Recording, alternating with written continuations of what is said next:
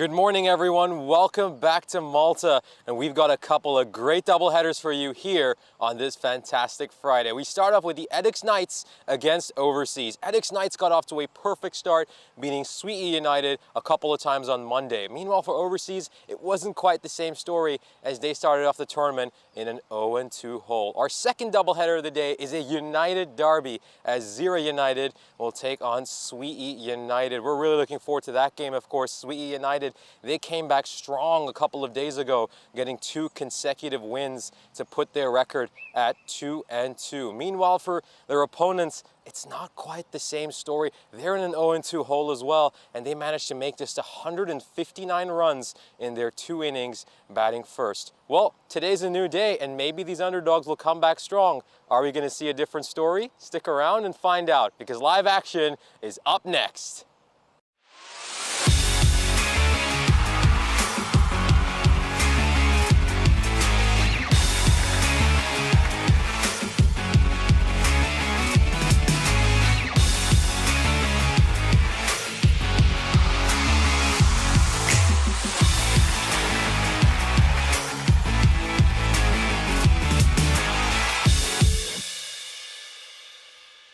This European Cricket Network event is proudly brought to you by HCL Software and Bizaway.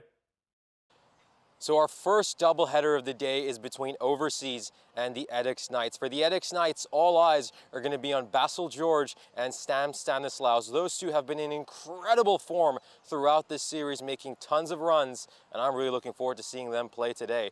Meanwhile, for Overseas, it's a different story. They've kind of struggled out of the gate, but they have 2 incredible experienced players in Senthil Raj and Heinrich Garica. Let's see if they can respond strong here today and help their side get a couple of wins. Well, let's head over to the coin toss, where the match referee is alongside both the captains. Okay, Overseas to call. Heads. Heads is the call. It is heads. No, Good luck, guys. All the best. Have a good game. Overseas have won the toss and they're batting. So as you just heard, Overseas have won the toss and decided to bat first. Keep an eye on Jewish Matthew. He's just 3 wickets behind Basil George as things stand in the leading wicket taker tally for his club. Let's see if those two get a little mini rivalry to get some bragging rights in the clubhouse. Meanwhile, for Overseas, we're going to need to see a big batting performance from them here in the first innings. We know their bowling unit has struggled giving up a lot of runs. They gave up over 300 runs in the 2 games they played on Monday. So they're going to need to come out here, put on a strong showing, and make sure they give a nice cushion to their bowlers in the second innings. Let's head back to the commentary box, where I'll take you over yesterday's games. Welcome back for our 5th day here in Malta. We're just getting a beautiful look at this cricket ground where we'll be playing our games. Of course, we're at the Marsa Sports Complex, and we're just going to swoop down and show you this gorgeous pitch. Of course, it's been a real honor to bring you cricket from this absolutely beautiful part of the world here in the Mediterranean.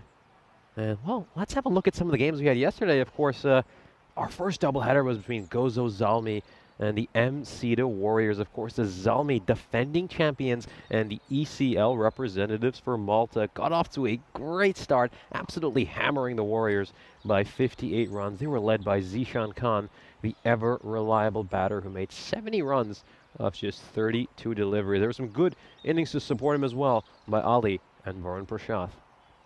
The Zalmi continued their incredible dominance by posting 126 runs in the first innings, although they were bowled out. Adnan Anwar led the way with 36 runs of 15 deliveries. So a good bowling performance by Ansan Joseph. That's maybe something the Warriors can take out of this game, but in response, they only managed to make 104 runs. Once Rocky Dianish was dismissed, it kind of all fell apart for the Warriors. We then head over to our second doubleheader yesterday, which is between the Red Stars and the Royal Strikers. The Red Stars notched their first ever ECS victory by posting 137 runs in the first innings, and in response, they restricted the Strikers to just 104. They were led by the likes of Tony Thomas, Vijayan, Dilshad Ali. Really good performance by them, and I think this team could be a dark horse as this series progresses. Of course, the Royal Strikers would then come back strong with a dominant showing in the final game of the day. They posted 142 runs. Priyan Pushparajan was amazing. They finally pushed him up the order and had him opening the batting. And the Strikers made 142, and in response, they had a brilliant bowling performance in the second innings. Savio Thomas with figures of 4 for 12, and the Red Stars were bowled out for 74.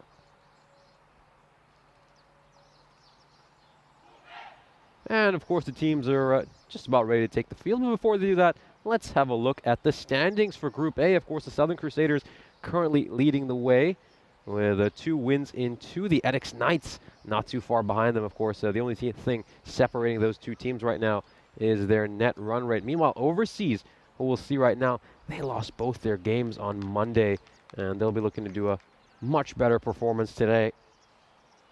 As we can just see in the background, the players are taking the field, and this should be a very exciting game. Of course, we'll have a look at the fantasy dashboard as well. Edix Knights 2-0 versus the 0-2 overseas sides. For the Edix Knights, I mean, those 2 names right at the top of the list, Basil George, Samuel Stanislaus. It's hard to look past those guys. They are such incredible cricketers. And then someone like Jace Matthew, their skipper. He's an incredible bowler. As I said in the introduction, there's probably a little battle going on between him and George for who can be the leading wicket taker at this club. Matthew just 3 wickets behind him right now. Meanwhile, in the win predictor, the Edix Knights are fancied as massive favorites, 83% over overseas, who, well, they'll be looking to do a big upset today.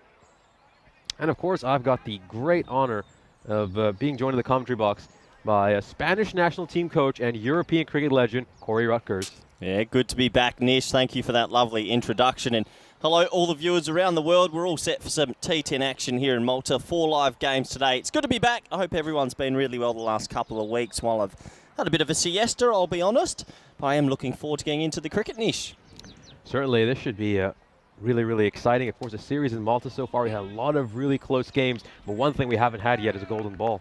Well, I haven't had a golden ball, and we haven't had you and I commentate together. And rumour has it this is the real dream team that the viewers have been asking for.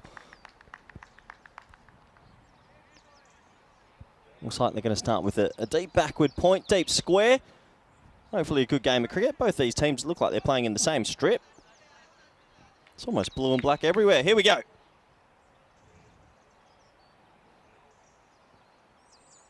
He gets that Yorker length delivery, and it's going to be a dot ball to start off. So how's the cricket been, Nish, out here in Malta? Good standard so far? You've enjoyed it? It's been a fairly good standard, but I think the great thing is all these teams are really evenly matched. So heading into most of these games, it's very hard to predict who's going to win them. Yeah, looking forward to today. Beautiful weather conditions, isn't it?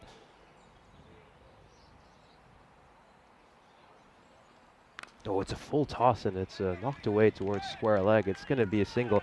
Yeah, the weather's been great. I think it's expected to be about 20 to 23 degrees Celsius for most of the day. So, again, it's not too hot. It's just that perfect, pleasant weather you want to play cricket. Yeah, I'm not complaining. I'm definitely not complaining. I was in the Netherlands the last 2.5 weeks, and I don't think I saw the sun once. So, beautiful to be out at this little oval again out in Malta.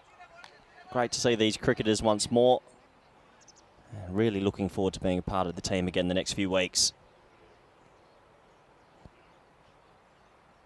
And he goes for that big drive, but can't quite connect. Yes, only 2 fielders on the leg side at the moment. Deep backward square and mid-on, so obviously has to keep his line outside the off stumps. Nice start. What's the past scores been around, Nish? To be honest, I'm not going to lie, I haven't seen much. So what are we looking at? Around 100, 110? I would say 110 is a par score here. I think once you're getting to that 120 plus mark, you're heading to a really good score.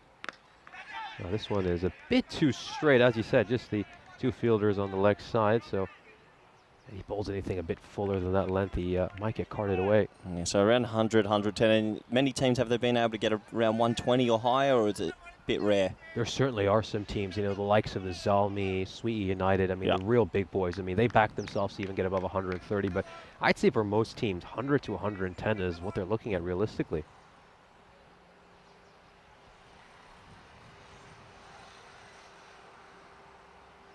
And again, he goes for that wider deliveries, looking for the wide, but the umpire makes a good decision. It was well inside the tram line. Yeah, it's a good first over, isn't it? He's just keeping it wide of off stump and sneaking it inside that tram line. So, nice start out there for overseas with the ball. No, It's not overseas with the ball. It's Edix Knights with the ball, I should say. It has been a while since I've done some commentary, Nish. Give us a few overs. Oh, terrific delivery. What a ripper. It's an incredible Yorker. And he's aimed it right at the base of the off stump. And an incredible start here for the Edix Knights. They get it a wicket. And they're 2 for 1 at the end of the first over overseas. Well, he was hitting the Yorkers wide. This time he hits the Yorker straight, doesn't he? See you later. Thanks for coming. Timber has been dismantled everywhere. And the first one will go down this morning. A score after 1 is 2 for 1. Oh, this is a top wicket. We're just going to take a look at this replay again. Wonderful delivery. I mean, that is almost unplayable. Imagine getting that first thing in the morning. And, of course, now it's a chance to look at the stats gun. Of course, one race that we're going to be following throughout this series is that race for leading run getter. Right now, Das is leading the way for Mater Day. Yeah, okay. Interesting. 215 runs is a great way to start a competition. Look out for Basil George there in 5th place. I mean, when that man gets going, we saw obviously at the ECC once again what he did to the English 11. When he's on, he is on. So it's heating up out here in Malta, and it's pretty warm conditions out there as well. Yeah, keep in mind that Das for Mater Day has played 4 games, whereas George has just played 2. So I think that one's going to be a really interesting race. I don't think George is going to be behind him for much of this series. I'd say he'd be up there in the bookies' favourite. He makes a lot of runs, does Basil George. So, slow start for overseas. Can they get something going in the second? A little bit too short over here. Does it have the distance? It does. And we see the first boundary of the morning, an enormous 6 over long on. Yeah, good to be back. First 6 that I get to see. And nice stroke that, back of a length. That's his sort of a swivel pull shot straight. Enough elevation, enough distance. 6 runs to the total. Immediate pressure here on the bowler, Adil Latif. And he's just sent long on back in response to that 6. A little too short again. I mean, I know the batter gets lucky over here, but you can't afford to be bowling that line in length. 6 more runs. Yeah, exactly right, Nish. It's short, it's wide. All you have to do is catch up with it. It doesn't matter if you splice it over the top. This was a hot spot during the ECC, that sort of fly third. One thing I like about this pitch, Nish, compared to all the other ECSs and grounds we go to, a lot of bounce. A lot of bounce. I always find when the pitches have a lot of bounce, it brings everyone into play. It reminds me of Rome. There's a lot of bounce in Rome as well. So I think the bowlers enjoy it, but I also think as a batter, if you can get in, you enjoy that ball coming on.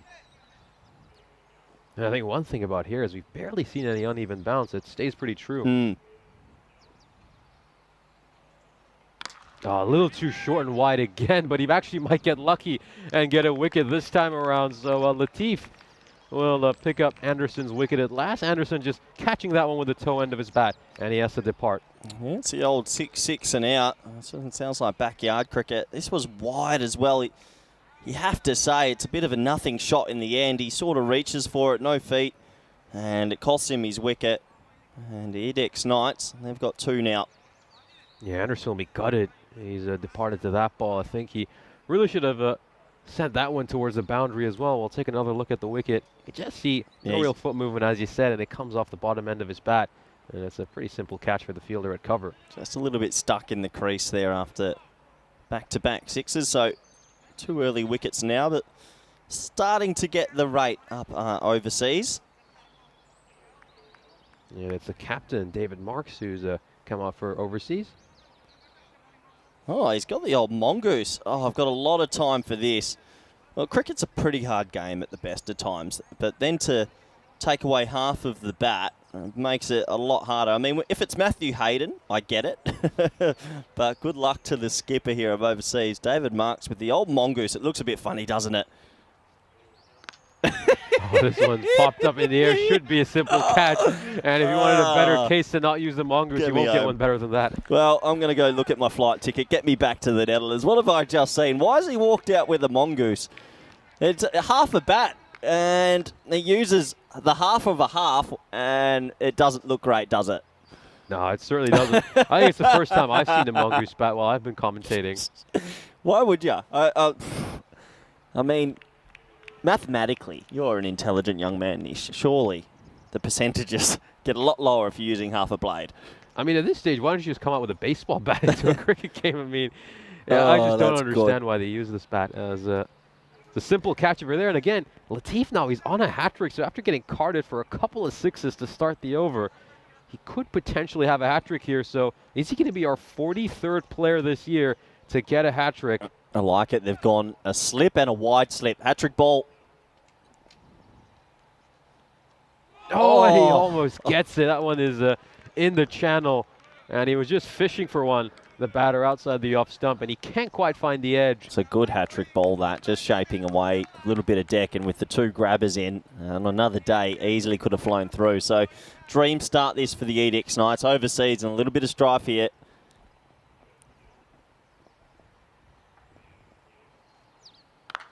A little too short and wide. Again, he's probably spoiled to wide, in all honesty, and all he's going to get for it is a run. So, overseas, 15 for 3 at the end of 2. Yeah, so 15 for 3. Slow start. The wickets are a little bit worrying, but sometimes you can ignore the wicket column if you bat really deep. This is the table so far. Obviously, 4 teams all locked on 4, but ECS Knights and Southern Crusaders have only played 2 apiece. Keep an eye out for net run rates. We know how vital they can be in competition. So, yeah, looking forward to this 2 weeks remaining in a bit in Malta. Plenty of good cricket coming your way. Be Adrian Craig, of course, who's going to face this ball. I get the mongoose bat for Matthew Hayden. He used it in IPL, but that's Matthew Hayden. That's an elite cricketer. I think when you're playing a bit of club cricket, you might be better with the big bat, don't you? That is a funny way to start the morning. Yeah, this one is just pushed away towards point. Have you seen anyone else on tour using the mongoose bat? That's certainly the first time I've seen someone. Good question. I mean, we see a lot of guys hold their hands the wrong way around, cross-handed bandits, but the mongoose bats, yeah, it's pretty rare niche. That might be the first time. I know he's used it before, but I think he might be the only player in Europe using it. I don't even know where you would buy one of those. You never see them in cricket stores.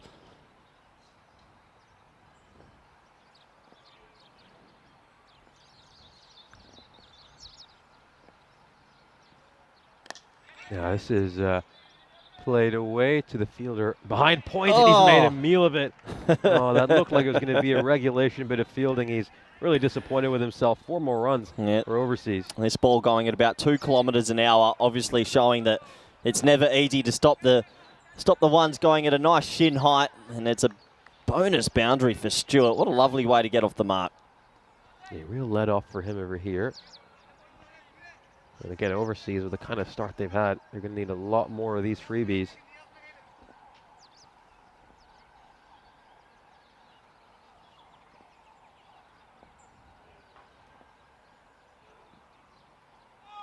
Oh, good delivery over there. Yeah, it's quite an interesting field setting. They've got 2 slips. You say 1 slip and a wide slip. They've got a fly third and a deep backward point. And that just shows what they think about the bounce on this pitch. So when you get a bouncy pitch like that, they've got 4 men basically behind point on the offside. So they want to keep it outside off. They want to use the bounce. And so far, it's looking pretty good for the ECS Knights. To be honest, they're the only team that have employed this tactic so far. Mm.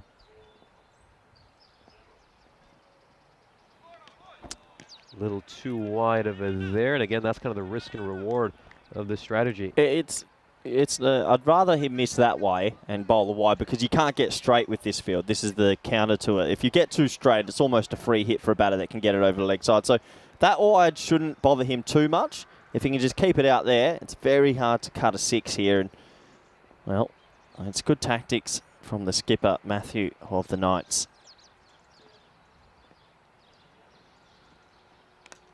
There it is.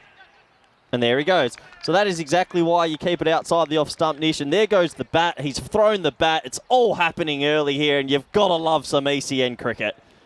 Yeah, this is another big wicket. And again, I wonder if any other teams will be taking note right now, looking at the way ECS Knights have approached this inning so far. I mean, this is a tactic that maybe a few more teams could employ. Yeah, well, it's just clever. And there you go. Look, it was an unintentional bat throw. He went to hit his bat, and in the end, the bat goes flying. Not an easy morning at the moment for the overseas. No, I don't think you should have him fielding too close. I don't know how you do it direct hits with that kind of accuracy. But you're right. Look, this is what I was saying. With this extra bounce, straight away, with extra bounce, having 2 men back there, it's not a bad tactic if your bowlers can control it. They seem to have that control niche. It's a good start. We see this in Rome, a very similar field setting. And every now and then at Cardamar, from the far end, the ball really carries and you see a similar sort of field.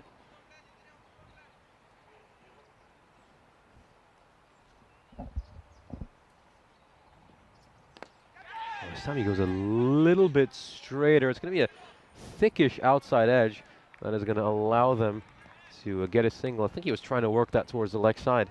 And he's trying to flick that one in the end. Big leading edge, balloons in a gap for 1. But once again, that exaggerated bounce on this pitch, making it difficult for the batters. I don't think I've ever seen 2 teams almost wear the exact same kits also. It's nearly identical.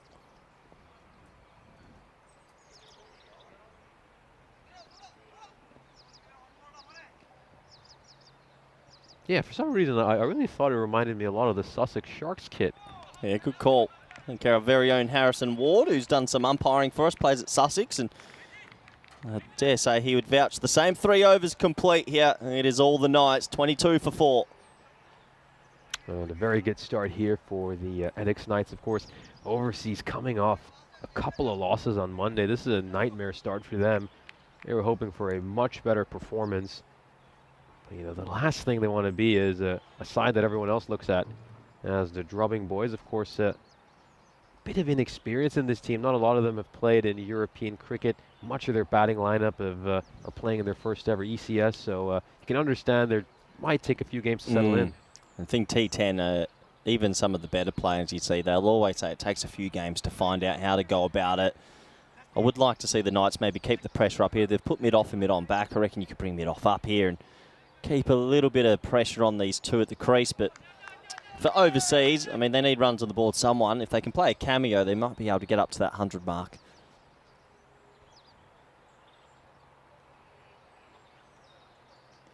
It's a rare T10 lead. Well, get your bingo card out, Nish, because I didn't have that one. Give it a stamp if you do. Don't often get the old traditional leave. It's a beautiful leave, though. It's a beautiful leave. Certainly not. I think that's the first time I've seen it leave in the 4th over of a T10 game. I've seen a couple in the 1st over, but never this late in the innings. It's an interesting tactic. We'll have to see if it pays off.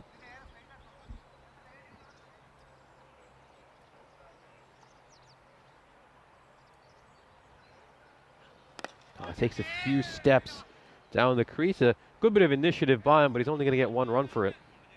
They're just lacking a little bit of power at the moment, aren't they? There was 2 consecutive 6s, but they've only trickled on to 23 now. Yeah, Ivan Stash, of course, played in both the games overseas were involved in on Monday, made 6 runs in each of his innings.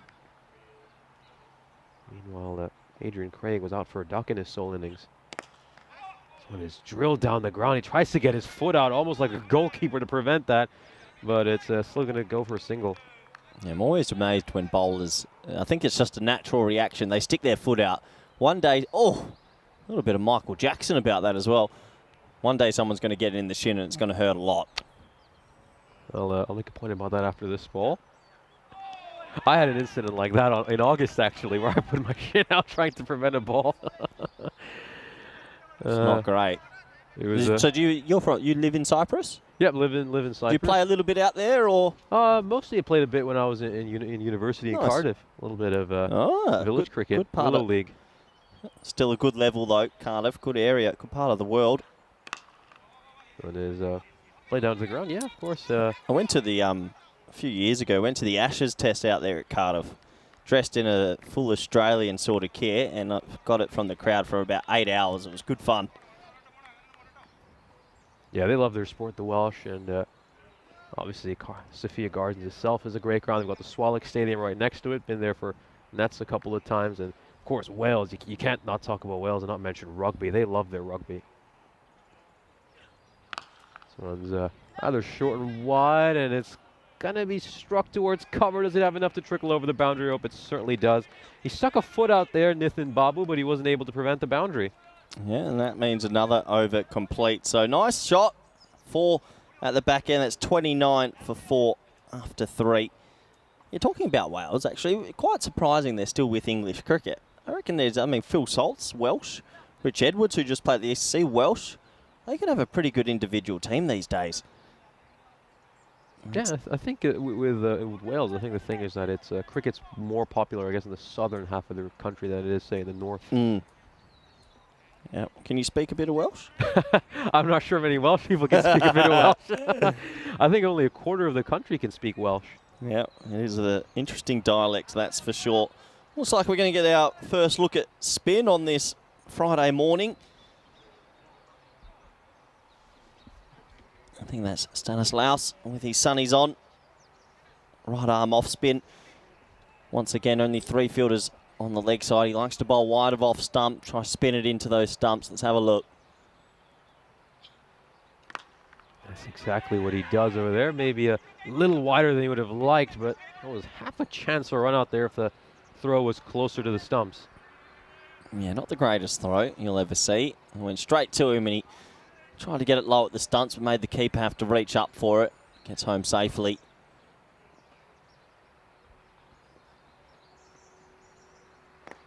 This one is played away towards mid-wicket. It's just going to be a single. Nice tight start here for Stanislaus. Of course, Stanislaus is a bit more expensive than usual this year. The past couple of years, he's averaged an economy rate of 6, but so far this year, he's been going at 12. In the 11 T10 games he's played in, that one's going to be a wide. It doesn't look like he's trying to spin it back anymore. It looks like it's, well, really slow outswing. Extremely slow outswing, making the batters force all the pace. And as you can see, it's very difficult to line up when it's that slow sometimes. There's a single. Look at that projected score right now. It's just 72 for overseas. I think really this one's going to be a wide. They've maybe got to try to get to about 90 somehow. That's a ball there. I know it's a 1 run to the total, but there's no 45. There's no backwards. Go and whack it. God, it's a free hit basically. Like that. There we go. 4 runs. That's exactly what I'm talking about. If it goes, maybe it's not 4 runs. I'm used to Cardam and Nish. It's only going to be 2 runs. Yeah, a couple of runs there. We haven't seen we've not seen too many doubles, mind you, from a lot of the bigger teams like, say, Sweetie United, as well as Gozo Zelmi. A lot of them just getting the 1 run. So it's good to see overseas running well between the wickets. This one's gone up in the air. Could be a catching chance. Is it going to carry? It does. And it's a well-taken catch out in the deep as Craig has to depart. And half the overseas team have been sent back to the dugout. Yeah, good catch, isn't it? Came screaming in from the boundary. Catches it in the inner ring in the end. That slow outswing forced the pace for the batter. He can't do it. And it's a smart catch in the end. Really, really well taken. And now overseas, I think 5 down. I mean, what do you do for the rest of the innings? Do you just try to play conservatively, at least ensure you don't get bowled out?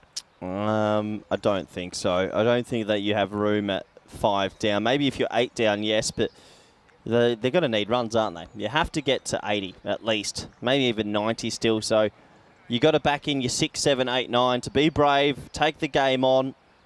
If you can even go 1 a ball and then get the odd boundary, you can go 10 and over quite comfortably. And, well, there's an interesting name on the back for, I believe it says Babes, but this is Jörg Hershey coming out at number 7.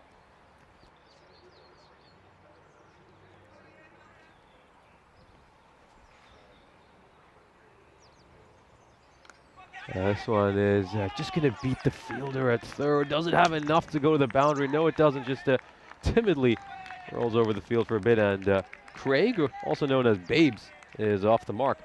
Yeah, he's off the mark. Interesting shirt name with Super Sub.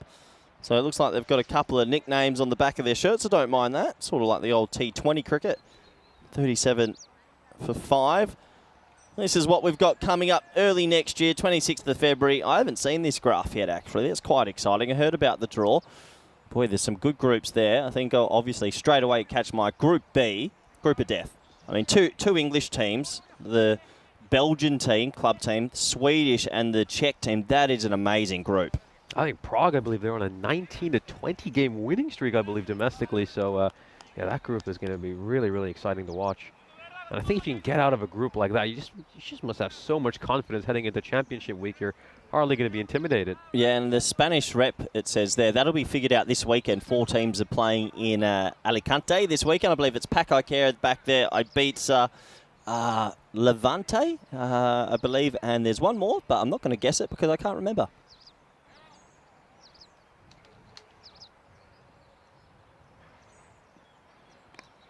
And he just opens the face of his bat and runs it down to third for a single.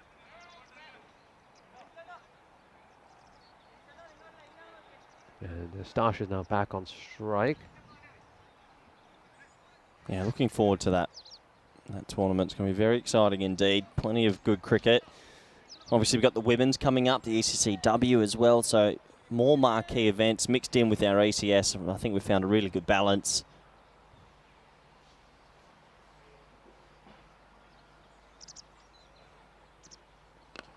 No, he just looks to take a few steps out of his crease here, Stash, but all he does is play it straight to the fielder at short cover.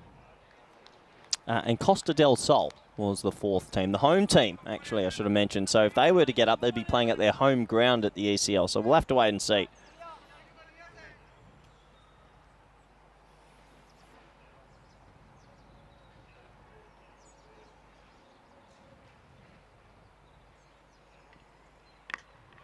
Yeah, this is played away towards square leg. Could be a tight single. It's a good throw to the non-striker's end, but they're going to scamper across and get the run.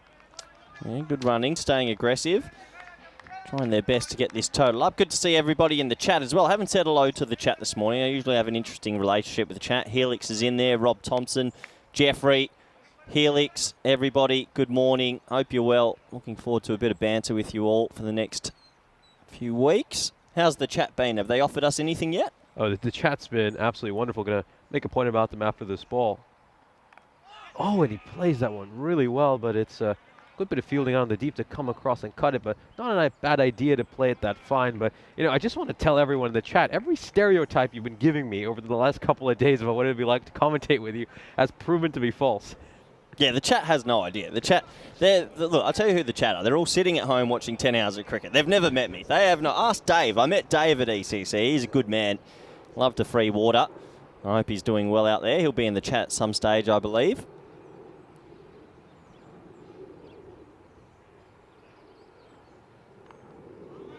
And just going to play this one down towards third for a single. Yeah, they're in a caught in between hard rocks here. You sort of feel overseas. Not sure how to go about this middle stage when you've lost 5 wickets, but really, if they can be brave and try and find a boundary or two, steady a few nerves maybe.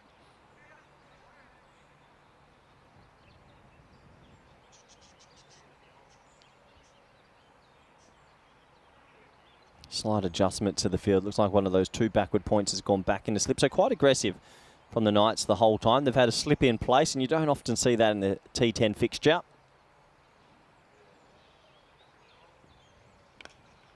Fuller delivery, looks to smack it, and it goes straight to the fielder at third. And again, you've been commenting on that throughout this innings. It's another wicket out there at deep third.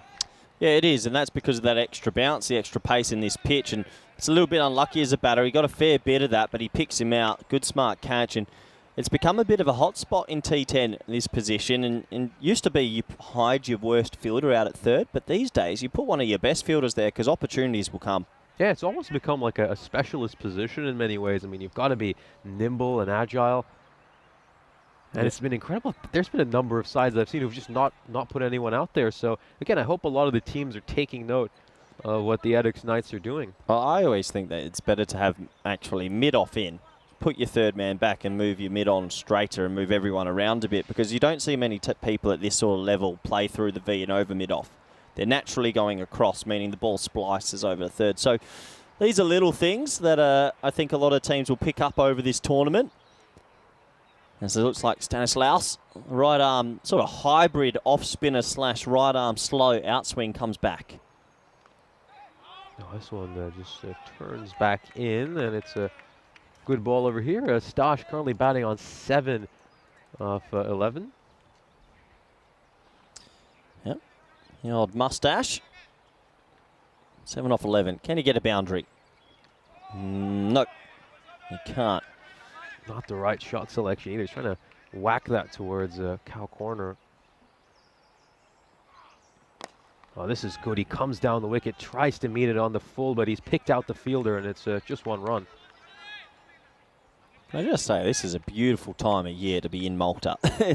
I can't believe how good the weather is right now. I was a little bit apprehensive. I hadn't looked at anything, but this is fantastic. Yeah, I think the great thing about Southern Europe is that it's almost a place where you can play cricket at least 300 days a year. Look at the win percentages there. 2%, 98%.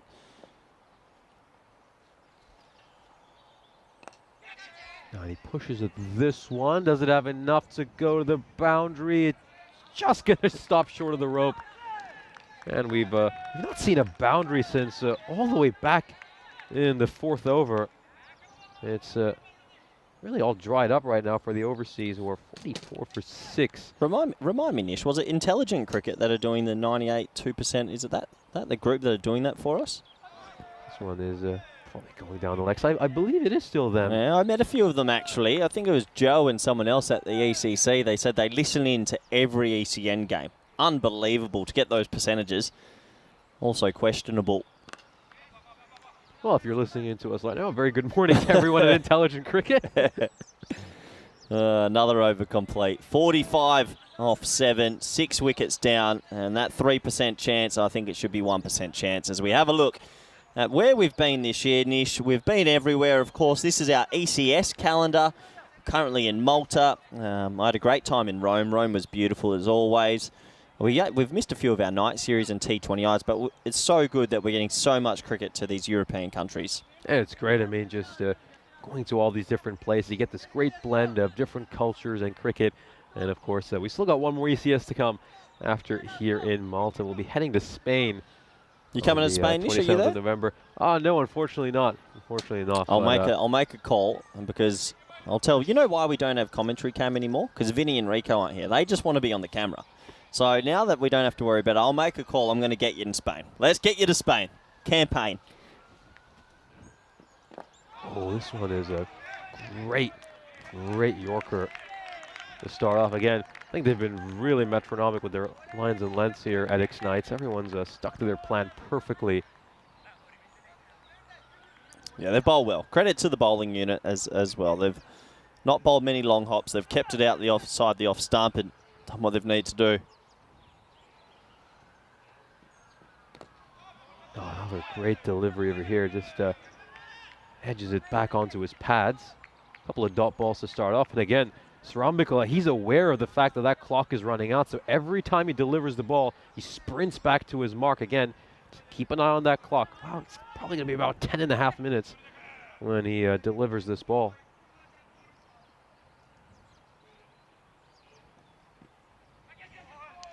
And again, he's just good line and length over there. Just manages to sneak it in inside the tram line. And again, not the best batting. I mean, he's taking a step towards the leg side, and then he's trying to push out at the ball. I think at this stage, Sant and Stash, they kind of have to be aware of their game and just do the right thing. Oh, that's a slower Yorker, and he's going to have to block that one out. Sant, great start to this over. 4 consecutive dot balls.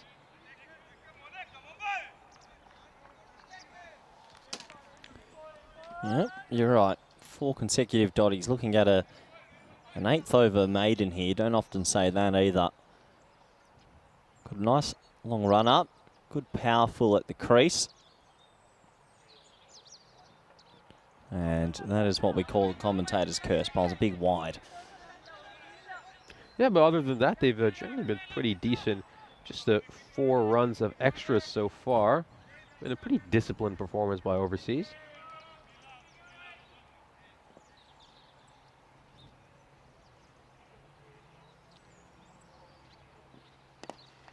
Yeah, this one is played towards long on. It's just going to be a single. So these two probably just at least trying to see out this innings as things stand. Yeah, like we mentioned, they're sort of just caught in between how to go about it and what to do. I mean, Stash, formerly known as Mo, he's 8 off 13. So He needs to find a way to get a boundary here. Maybe get inventive deep in the crease. See what he can do. Well, yeah. Just punched out to the leg side for one, isn't it? So, yeah, once again, Nish, just slow trickling here to start a Friday morning as the score after 8's 48 for 6. Big good morning to Wasim Abbas in the chat, who said a good morning to myself. Hello, Wasim. I'm sure I'll see you soon. Good to be back in Malta. I like this part of the world, obviously, not just because of the weather. The cricket's usually pretty good. The food's pretty good, and it's a good place to be. We're just having a look at the graph over there. Overseas going at exactly 6 and over right now. Yeah, it's not enough. Black and white, it's just not enough. They're trying their best. They've lost wickets consistently as well, and never helps. We haven't seen a boundary since the 4th over, so we've gone 4 overs without seeing the ball go anywhere near the fence. Hey, yeah, that's a great delivery. Well, Nish, he's decided to go over the top ball, not on the screen. Oh, that's a great view. Oh, it slips out of his hands like a bar of soap. There we go. Oh, that's another one. Could be another no ball, yep, and it's given by the square leg umpire. Yeah, it is. So that's 2 now. 2 in a row. Another free hit. Second warning. You're allowed 3 at ECN. This is where it comes into this funny little area. If he bowls another one, he gets taken out the attack, but I don't think he should. I think the batters should be asked the question. And well, there we go. We're going to get it here. So I've got one for you, Nish, as it's going to be a no ball and surely not run out. It's 1. And now the bowler's going to be taken out the attack.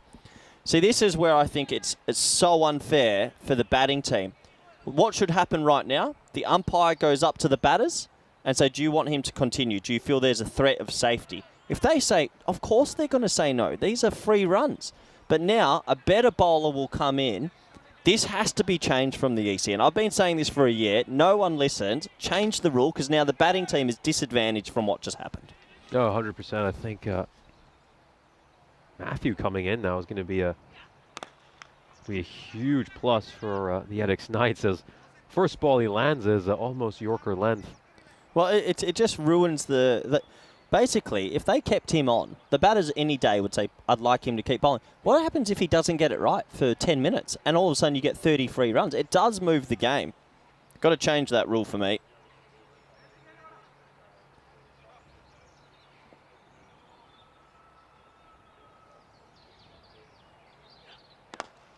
This one is, oh, it could be another chance for a run out here, but he's going to get back in time, Stash. Yeah, good fielding. Does get back in time.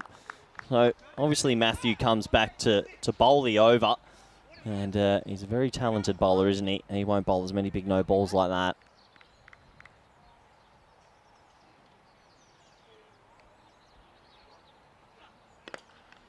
This one is played away. Could be a sharp single, and it is. Good backing up as well. Yes, another 1 to the total. Just trickling along. Need to try and find the boundary if they can.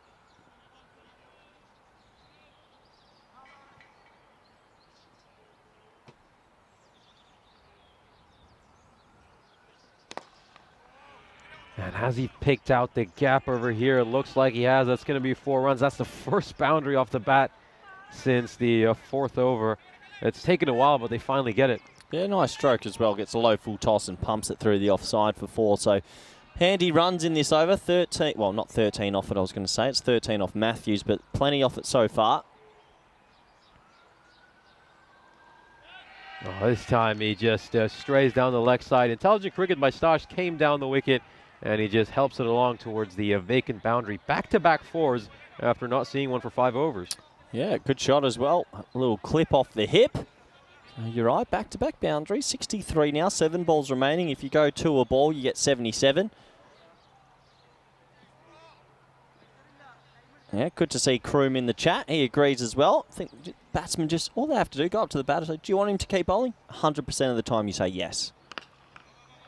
The only time you would say no is if you actually feel like there's a bit of threat to his pace and that. But it's a disadvantage to take him out the attack. 9 overs complete, 63 for 6. Absolutely, and he ended up giving up 10 runs off his bowling once he came on. So, I mean, again, if Jace, beg your pardon, Jace Matthew had stayed on. Bose Paul, beg your pardon, had stayed on. Probably gives up another 15 or 20 runs. And that could have made a huge difference. I don't think we've ever had someone not bowl one legitimate ball. He's bowled 0 balls for 5. It's quite remarkable, actually. But yeah, something I think that the makers of this beautiful ECN product could have a good look into, because if I was coaching the opposition team, I'd be very angry right now. I mean, that's one for the statisticians, an infinite economy rate, as this one is struck straight back to the bowler. It's a cotton ball, a little bit soft by Sant, but he's going to depart having made just 6 runs. Yeah, it gets a bit big on him. Bit of bounce as we talk about here in Malta. And yeah, high up on the bat. Nice, easy cordon bowl. Good for the statistics when you get a cordon bowl, the old Dream 11 stats, and another wicket goes. Yeah, 5 balls left in this innings. Overseas are 63 for 7. Stash and Sant had one of the larger partnerships we've seen so far this innings. That one, their partnership is worth 22 runs. We take another look at that catch. A fairly simple catch, but well taken by Jay Krishnan Srambikal.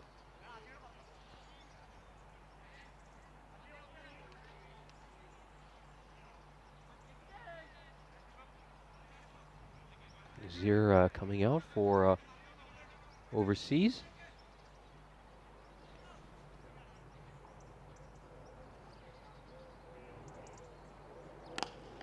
Yeah, he's going to strike this one hard, but straight towards the fielder at long off, just a 1 run. Got a question flown in from Planet X15. What planet are you from? But why is it only the pitch that's played on AstroTurf when the rest of the ground is actual grass? Well, you don't play on actual grass, you need turf, and there's no turf here, but even if there was turf, it'd be too many overs a day to keep it maintained. Yeah, this one is played away, and it's a bit of foot fielding, and he prevents it from going for a boundary, but they'll come back for a couple of runs. I'm always amazed, Nish, when fielders are able to do this and they don't seem to break an ankle ever. They seem to be able to step on the direct part of the ball, as that one was flicked away. And one day, so risky to do that, but I guess he does well. You might have a Glenn McGrath incident one day. Good knowledge, Nish. Do you remember when that happened? 2005. Yeah, there he is. Yeah, that changed the whole Ashes, didn't it? But yeah, obviously just going back to that point Planet X made, I mean, this is, I believe, the only cricket ground in Malta, so the amount of cricket they play here would be really hard for them to have a turf pitch. That one's, yeah, jarred out for a single. I think you're right. I mean, what a lot of people don't realise with turf wickets, you need a full-time curator, 24/7, working on it, and that costs, honestly, it's northward of 30,000 a year to have a curator working full-time, working on ground. European countries don't usually have that sort of budget just to put on a curator, so you see a lot of artificial pitches all throughout Europe, and only a handful will have some turf. As we get to the very last ball of the innings. Not to mention, in most series, we might have as many as 5 or 6 games a day as well for a good couple of weeks. Oh, and he's going to clean him up here. It's a dipping Yorker there by Srambikal, and that will get rid of Nazir to end the innings. Overseas end up with just 67 runs. We'll take another look at that wicket. Just sinks on him, and it's a nice ball. Yeah, and that does bring us to the end of the very first innings. Has to be said, it's been all the Edicts Knights. They did go into this game favourites, and they're going to stay favourites going into the back half. Unfortunately, overseas, they tried their best, but just couldn't find boundaries regularly, as we'll have a quick look at the highlights. Well, of course, it was the 2 batters, Raj and Anderson, who came up for overseas, and unfortunately, they got their team into a bit of a hole. They were 2 for 1 at the end of the first over. Of course, nothing really went well for overseas for much of this innings. They struggled to hit boundaries. Of course, they did have a little bit of joy when Anderson managed to hit back-to-back sixes, but then he would depart, popping one catch up for Joyce Matthew, and then Marks decided to come out with the mongoose bat and was gone for a golden duck. Yeah, golden duck. It was a funny old moment, and so was that. That was through the legs for 4. In this middle section, overseas tried their best to up the ante and up the rate, but unfortunately for them, they just kept losing wickets at the wrong time. The bowling was disciplined, very effective. The fielding overall was pretty clean as well. This was a nice, smart catch running in from deep mid-wicket as another wicket flown. There was lots of shots through this sort of backward point, third man region. Another smart catch there. And then finally a couple of boundaries at the back end. Yeah, they really, really needed them. I think that at ninth over, which we were discussing about, went for 15 runs. Good bowling in the final over by Trumbicall, gave up just 4 runs. And that made sure Overseas end up with a well below par score of just 67 runs. Edix Knights now, they're probably going to be looking at potentially trying to knock off these runs within 5 or 6 overs so they can get that big run rate boost. I'm sure the likes of Basil George and Stanislaus are licking their lips to get out there. Let's have a look at that scorecard. Of course, the top run getter was Iwan Stosh. He managed to make 22 runs. It took him 23 balls to get there, though, but at least he managed to hang around, unlike a lot of his teammates. Unfortunately, able to go at barely above run a ball for much of the innings. Yeah, 67 for 8. There was only 22 for Starch that stood out. 7 extras in there.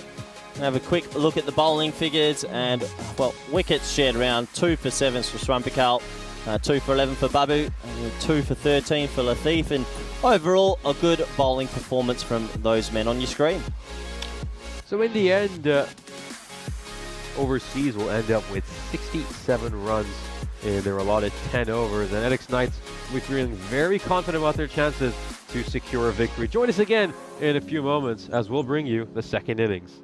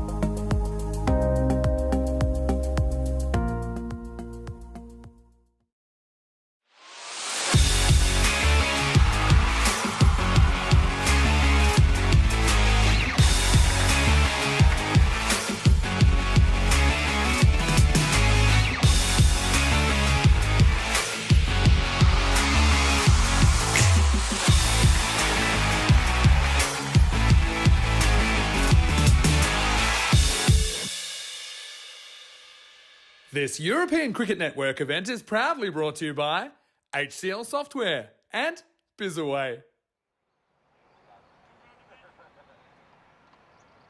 Welcome back for the second innings. It was a very good bowling performance by Essex Knights in the first innings. Of course, we'll take a look at the win predictor. And overseas have been given just a 1% chance here in match 17.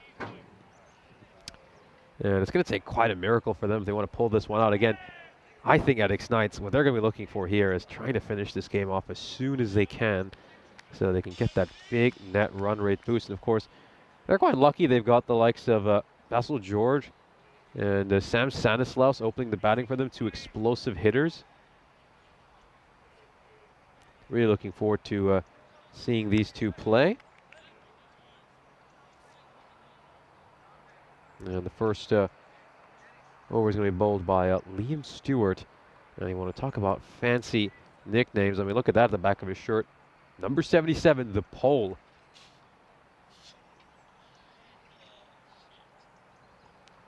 And we should be able to get underway soon. Of course, they never quite were able to get going overseas in the first innings. They lost a wicket very early in the first over, and then in the second over, they lost back-to-back wickets. And no one really was able to go at more than a run a ball for much of the innings. Let's see if we can put on a good bowling performance. This is a good ball to start off, and it's interesting to see them start off with a spinner. Not something you often see.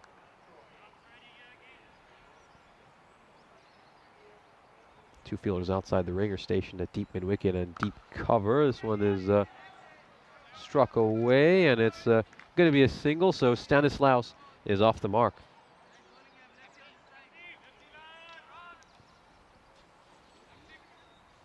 And of course, a good opportunity to welcome back Corey Rutgers into the commentary box. I mean, if you're overseas right now, how do you approach this innings? Good question, Nish. Good to be back. Well, you've got to have a bit of belief, a bit of hope, and you just got to hope you take your chances. If you can get 1 or 2 wickets early, maybe you can build around that. But Basil George is there, and I love watching this man bat. Yeah, that's why we love to watch him bat. He starts off with a huge 6 straight down the ground, and that's a great greeting there for Stewart. Yeah, what a shot this is. It's sort of like a swat straight. Look at his hands here. Yeah, beautiful strike. It wasn't a half volley. That's one thing about Basil George, Nish. If he bats for the next 10 minutes, I reckon we're on for a very early morning tea. He can destroy teams. He's done it at the top level. He's done it against the English 11. He's one of the better ball strikers around Europe. I mean, do overseas just have to try to be realistic here and just aim for damage limitation? If so, how would they go about that? This is played away behind square leg. It's going to be quite a chase, and looks like the ball might win this race. No, it won't. That's a sensational bit of fielding to prevent the boundary, and they're going to come back for a couple of runs. Well, I think there's your answer, Nish. Right there, this sort of desperation and energy, more than likely you're going to lose, right? Let's be honest. They don't have enough runs on the board. They're versing a very good team. But efforts like that, little highlights, that's all you can ask of your squad. And 67 on the board, 68 to win is probably not going to be enough, but you got to put 100% effort in. And he plays this towards a mid-wicket. It's going to be a single. Yeah, so Stanislaus back on strike. Good morning to Kettle Rogue in the chat and everybody who's tuning in to the beautiful sunny conditions of Malta. Yeah, this beautiful little island. God love it. Sun shining. Cricket in November. I can't believe this is the middle of November in Europe. This just doesn't feel. This is beautiful. I'm so happy. Oh, this is blasted away, and it's going to clear the boundary open. Now Stanislaus joins in on the boundary hitting action. Well, it's more a matter of time than a matter of when. The big 6 there, and well, Essex Knights, they're going to get a big net run rate boost, I'm sure of it. So the first over is complete. The score is 16 for none. Of course, it's been 184 matches since we last had a golden ball here on the European Cricket Network. That was all the way back in Rome during the ECI between Italy and Austria. Italy taking that one, and I just get a feeling that we're going to get it at some point over these next couple of weeks, just because we've had so many close matches. I hope so. We were at the ECC and I kept saying we're going to get one, and we didn't. And it broke my heart. So let's see, as it looks like Marks is going to come in with the ball for the second, the skipper of overseas. Got a lot of work to do, bowling to George.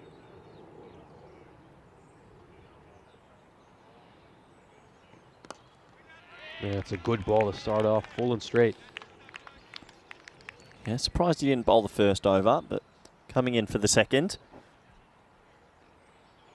You can see just how few runs overseas have to play with. It's already under a run of ball, and we're just into the beginning of the second over. It's decent pace there, Nish, and clocks that one on sort of the forearm, I believe, or maybe ringing the hands. Tickles a bit. Let's have a look. Yep, caught up with him, didn't it? You know, these are maybe a little positive. They're just going to have to try to take out of this game. Maybe winning a little battle against Basil George to give them some confidence. Oh, here comes the magic spray, Nish. And, well, it doesn't matter what country you're in. This spray has been proven to give men superhuman powers. And look at that, just a gentle spray and he's ready to go. It's amazing. It's 100% the placebo effect. It has to be, because that spray does nothing. that doesn't do anything. I mean, I guess it's just maybe that feeling of a little chill going through your hand that might make a difference.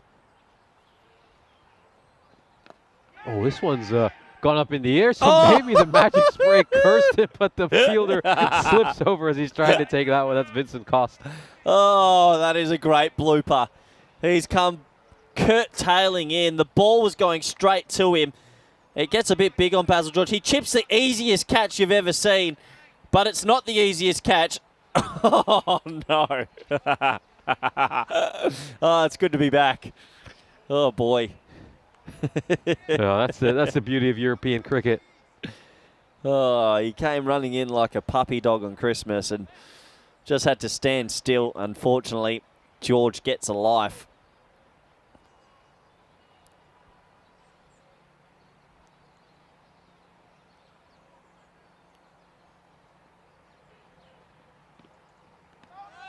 That's a wider delivery there. It's going to be a dot ball.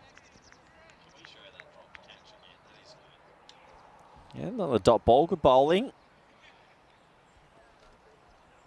Here's that drop again. He's talked me through it. What are you thinking here? I mean, for a second, you just think he's going to get in the right position, but then he loses his footing right at the end. This one is going to clear the fielder at mid-off and go away for a boundary. So Stanislaus with a couple of boundaries to open his innings. Yeah, nice shot. Little bit of width outside the off stump and just, well, elevating that over wide mid-off, and another boundary here for the Edix Knights.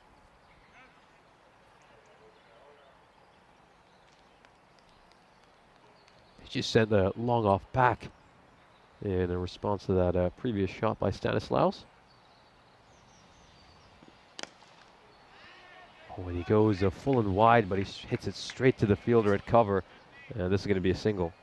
Well, that does take us to the end of 2 overs, and, well, the score currently is 22 for none.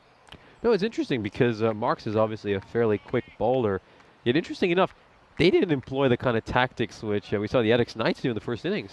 Yeah, you're exactly right. Definitely something for them to think about. This is the table. Edix Knights obviously looking for a big win here. And, well, they'll want to close that gap to the Southern Crusaders on the net run rate. They're currently 0.8 behind them, so a big win here obviously will jump that up. Good to see Zishan Khan in the chat. I know he'll be playing in this tournament. He'll be around the ground pretty shortly, so hello. And everyone else in the chat, hope you're well wherever you're watching from.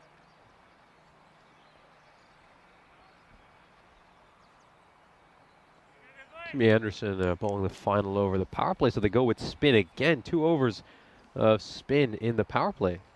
Don't mind it if you can get it right. You've got to land it on a good length and get that extra bounce.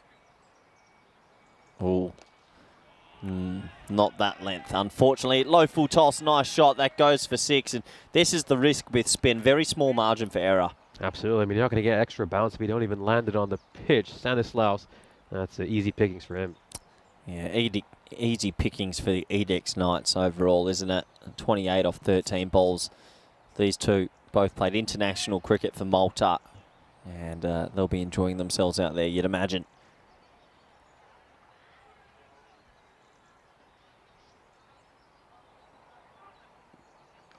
No, this one again, he just gets the line all wrong. It's going down the leg side. Stanislaus just has to help it along to get a 4. Yeah, he got the length okay, but now you're right, the line was wrong, and a good sweep shot actually from Stanislaus, who goes along the carpet this time. So a 6 and a 4 to start for Anderson, and oh boy, Mr. Anderson needs to try and get out of this over without any more damage.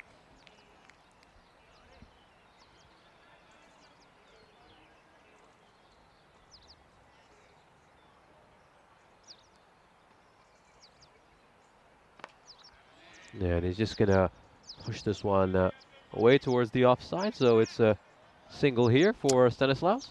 Doesn't get any easier for Anderson. Got a bowl to Basil George, the left-hander now. And, well, the leg spin spinning into the left-hander. He's going to like this matchup, Basil. And there's a car park at deep mid-wicket here. And my worry is if you've parked your car there on a sunny Friday morning, you could be in trouble. No, we've already seen a couple go into the parking lot, and it's a good thing there aren't too many left-handers in this Malta series. Otherwise, just increase the likelihood of getting a ball crashing through your windshield. This one is pushed away towards point. It's going to be a single. The other thing, though, is also that a lot of the right-handers have been able to clear this fence and strike the ball into the tennis court. And especially later in the day when they start having tennis lessons over there, I've always got my heart in my mouth. Yeah, you don't want a grizzly ball in the forehand zone, do you? So you're right, you've got to have some match awareness outside the ground as well, the way these guys hit the ball. Stanislaus back on strike.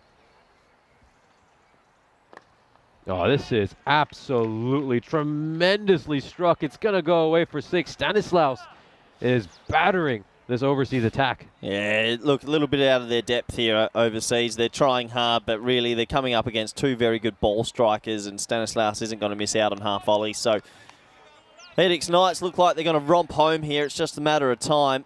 I give this game maybe, I'm going to say this will be all over by the 4.4. All right, well, what are you going? Keep note for that. I'll go for 4.5, just just to be a bit more too technical, as this one is struck straight to the fielder, and the end of the power play, 40 for no loss. Yeah, good stop, mate. He hit that quite hard. So top ball to end the over. Yeah, so you say 4.5, I got 4.4. Okay. I'll change my prediction, actually. No. You've locked it in. This isn't muck around stations with me, Nish.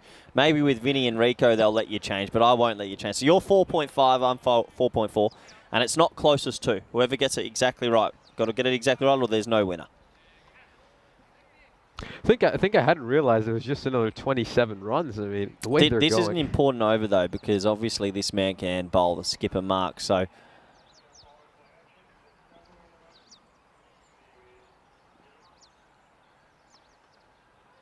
The marksman on his back, 0-0.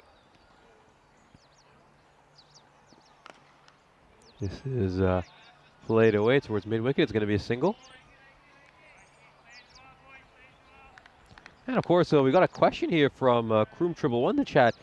He's asking your opinion about what you think regarding the timed out at the World Cup. Spain, of course, had something similar in the ECC, and he's asking, or was it retired out? Oh, nice shot, as that one is clipped away all the way for 6. Stanislaus gets a short ball and he pumps it. Good batting. Thank you for the question, Kroom. Yeah, so I'll answer the first part. Angelo Matthews, that timed out. I was watching, actually. I was watching live. I couldn't fathom it. I thought he was a bit hard done by, only because, obviously, people might walk out with the wrong gloves and the wrong thing, but usually people love that. But he actually had a bit of equipment break. And not many people will fully strap their helmet fully until they get to the crease. So I think that was a little bit hard. That's probably going to be a dot ball. Yeah, I thought he was a little bit hard done by, but very interesting to see happen at the top level. For a waste, he was actually timed out as well. I think he got to the crease in 65 seconds, and the time permitted is 60 seconds. So there you go. He wasn't retired out, is the answer.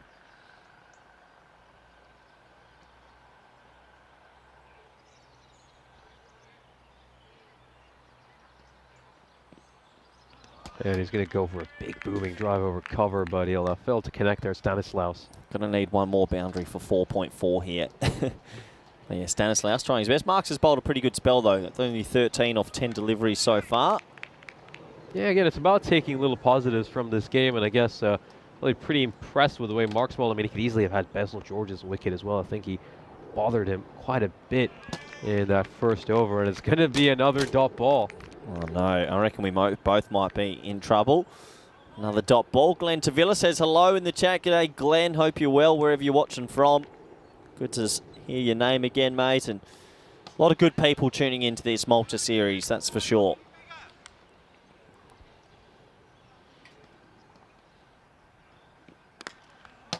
And it's going to be 3 consecutive dot balls. That's not something we've seen much of so far this innings. A great spell by Marks, just 13 runs across the 2 overs he bowled. Was very unlucky not to get a wicket, as Essex Knights are 47 for no loss at the end of 4.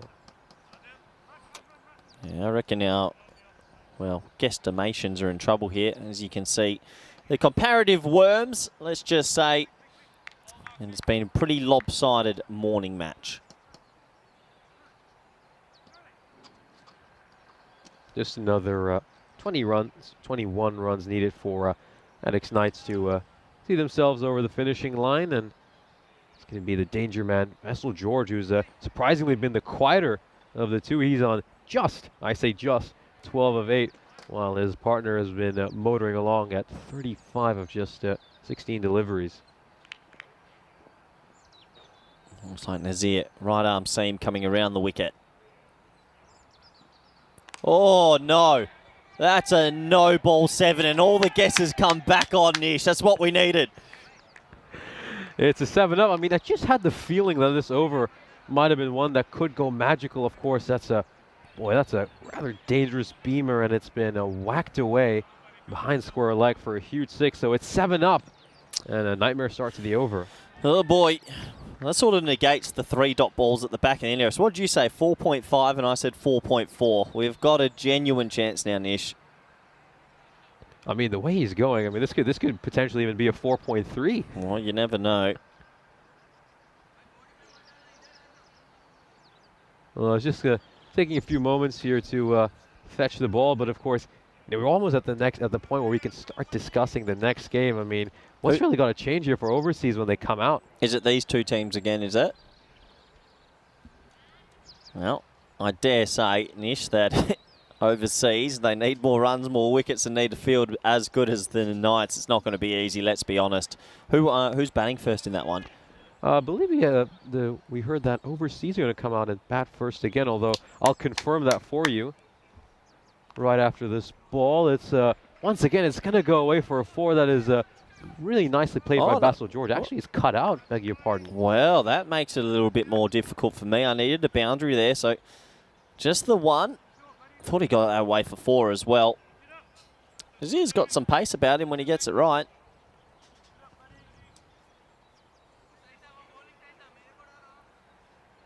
$13 runs left in this T10 fixture. Well bowled. Yeah, good bit of bowling over there, but it's still going to sneak a single here. As the bowler just wasn't awake, and they'll pinch a single. Well, 1 more run to the total, and two boundaries here for me. A 6 and a 6. You've got a good chance here, Nish. You're the cricket guru these days. I knew it. I knew I couldn't let you in the com box with me. I mean, I'm not sure you're going to like to hear this, but I'll just give you the bit of news right after this ball. It's a good bit of fielding at mid-wicket. Yeah, talk to me. Give me the news. But overseas, the first team that have won the toss so far this series and decided to field first. Wow, very interesting. Okay, there you go. That isn't what I want to hear, but it is what it is. 11 runs to go in this match. Good to see that they're still fighting as hard as possible overseas in the field. Shot for 1. I mean, they've hit a couple of good shots here for singles as throw comes back to the non-striker's end. Good to see in the chat, Little M. G'day from Noosa, Australia. Loving the cricket match. Noosa, we go worldwide, don't we? I'm sure that Little M's enjoying the cricket, and hope you're having a great time out there. You ever been to Australia, Nish? No, unfortunately not, but it certainly would be a great place to go to.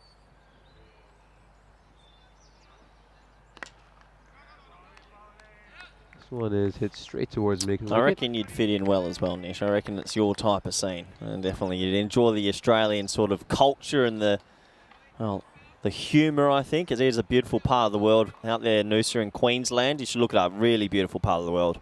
Very spoilt if you get to go out there. So one day, maybe.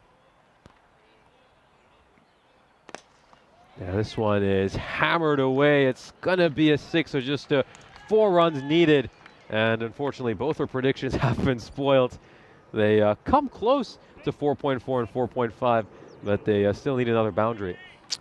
Yeah, that was a bit of a baseball shot, wasn't it? A little horn dead straight. We have a look at what's coming up next, and if you like to watch teams make massive scores, I reckon tune in, because the Edix Knights, they're batting first.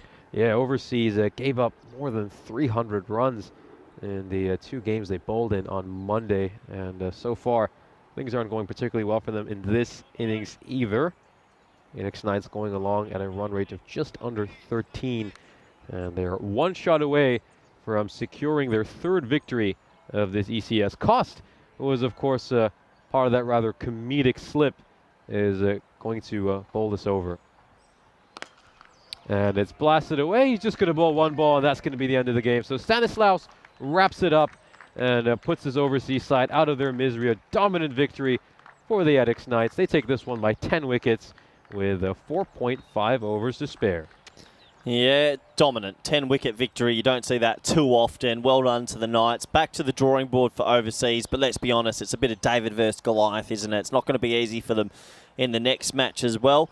But we'll have to wait and see how things pan out. Good to see the sportsmanship from all the players, all the officials. And we are done for Game 1 on this Friday morning as we have a look at the 2 lineups that are coming up again. And of course, as you can see, their overseas have won the toss and they've elected to bowl first. So they're going to be right back out there bowling once again. And, we've got to keep our eyes on guys like, Vincent Koss, Nazir. I was pretty impressed with the way the captain Marks bowled as well. And so hopefully they can put in a much better performance and try to restrict the Edix Knights to something respectable. Yeah, let's have a look at the highlights. And it was only 5.1 overs in the end. We were just out by a couple of balls. Basil George, obviously, with Stanislaus, 2 very good cricketers. And when they get going, Nish, they're very hard to pull back. There were some nice shots. This was a little bit of a blooper, though. Yeah, this was a really funny moment. Koss trying to get the ball, but then he lost his footing right at the end and slipped over. We saw this over right here. It was rather an expensive one for Joe Anderson. It went for 18 runs. We saw 3 boundaries struck in that over. Marks bowled incredibly well. That was just one of 2 boundaries he was struck for. That was a 7-up right at the start of Adil Nazir's over.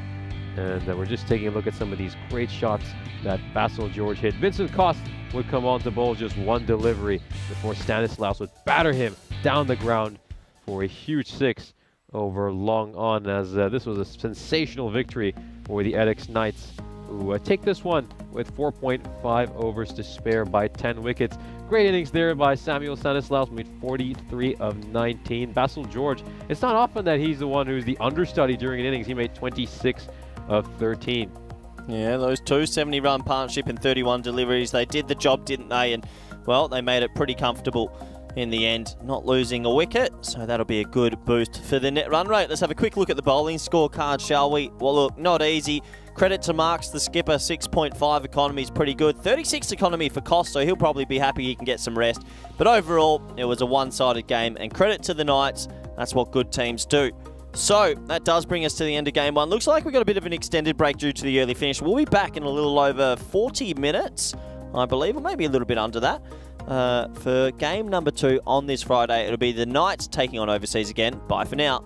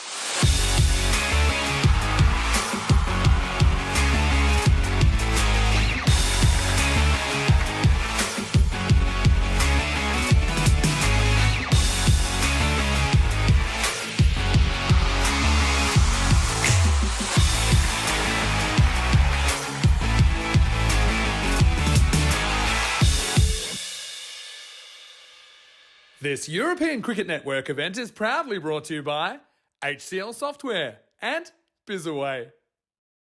Well, it's our second match of the first double-header of the day. Essex Knights and Overseas are set to do battle once again. Of course, Overseas will be looking for a much better batting performance in this game. Let's see how they fare. We'll head over to the coin toss where match referee Stefan Gooch is alongside both the captains. Essex Knights are called. Heads is called. It's tails. This time we're going to have a ball. Good luck. Have a good game. All the best. Overseas have won the toss and they're bowling. Hello everybody and welcome back to the beautiful oval out here in Malta. These gorgeous pictures on your screen. It's sunny, it's warm, it's live T10 action. We've got 4 live games today. This is game number 2, starting at 10:30 a.m. local time, and these are some of our beautiful drone shots. Great job by Spring Productions as always. They're a fantastic crew, and well, they don't make many mistakes, and give them credit.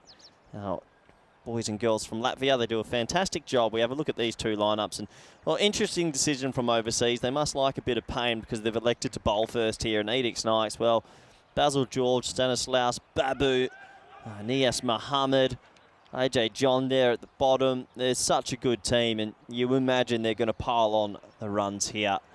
Can Overseas, with some of their bowlers, pick up a few early wickets? 12% chance they're giving them. I reckon that's generous, but you never know in this crazy world of cricket. We've seen some amazing feats recently. I think Sikandar Zulfikar was on the back end of one of the best innings you'll ever see in T10, and then Glenn Maxwell at the 50 over World Cup. So crazy things can happen. You just have to sit back and enjoy as the players and officials make their way out to the middle. We get ready for game number 2. Perfect weather conditions for this game. The sun is shining and a beautiful time to be playing cricket in Europe. It's sort of the middle of November, not a cloud in the sky, just perfect. There's Basil George on your screen. Good old Basil, very talented player, one of the best ball strikers in all of Europe, not just Malta. He'll be at the non-strikers end. And I dare say it'll be Marks, the captain. He'll bowl. Here's some of 2022. Basil George whacking one, and look out cars. And oh no, you can see the man in the background there with hands on his head, straight onto the car. And this is this year, 2023. Look out cars, and oh no. Yeah, arguably not where you want to be parking when Basil George is at the crease.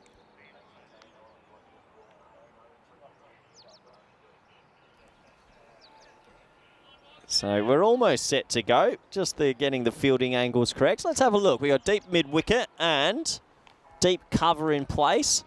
So hedging their bets and trying to cover both sides of the wicket. Welcome back to all the viewers. It seems that Kroom, Jeffrey, Neville, all in the chat. Jake, plenty more wherever you're watching from. Hope you're well. Just waiting for the clock to tick over to 10:30. Always have to start right on time.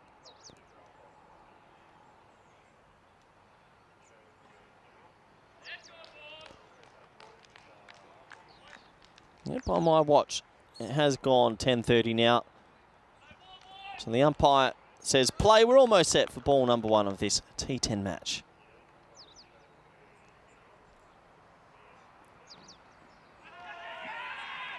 Big appeal, but top ball, so no wide signalled either. That's definitely grazed a bit of leg then. Maybe gets away with that, but it'll be a dot ball to start. Good to see Marks take the first over this time. He's going to need some support in that lineup with the ball, though, that's for sure. Oh, the old nutmeg. Well, Joe Root got out like that the other day. Have a look at this one. He splits his legs open and straight through them. I think it was Logan Van Beek who bowled Joe Root going for the reverse sort of Malachi the other day and got nutmegged and bowled. Looked pretty funny, it has to be honest.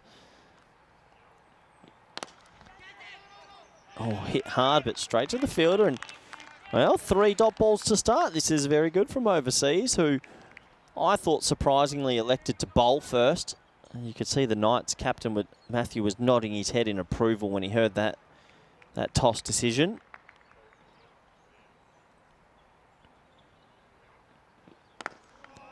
Another dot ball. I didn't expect this. Stanislaus just hasn't been able to get one fully out the middle or with elevation just yet.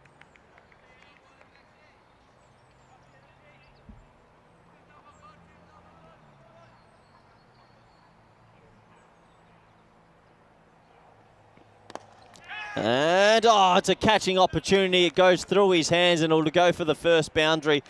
Well, it was a hot one, wasn't it? Not an easy chance, but unfortunately, a wicket goes begging down to his right. Look, it's not easy, but he did get two hands to it, and that'll be the first boundary of this T10 match. And you can say it might have struck him high up in the hand, maybe near the wrist area, so hopefully he's okay. That was Adil Nazir at mid-on. Last ball the first. And that won't be last ball the first because that is a very big wide. But yeah, Stanislaus dropped on a duck. He's definitely not a player you want to give too many opportunities to. They'll usually cash in all the better ones.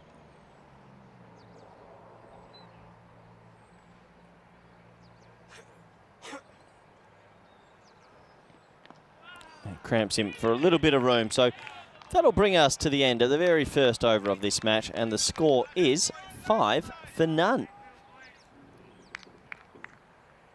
And so have a quick look at what's coming up on the calendar, and this is a massive event for us. We're going to Cardimer Oval again, the home of European cricket. The first ever women's event, Spain, Italy, Netherlands, France and Austria. A really exciting time for those, well, for the women's game in general, but also for the women's game more specifically in the European Cricket Network. I'm really excited. I'll be there. I believe Vinny will be there as well, and looking forward to wrapping up the season from the 17th to the 22nd of December, but also looking forward to welcoming this man back. Nish is back in the combox. Nish, how are you? Yeah, doing well. Looking forward to this game. I think we're going to see a much better response from overseas. They've had a chance to lick their wounds. They had a nice long break to contemplate what happened, and I think we'll see a much stronger performance. Certainly hope so. As George gets his first ball down the leg side, and these are the little things if they can improve on the extras and keep that down and get a couple of early wickets, Nish, they've got a sneaky chance in this game. They certainly do, and of course it was good to see David Marks come up really well in that first over. He's going to be the key. He's going to have to try to get at least one or two of these openers out when he comes back for his second over. Yeah, I don't think we'll see as much spin early as we did in the previous game. Short, and Basil George has had a bit of a funny day with the short ball today. A couple of times he's been hit in that sort of forearm area. Yeah, Nazir struggled in the previous match as well. Went for 17 runs in the only over he bowled, and of course gave that big 7-up. Yeah, 7-ups. They probably, I call them coach killers. You can't come back from a 7-up. It hurts. Giving a free hit and 7 free runs, that's for sure.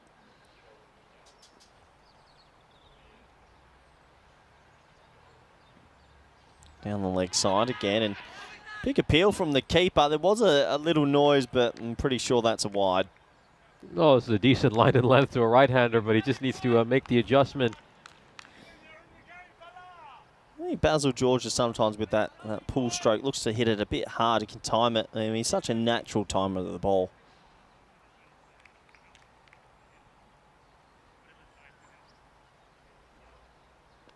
So Nazir, opportunity to come around the wicket, change the angle. Well played. Pushed out to deep extra cover, and they'll scamper through for a single. Yeah, the change of angle works over there. He actually manages to get one, which he directs well towards the stumps. And yeah, looking at some of those highlights earlier of Basil George, he was just inches away from striking a Maserati that was right next to that car. Yeah, you play a dangerous game if you park your car near the beautiful master ground, because it is small boundaries, and not often you get both the car parks at deep mid-wicket and deep mid-on. They're in hot spots, so good luck to anyone that's come down and playing some sport at this beautiful sport complex. As that is lofted over deep mid-on, and that'll be a boundary. 1 bounce 4 for Stanislaus. Yeah, really well timed, doesn't overhit it. He knows there is a fielding restrictions in place, so once he gets it over mid-on's head, he knows it's going to be a boundary. Just lands short of the rope, and it's 4 more runs. Yeah, they'll be looking for 120 plus, you'd imagine. Very good batting lineup. The key will be overseas as sort of spinners when they come back a little bit later if they can get some control.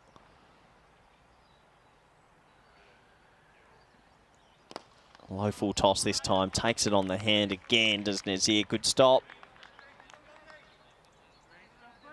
Yeah, this is a good comeback by Nazir after getting struck for a boundary.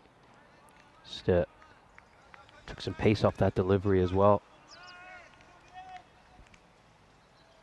Didn't see him feature in any of the games on Monday or overseas, so now let's see how he can bowl when he's not in a situation with a ton of pressure on him. Well, he might pick up one. No, he won't. It's going to be over the infield on the leg side, and that might go for 4. Yes, it will. Well, a little bit of foot fielding is sacrilege sometimes, and Ethan out there decides not to bend down and use his God-given hands. He goes with the foot, and that will go for a boundary. That's a rather dangerous length to bowl with the kind of field setting he has. Anything towards square leg is going to go away for a boundary.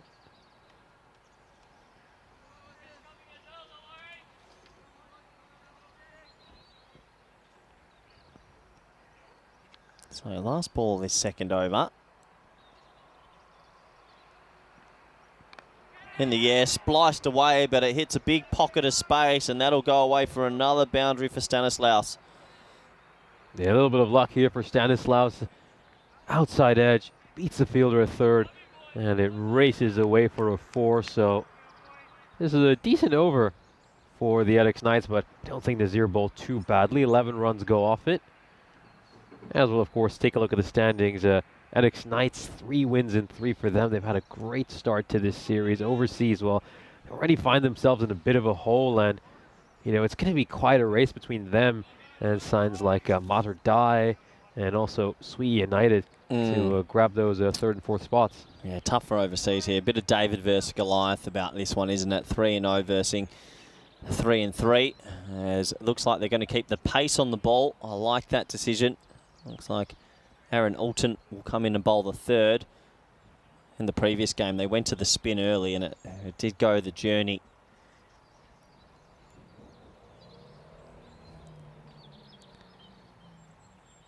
Oh, top edge, and Basil George is going to get away with this. The top spin on it. Will it go for 4? Well, no, it won't. Interesting fielding there. He actually stopped that with the glove and was holding the glove in a hand. A little bit cheeky, that. Yeah, this is rather lucky for Basil George. Let's just have another look at that pickup. Watch this. He's got the glove in one hand. He takes it off here and then stops it almost with it. If you accidentally stop it with that glove holding, you get 5 penalty runs, so he's lucky there. He just didn't, but you've got to be careful with what you do with the 2 gloves.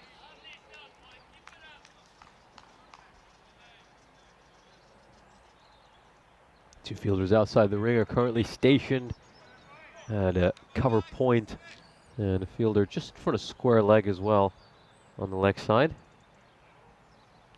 Oh, it's a full toss. Forget about where the fielders are stationed. That one is going to go for a boundary. Huge 6.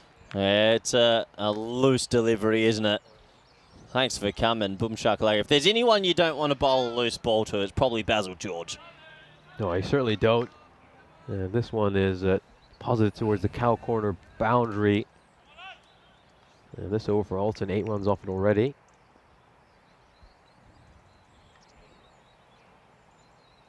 Width, crunch. Oh boy, the noise off the bat. Look out, cars. No, don't have to worry about the cars, but back-to-back 6s for Basil.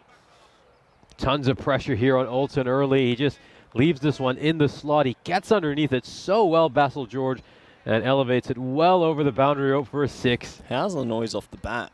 Incredible sound. I mean, you could hear that from the tennis court next to us. Have you ever been to a baseball game? Yes, I have actually. I went to the London series back in June when the Cardinals played the Cubs. Yeah, very nice indeed. If you ever go to a baseball game, I've been there once before. If you hear a home run and the crack off a bat at baseball, oh, it's phenomenal. Basil. Oh, boy. I thought he was getting a taste for the bowling, but good response from Alton. No, you can just see that he's trying to give a leg side Yorker. That was such an odd game because it was incredibly high scoring. I think don't quite remember what the score was, but it must have been something like 8-5, 9-6, somewhere along those lines. Yet there wasn't a single home run. No, you're kidding. Not a single home run. Really? Last ball of this power play. Thickish inside edge. Goes straight to the fielder. So that'll be a dot. I'll give a lot of credit to the overseas. To keep the score at 34 off 3 against these two openers is no easy feat. And at the end of 3 overs, the score is 34 for none. Yeah, they've been fairly tight with their lines and lengths. I think they've been rather disciplined. You are going to go against two quality players, both of whom are international level batters. They're playing for the Malta national team, as we, of course, have a look at this graph. Just 5 runs off the first over. I was a little bit surprised David Marks didn't come back for that third over. You know, you'd want your best bowler early to potentially try to get the wicket of Stanislaus or George. And I hope they don't hold him back too long. And we might see some spin introduced to first over after the power play. So good captaincy here. Yeah, this is their test. In the previous game, the spinners went the journey. Yeah, their test is the pole. The man on your screen, Liam Stewart, aka the pole. Can he take a pole? He can't. And that's that pocket of space I like to try and fill. The ball goes there a lot. If they had the Southern Cross field niche, that could be a catch. Yeah, absolutely. I've got a brilliant little description of the Southern Cross field that you drew for me during the match break. And absolutely, that gap would have been plugged. It's all geometry, my friend. All geometry. But no, nice shot. And, wow, this is danger signs here now for overseas with the spin in. Got to get it control. High in the air. Does he have enough? He does. So I do agree it was the right decision to go to spin. But, boy, spin against quality players isn't easy. No, okay, just leaves this one a little too short. Just gives him the time to wait for that ball, rock back, and hammer it away. Huge 6 over there. But, I mean, certainly, you obviously drew all the triangles over here to beautifully explain the Southern Cross field. I mean, I'm sure your math teachers would be absolutely delighted if they saw this. I mean, talk about using trigonometry to develop the perfect cricket field. Good ball from Stewart to come back. Well, maths was, surprisingly, one of my strong suits. Maths and history, everything else, meh. Didn't really care. Tried to get out of class, to be honest. You? I can't imagine you skipping class, Nish, as that's pulled away. Gone for 4 more. 4-6.4. And they're racing away now. My school wouldn't let you skip class. This one is just played away behind square leg for a 4. I think you're 5 minutes late. Your parents would get a phone call telling them, "Where's your kid?" Really? Yeah. What studies are you an expert at? What was your #1 subject in high school? So that's miles in the air. Well, it's got snow in it. It's a cordon bowled opportunity. The pole. Oh, the pole takes it. He almost takes it, sorry. And, well, it's an opportunity, but he didn't get a hand on it. Oh, it would have been a sensational catch if he'd somehow managed to grab that. As we take a look at this one, it's just mistimed, and it's gone up in the air. It's gone up quite a huge distance, and he's trying to get underneath it, and he tries to dive backwards to take that catch. 10 out of 10 for the effort from the Russian judge. But yeah, go on. What was your #1 subject, and what was your worst? My worst was definitely art, no question. I mean, really? I was a horrible artist. I mean, I could sketch all right if you gave me maybe 3 hours to try to sketch something. But I couldn't paint to save my life. But, can't believe that's a subject when you think about it, trying to force people to do art. Oh, in my How's school, that even a subject? George time? Mistimed? My school would go a step further. I mean, the art exam would be part of your final average, which would determine. So that was Really? even worse. Yeah, basically, I had to try to make up for art on every other subject. So So in the final year, like overall tally, art became a part of. Yeah. So if you couldn't draw, it would lower your. Lower your average. That is ridiculous. Yeah. And so I would have to just make up for it with all the sciences, math, history, and everything else, like things which you could study for. End of the over. Edix Knights reached the 50 mark in just 4 overs. Yeah, I'm glad I didn't go to your school, because art is another subject that scared me violently. I couldn't draw a stick figure to save my life. I think music was another one that they tried to experiment with for a couple of years, and I think my generation is a little bit unlucky because every experiment by an education board was done when I was in school. Will continue after this ball. Oh, that could be a no-y, you know. He's flat batted it outside the off stump. And, well, misfielded, it goes for 4. Let me keep an eye on the umpires here. And it might have been called a no ball as well, and it has been. No, it's a huge no ball over there, and it's this game's just starting to slip away from overseas. I think they did a fairly decent job during the power play. They were rather economical. Free hit time as well, Near. Starting to get away. Question from Callum Ashdown in the chat. Do you know why they call him the pole? I don't. I would love to know, though.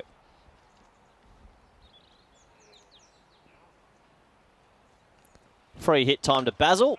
Basil can't get out that Yorker, just the one. I'm going to be asking one of our Malta experts, of course, Lee from Malta Cricket. Of course, he was very kind of him to sort of get in touch with me yesterday and just give me a nice cheat sheet on how to pronounce the names of a lot of teams here. And of course, the one important tip he gave me was nothing in Malta is pronounced the way it's spelled. Oh, good. That's helpful. That's exactly what I needed to hear. Shortish, pulled away, pulled violently, and backward, well, forward square leg, can't get around to it. So these two dangerous batters are now in, and they're cashing in, Nish, aren't they? Yeah, they're both doing really well. It maybe took a little amount of time to settle in, at least by their standards, but now they're motoring along. This over already worth 10. Yeah, it's danger signs, it really is. They haven't been able to pick up a wicket in these two games so far, is what Kroom's alluding to. And it's another good shot into a big pocket of space. Good fielding, body on the line. They might get a genuine 2 here, and they will come back for a second. Yeah, good running between the wickets. Again, that's something you'd love to see. There's a few batters who've got plenty of power hitting ability, but they sort of then just take their eye off the ball when it comes to running between the wickets, but not the case with these two. They're just as aggressive when they have to get those singles and doubles. Yeah, they put on a 68-run partnership this morning, I believe, so 62-run partnership here as well. And that is going to just add to the pain. No ball 4. That'll be his second warning and another free hit. Oh, this is a nightmare over in his ear. Of course, he struggled with no balls in the previous game, and this is the second one he's bowled already this over. Not much you can say about that ball. It's an homage to Rico for, would say, a Gundy ball. And I'm pretty sure that means not a great one. I mean, no one means to go and bowl a big no ball, but obviously just doesn't have the control, and it's another free hit.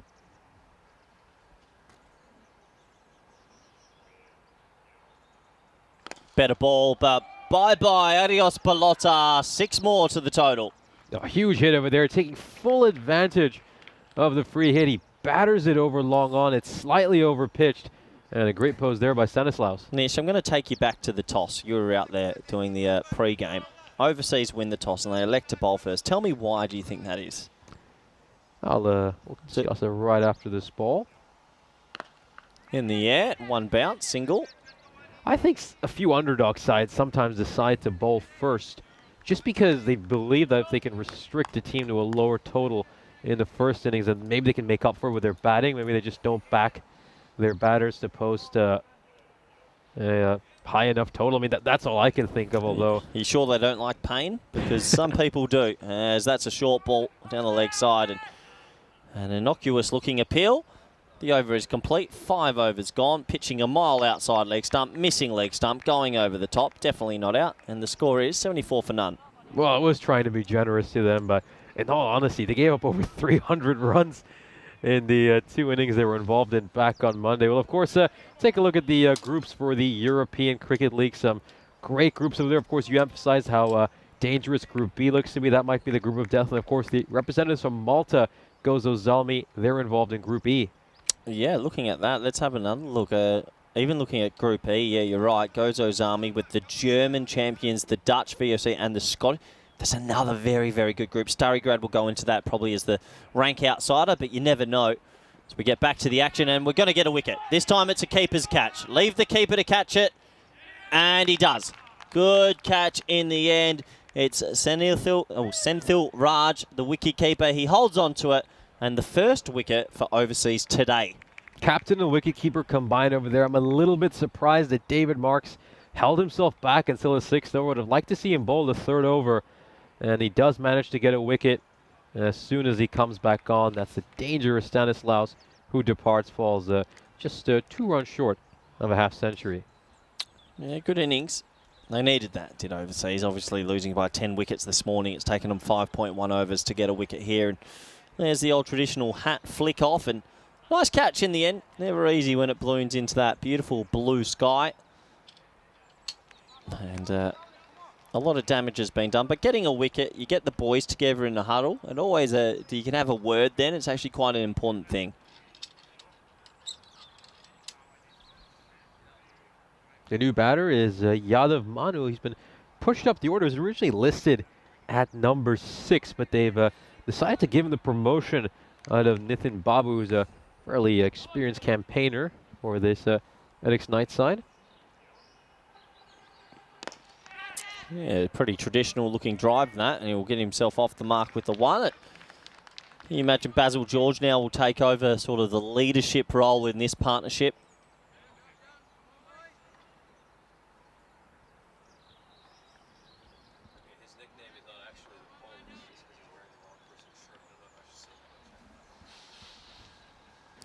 So George back on strike.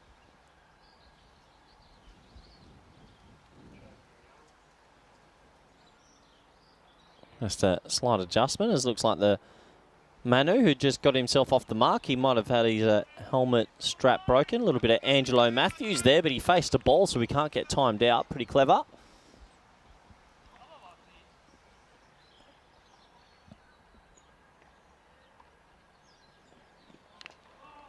Bottom edge straight to the keeper. Dot ball. Yeah, he's just done a terrific job so far today. Marks have been most impressed by him from any of the overseas bowlers I've seen today. Bowls a good line and length. He gets some nice bounce and carry as well.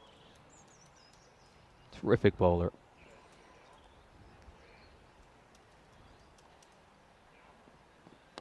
Oh, my word. Shot of the day. Inside out, over cover, tennis. Oh, it's gone right in the tennis courts. He was just about to serve, and that is an amazing shot. Oh, incredible shot, and it's not the first time we've seen one sent towards the tennis court. He misses his length by an inch, and oh boy, I think that helicopter might be threatened as well in a few minutes, the way he's hitting it. And he almost took the chopper out. That is shot of the day. Inside out, over cover. With the bowler coming around the wicket, you're actually going against all the natural angle there. So beautiful hands from the man known as Basil.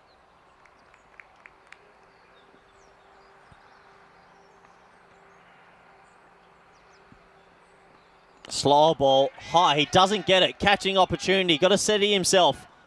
He does steady himself, but he takes it in the chest. And they come back for a cheeky... Well, no, they actually only get a 1 in the end as Basil forgot to run.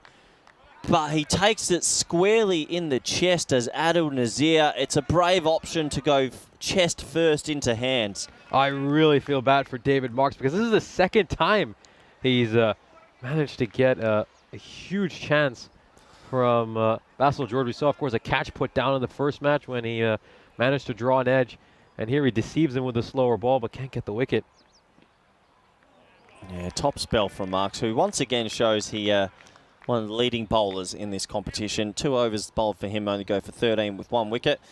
And the end of 6, Nish, and it is still the Essex Knights in control, 82 for 1. Yeah, he would have had the bragging rights for sure if he'd managed to get Basil George out a couple of times. David Marks certainly been the pick of the bowlers for overseas today as we have a look at the scorecard. Of course, Stanislaus fell 2 runs short of a half century, making 48 of 21. And Basil George is going along really nicely right now. Manu's been given a promotion up the order. Maybe the Essex Knights just want to do a little bit of experimentation in this game to see if they can find a few other important batters who could play key roles further down the line. Yeah, what are you thinking, Nish? Back to the pole, a bit scared to... Would you have been worried to bring back spin here, or you just got to do it? I mean, you would usually say an off-spinner against a left-hander is a good matchup, but I think there's few good matchups when you're bowling against Basil George.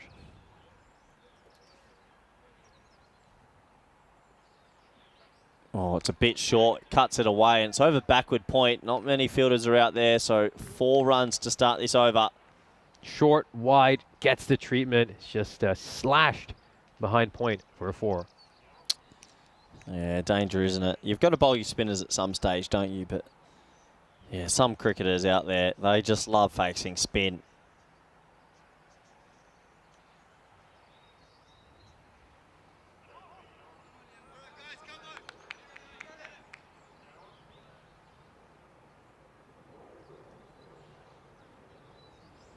Slight delay just as the fielders get back into position.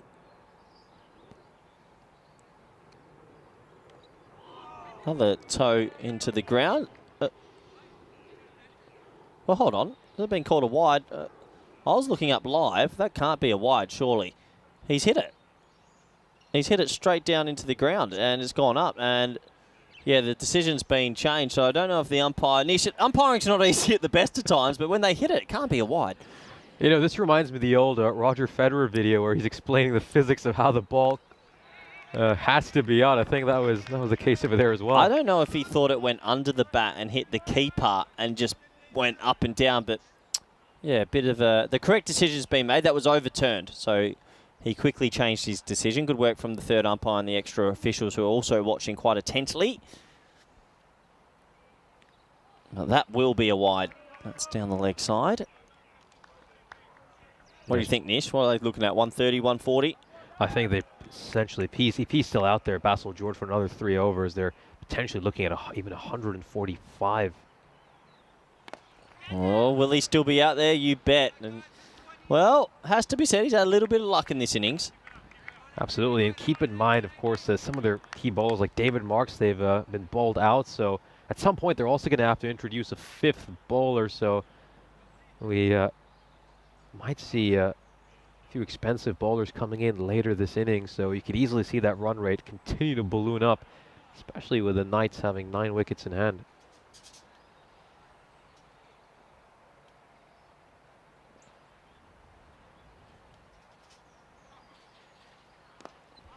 So Manu's come out here playing second fiddle. Tight one for a run out. Oh, he just misses.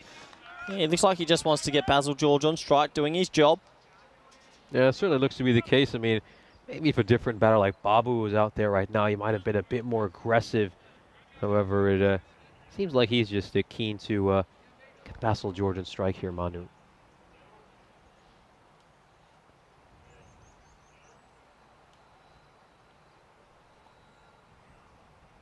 Shorter ball, hit hard. That's going to go all the way for 6. And, well, they dropped him a few overs ago. He's had a little bit of luck, but that's a really good shot from Mr. Basil George, and he moves on to 39. A flat 6. We're next to a tennis court, and that's almost like a forehand. Just smacks it straight down the ground.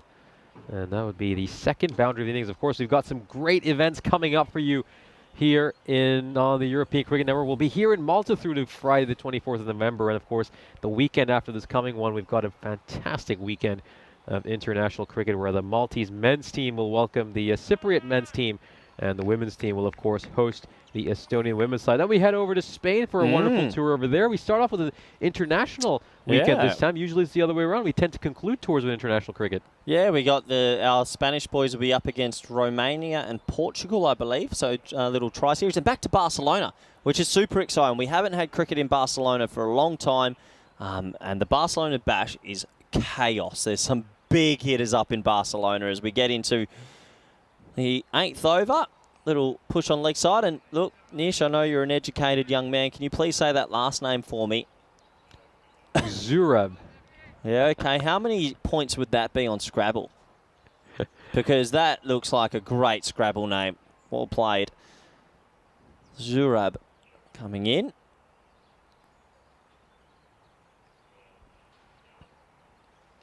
Hit hard. Oh, Zurab almost loses a hand. He actually probably stops 4. I hope he's okay because that was hit ferociously. Maybe, I don't know if you ever heard the old Russell Peters joke about having a click in your name. And I remember he once said that for some people, the X stands for click. As we, of course, take a look at this. He does well to get his hand in the way. It's a drop chance, Nish. It has to. I'm marking it down as a drop chance. Is it Reb, by any chance? Potentially. Low full toss. Adios, pelota. You can call that one early. Anytime they've bowled a full toss, it has been pumped. Yeah, this is a low full toss, and really well done there by the batter. So far, Manu's just been keen to get Basil George back on strike, but lowish full toss blasted over mid-wicket. All right, That's a 6. I'm going to do some quick math. You call this ball, and I'm going to ask you a question in a moment. Oh, well, that one slips out of his hand like a bar of soap. It's going to be go away for a boundary as well, so a massive no ball. Let's take a look at this.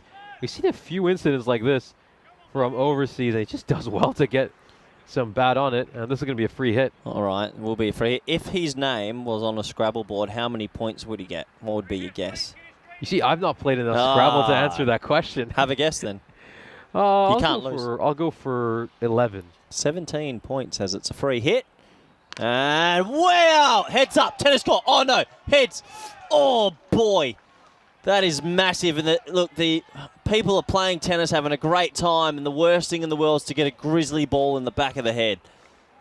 Oh, that's big. Humongous hit. And you talk about cashing in on a free hit. He's given a nice, juicy full toss. And we were wondering if Yadav was going to be as aggressive as Manu. It's taken him a couple of balls to prove us he's an incredible hitter himself. Thankfully, that big, gigantic tree seems to have stopped that ball, because that cleared the net very comfortably. But, oh, yeah, it's just the wheels falling off a little bit here for overseas, isn't it?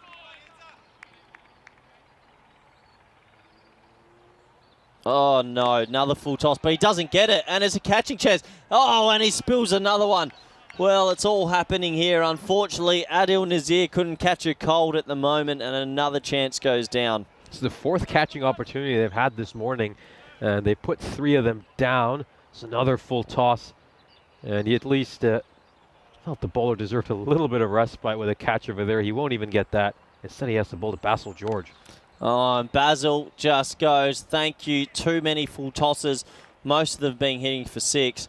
And this Scrabble sort of over goes for plenty.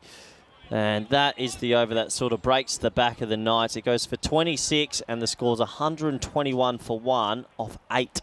Magical over. And they're in an enormous amount of trouble here now, the Overseas Cricket Club, as we take a look at this graph. Of course, they're going along at 15 and over. I think so far we witnessed Manu just trying to be a bit conservative, make sure Basil George gets on strike, but now he's cashing in as well. And there's a power hitting from both ends for Overseas to deal with.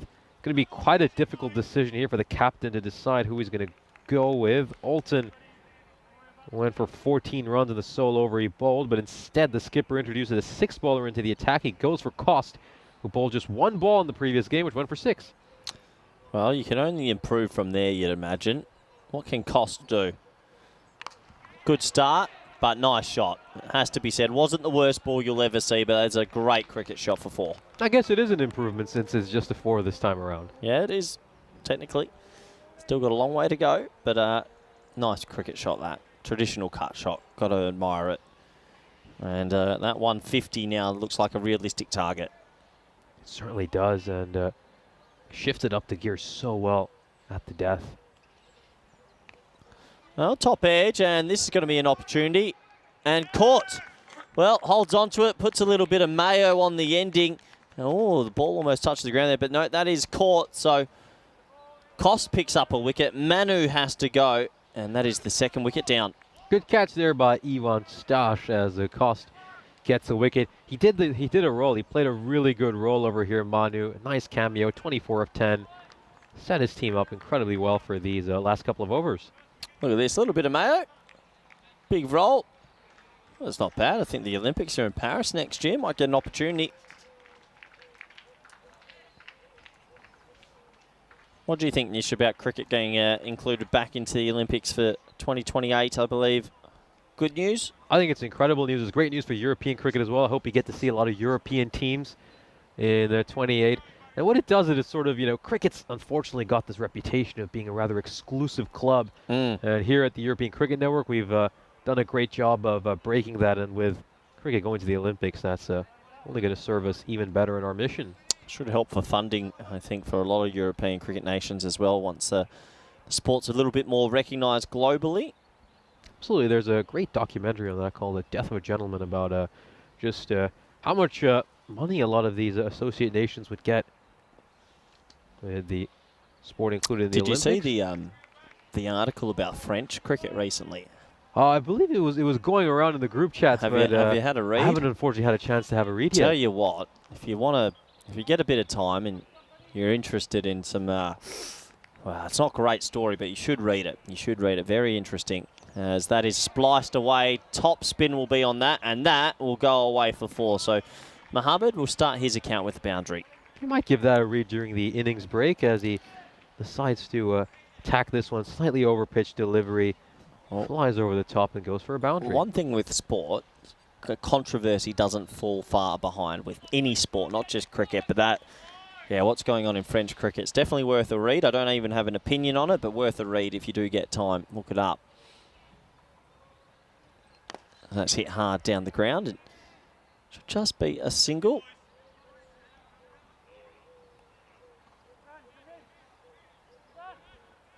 $150 here, Nish, you think so? More than likely with George still there. Yeah, 150 is certainly attainable. I think they might be even looking for more. 155 might be within their wheelhouse. I mean, George is someone who could easily get 19 runs of 8 deliveries. And that's certainly going to help. He absolutely hammers that one away. Clears the boundary out most probably. We'll have another look at it just to confirm. But my initial guess is it's a 6. I think so. And no matter what, Basil George has made another 50 on the ECN network. No, 1 bounce 4. But another 50 for Basil George, who just goes on about his merry business. 50 off 23. Oh, no. That's going to be a no ball off the pitch. So the free hit ringer bell is going again. And I think for overseas, that's one thing that if they can improve on throughout. So limit the extras, limit the free hits, just give themselves a better chance. Basil George gets the immunity cloak once more. And he misses out. So 9 overs complete here. 136 for 2. It's a 15 run over in the end, I think. Pretty standard for an over this late in the innings. As we take a look at the bowling card over here, the skipper David Marks, he's been really, really good. He would have had Basil George out a couple of times this morning if some fairly regulation catches had been held onto. In the end, his figures are 1 for 13 over 2 overs. He's definitely been the most impressive player we've seen so far this morning for overseas. And a little bit of a dilemma here for, of course, Marks himself as the captain. Who's he going to get to bowl this final over? It does look like he's going to go back to Alton, who went for 14 in his first over. Yeah, it's probably the right call. Not easy. High. Well, I think Marks has got a shot at this, and he drops it. I think, unfortunately, a little bit put off from his teammate Cost, who was tracking backwards, and that's maybe the 5th drop of the innings, Nish. Yeah, there's plenty of drops. I think they've dropped half their catches so far this morning. You're not going to win too many games with that kind of a percentage. And skipper David Marks will be really disappointed. He's normally such a good fielder that puts that one down. Basil. Oh, that is car bound. Uh-oh. Oh, that has to have hit a car. Oh, it's landed in. Oh, it's just landed in. I thought he had enough wood on that. For a brief moment, it hit the top of the net. But for a brief moment, money signs were flying around. Well, the net saved it over there. I mean, not too many insurance companies, especially in Malta, would like to hear that a cricket ball was the reason for damages. This one's going to go just to the right of the pavilion. It's back-to-back 6s. If you hit a car with a cricket ball, does the insurance even cover that? Probably not. Certainly, Well, certainly down in a southern European country. I don't even think they know what a cricket ball is, but Basil George is just cashing in at this back end. Back-to-back 6s here, and you wouldn't put it past him hitting a few more. Oh, low fully, doesn't get it. Marks holds on to it.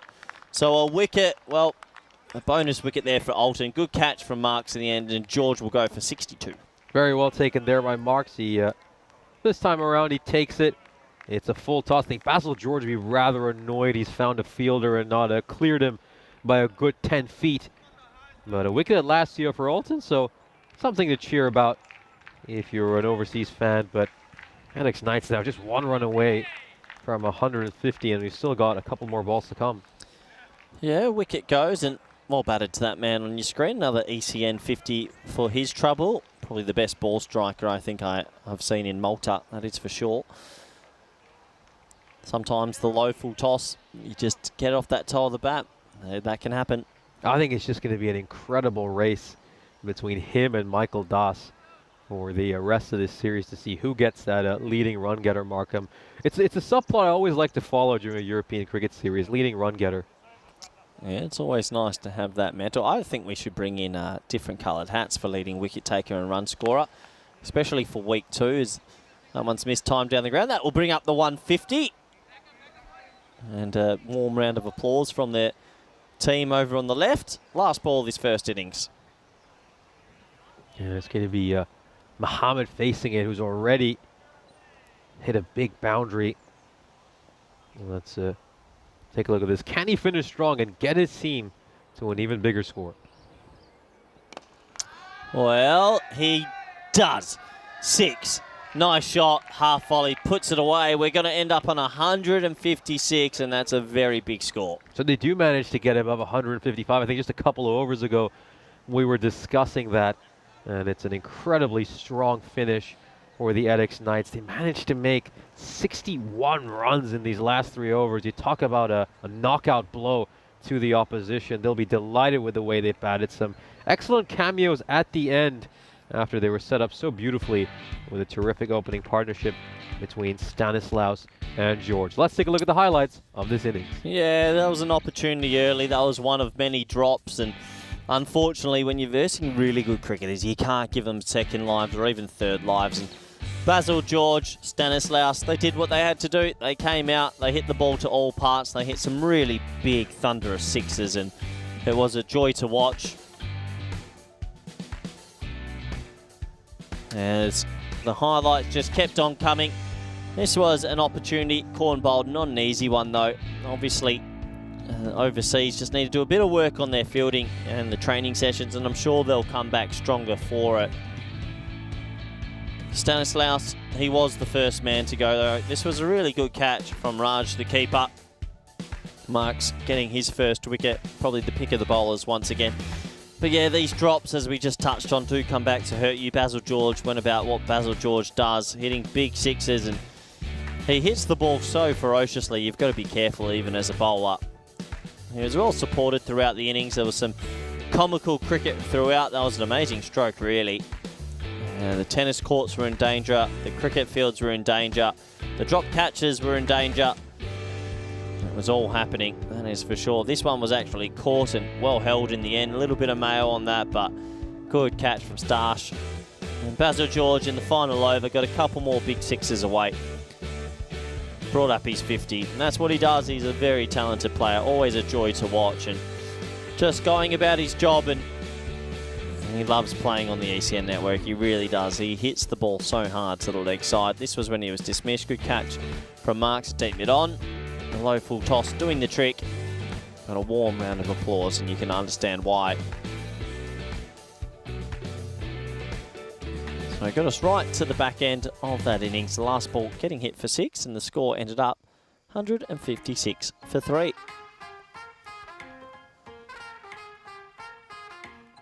(48, 62, 24, 12). That top 4 all doing a job, all striking at a good strike rate. 9 extras, and that's why you see the total at 156. Pretty daunting, and you'd have to imagine overseas, well, a 1% shot to get back into this one. Credit to those batters in the top 4 getting out there and doing a job.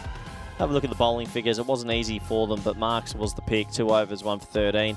Cost picking up a wicket there for 15. 1 wicket for Alton as well, but overall those economy rates are just a little bit too big in the T10 format, or in any format for that matter. That does take us to the break. We'll be back in a little over 10 minutes for the All Exciting Run Chase. Thank you.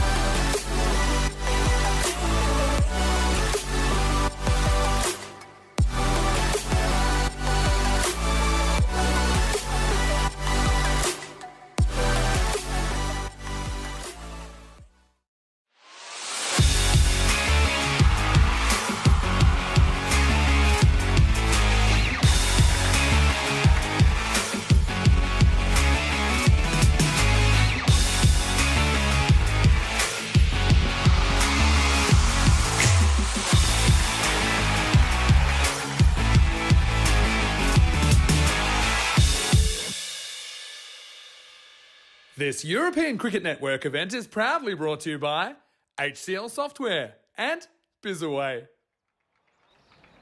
Welcome back. They've got the second innings coming up, and it's going to be quite a steep task here for overseas. And of course, that win predictor reflects it right there, 98% in favor of the Edix Knights. It's going to take a special performance from this overseas team. Again, they're capable of making runs. We saw them bat fairly well back on Monday. They had some good performances. But it's just a case of, can they actually go on and have something really, really exceptional? I mean, one thing for them is the pressure's off. They come out here, they can bat freely. Nobody expects them to win. So that might just release a lot of pressure on their shoulders. They can go out, play their game, play fearlessly. And it looks like they're going to employ a fairly similar tactic here to what we saw in the first match. The Edix Knights, they've got a wide-ish slip in place. Fielder at deep third and also a deep point.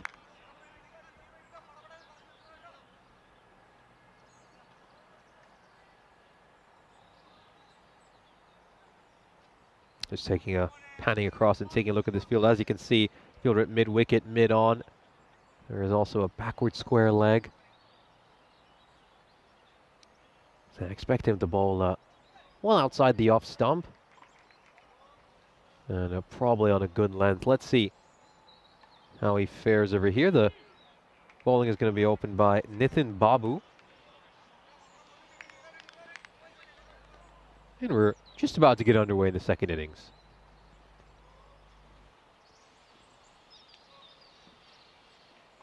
Yeah, this is a nice little fifth stump line as it goes through the keeper, and he starts off with a dot ball.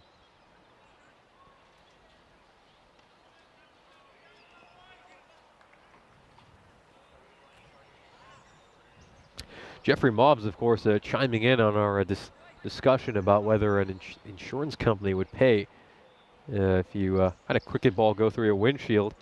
And he points out that breaking a windscreen with a ball is no different to hail hitting it, an act of God. And puts brackets Basil George right after God. So, I mean, I certainly don't think too many insurance companies in Europe hear about that. Of course, I've got Corey Rutgers joining me, and of course, you can add your opinion to that as well. Sad story, actually. That's how I lost my first car. Giant hailstorm in Perth. Went through my first ever vehicle and had to get the insurance, and it got written off. So I don't like it. That scares me. Wow, that was bringing back some bad dark memories. There. I was, I think, 18, 19, my first ever car. Super excited. Giant hailstorm. It wasn't undercover. Goodbye.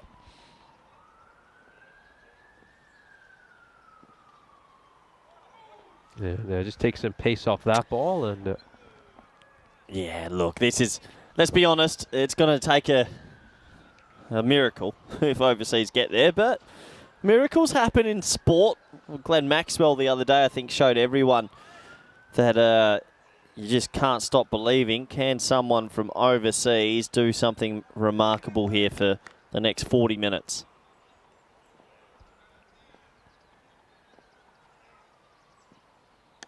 And he's just going to push this one towards the fielder. Cover. They contemplate a single, but they can't quite get it in the end. The net result of all that is a dot ball. I mean, that innings was absolutely incredible. I mean, when I saw Ben Stokes at Headingley, I didn't think I'd see too much better than that ever again. But then just 4 years later, you see Glenn Maxwell pull off an absolutely remarkable innings. Yeah, it just shows you that the game is ever evolving, and Yeah, I think that will definitely go down as the best white ball innings of all time.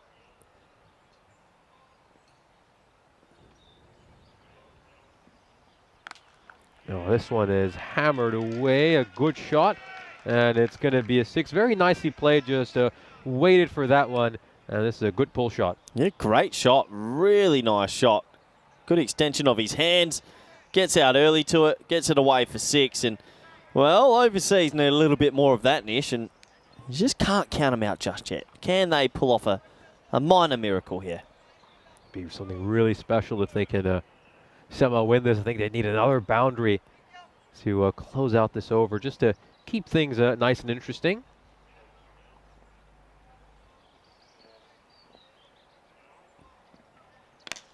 Oh, firmly struck, but straight at the fielder. It was a good shot. And some good running between the wickets as well. He'll get a run to end the over. Yeah, good fielding that. So he actually crunched it. Lovely shot. And look at this dive in, Nish, through the sand. Well, you can't question the commitment from overseas on a Friday morning. First over complete, 8 for none. And I can't believe we haven't had a golden ball for 185 games. Just ridiculous. Surely one's just around the corner. Yeah, we had lots of close games. I mean, if you get a golden ball in this match, it'd be really, really special. And, of course, we got Varun Prashath. I hope this is Varun Prashath from here in the ECS in Malta. He's chiming in and saying that, yeah, indeed, the insurance does cover that. So okay, that's pretty good to hear. So then if you want your car to be hit and you want the money, park it as close as you can to the ground on the leg side when Basil George is batting, or even Varun Prashath. Varun hit some absolute monster sixes on his time on the ECN. And he did land one in the parking lot yesterday as well. So there you go. Well, you can tell from experience. So over number 2 now. Can overseas get a couple more boundaries?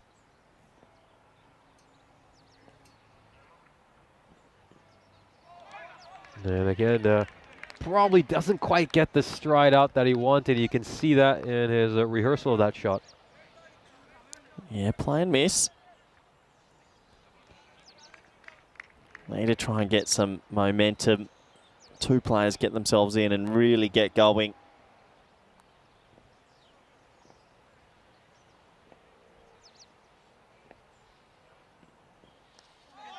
An inside edge, and it's going to go away for a 4, so you're going to need plenty of luck here overseas. That was a really good, well-directed leg stump Yorker for the bowler, but cricket can be a cruel sport, and it goes away for 4. And the keeper went with the double glove ejection. Don't often see that when the ball's flying away for 4, but decided it was time to get rid of those safety protectors around his hands. Old French cut.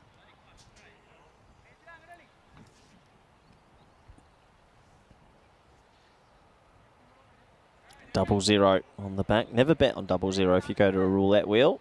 Find one that doesn't have double 0, Nish. That's a life advice for me to you.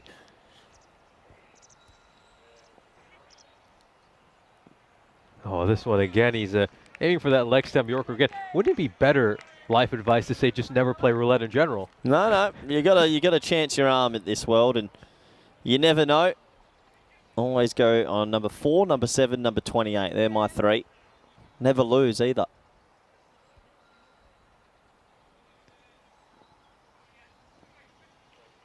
Oh, their 4th ball of the over coming up.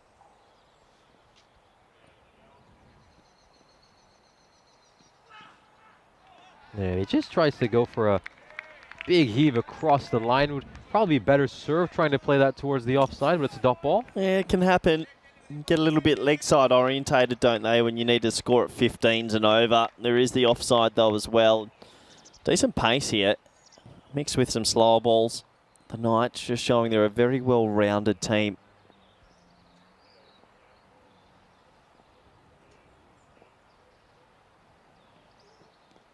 Now this one is directed down the leg side. It's probably going to be leg buys, and they'll get a run over here, overseas. Yeah, you take it. Leg buys. Just the one. Down to 1% shot now, aren't they? Yeah, their chances just getting slimmer by the over. They haven't quite got the fiery start they needed to set the tone. They're just taking themselves into a deeper hole right now. He's batting well outside his crease here, Anderson.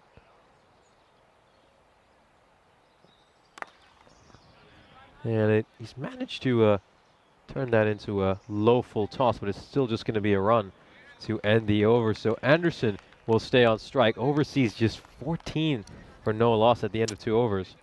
Yeah, Nish, unfortunately, they are very far behind the run rate. Not going to be easy. We look at that table and it is a bit of a David versus Goliath. Let's be fair. Enix Knights are top of the tree with an impressive net run rate. Overseas on the bottom of the tree, under the soil. And -5, unfortunately, for their net run rate. So I think they made 67 in the game earlier.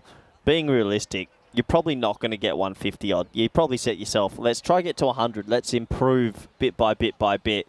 I mean, of course, they're going to try and get 157, but if they do lose wickets, try and set some other goals. Yeah, the win predictor has pretty much ruled out their chances of winning. It just sets overseas to 0% and disappears. Thank you very much, Intelligent Cricket. If Intelligent Cricket are out there and they're listening, give us a message. You've got my Twitter. And, yeah, come say hello. I'd like to know who's listening. They've got offices everywhere, apparently. Well, I mean, their office members will probably be taking a break for the remainder of these 7.5 overs. They've already ruled out any chance overseas has. Actually, it's a very good point, actually. Oh, what a shot, Nish. Low fully, he gets it, 6 runs. Well, will he at least give him 1% of a chance now, Intelligent Cricket? Low full toss, gets banged straight down the ground. That's a huge hit. Yeah, nice striking. Yeah, will they tick over to 1% with that 6? I hope so. Got to back him in.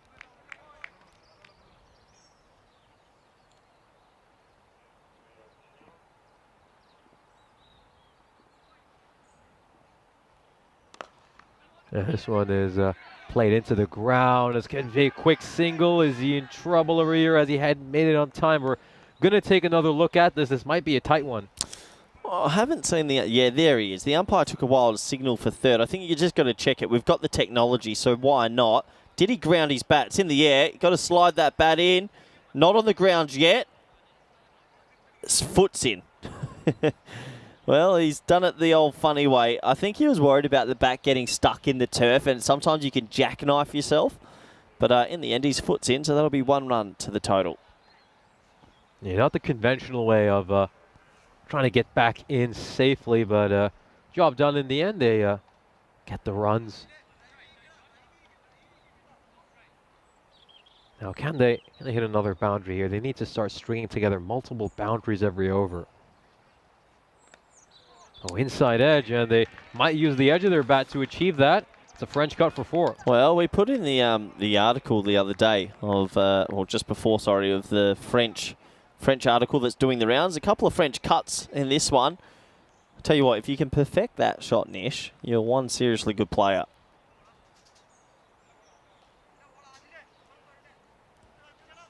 Just massaging the edge of the bat now. Stewart, 2 more balls to come in this power play. Oh! Absolutely incredible hit. He has crunched that towards long on for a massive 6.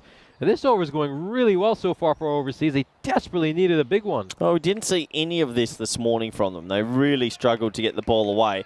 This is good hitting. And you said, can they get a couple of boundaries? There's back-to-back boundaries. Another 6 here. Get to the power play. Oh, 37 maybe. You'll be pretty happy with that. Yeah, the overseas are a fairly decent batting side. They made 118 and 110 in their 2 games against Mater Dei earlier this series. It's really the problem for them has been their bowling. They just can't restrict the opposition to a low enough total. I mean, they've been giving up an average of 150 runs in the games they've bowled first in so far. A change of angle here for Latifi. He's going to go around the wicket. And he cleans him up. He swipes across the line over there, Stewart, right when overseas were given a 2% chance by Intelligence Cricket. So, well, that all those odds might dip back down again. Let's take another look at this.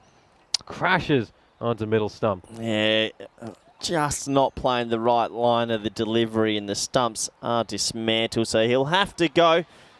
And that 2, it's the hope that kills you, that 2% of hope.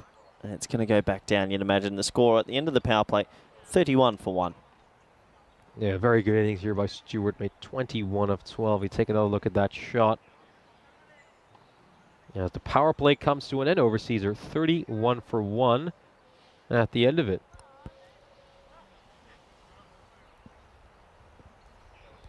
And it's going to be interesting to see who bowls this first over after the power play. Are they going to bring some spin in? It looks like that might be the case. Alvin John is probably going to bowl the first over. Did you just say Elton John? It's actually quite close, his name. It's Alvin John. Oh, okay. I was going to say, I would have been a pretty special guest on the network. We have some great names here in Malta, obviously. Tony Thomas, Jimmy James. Jimmy James, that's good. Also Aloysius yesterday as well. Oh, Aloysius. I remember Aloysius. Yeah, good. Good name game here in Malta.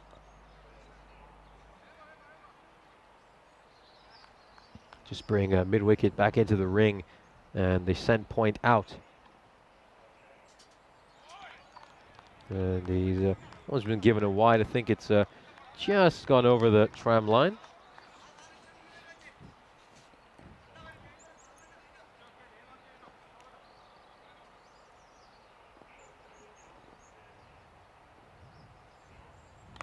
Now this one's coming back in a fair bit. It's struck straight towards the fielder at Point. And some good backing up there as well by Jay Krishnan and Srambikal.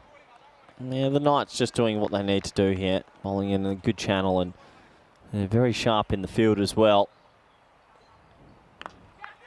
And he plays this one away towards a square leg. It's going to be a single there. Just for a second, the non-striker is pondering having a second run, but they're going to settle for one. Yeah, I'm not sure, Nish, how they can get themselves back into this game. Maybe get a bit inventive, get across their crease, try change the angles. But obviously at the moment, it is all the Knights, which a lot of people would have expected.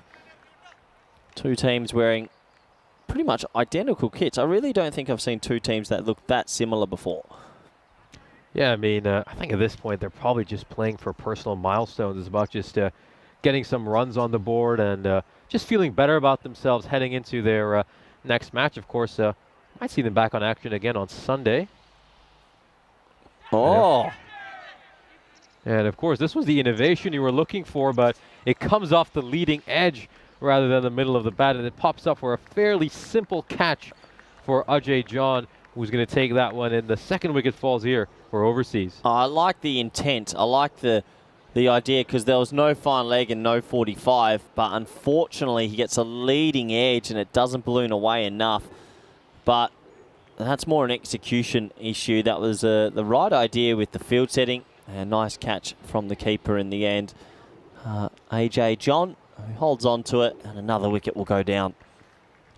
Another wicket goes down, and now Overseas, well, they're watching that required creep up. It's gone up to just under 20. We're probably past the point of no return. I mean, once you see it go past 18 or 19, then you're in serious trouble. That's what Angelo Matthews needed from Sri Lanka. A bit of helmet help, but instead someone appealed and he had to leave.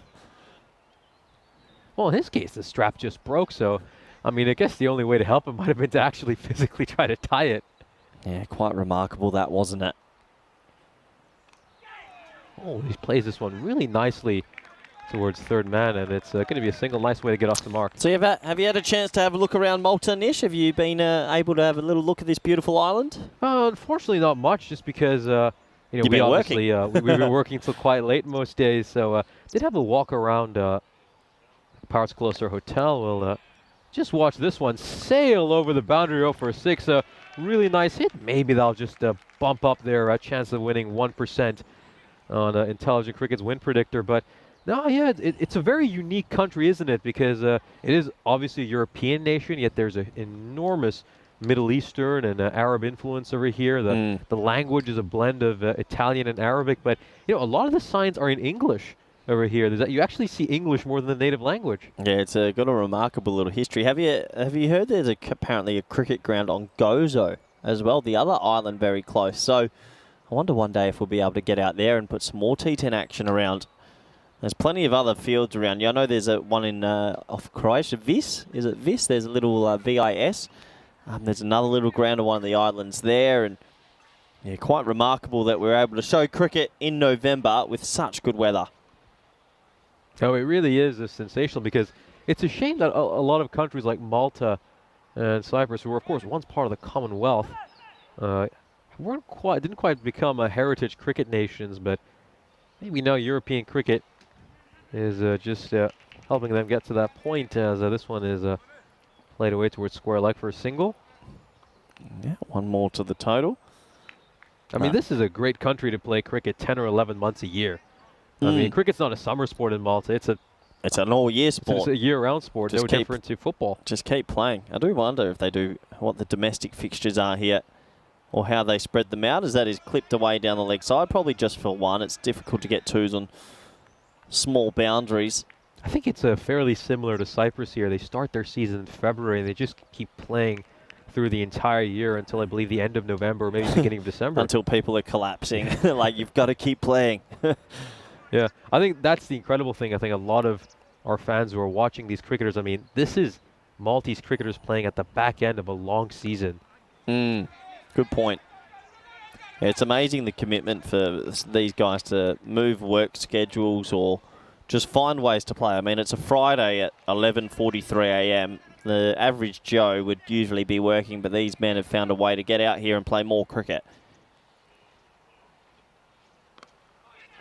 Yeah, they just going to bit short, so he plays it behind towards square leg. Another run is knocked off. Yeah, I don't think in my day I could play as much cricket. Even now I need breaks. So the last 2 weeks, Nish, I'm not going to lie, I didn't watch much cricket at all. Needed a proper break. It can mentally be quite tiring. But credit to all these players out here who love the game and giving it their all, as we've got one ball left in the fifth. Yeah, we're nearing the halfway stage of this innings. That one was probably going wide anyway, but he gets some bat on it. That was an acrobatic effort to try to get the catch. If he had taken that, that would have been probably the play of the day. Sensational effort there by Yadav Manu, who batted terrifically in the first innings. Yeah, 10 out of 10 for effort. He made late ground, full diving forward. You've got to be pretty brave to put your body on the line like that, and just couldn't hold on. So 2 runs to the total, 5 overs complete, 48 for 2. And of course, they're in a great position over here. Edix Knights will of course take a look at the ECL groups. Yeah, so plenty of good teams here. Just having a look where the Malta team is. Gozo's Army in Group E. Tough group for them, but they'll believe if they can cause a few upsets. VOC Rotterdam haven't been good over the last few years. Forfarshire are a very good team. I don't know much about the German team, but I imagine if you're getting through the German T10 system, you're doing something well. But fascinating Group E. I can't wait for this event. I think the ECL is our #1 event. I think there's so many good teams that can win it.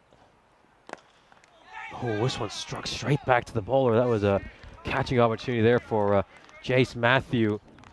And yeah, absolutely going back to that. I mean, you know, it is the Champions League of European cricket. I think for the Serbian team as well, I know they'll be massive underdog, but just getting to play against teams of such a high standard, there's a lot they can learn from that and then take back to Serbia and potentially dominate that country's cricket for years to come. Yeah, absolutely. The ECL is very exciting.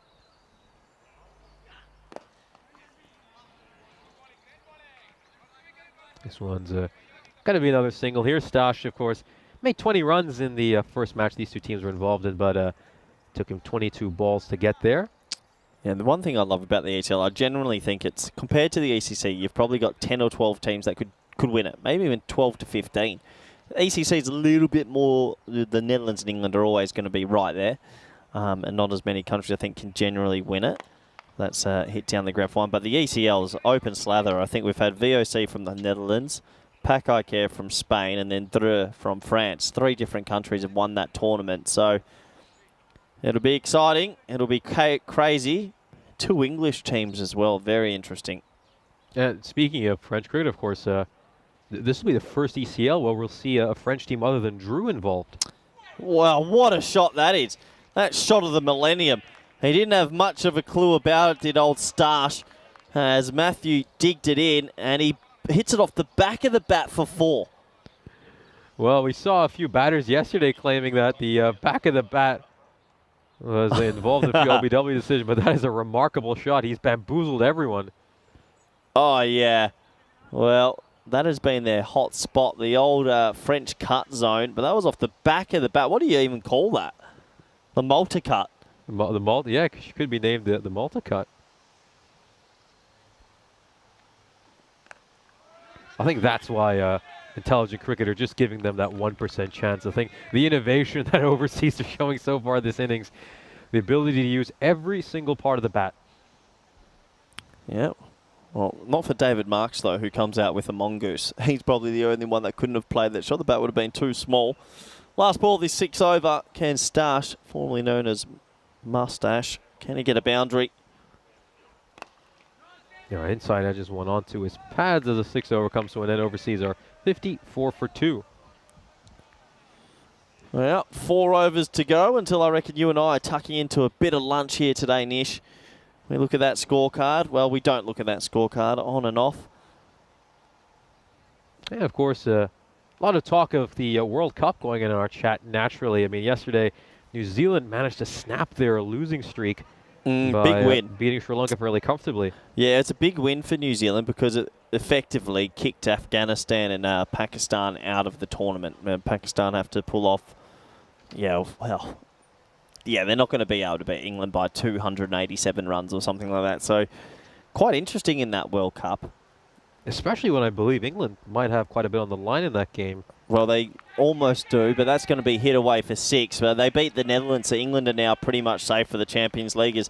That's a nice shot, over-pitched, and goes for 6. What I find interesting about the 50 over World Cup, looking like India, obviously in India, great team, but you're going to have 3 teams from centre. You're going to have Australia, South Africa, and New Zealand, making an Asian 50 over World Cup semi. Really surprising not to see Pakistan, Bangladesh, Sri Lanka, or Afghanistan get to the semis.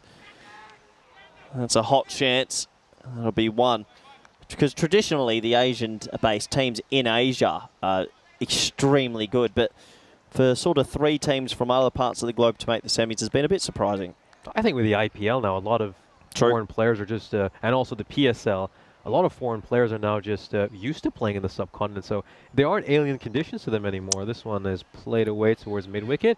It's a good bit of fielding there. Could easily have snuck underneath him. That's just going to be 1 run. Very good point you make, Nish. I know at the PSL we had a lot of overseas players that were coming from all parts and loved their time over there and got the practice in Asian conditions, so maybe that is a part that plays in those performances.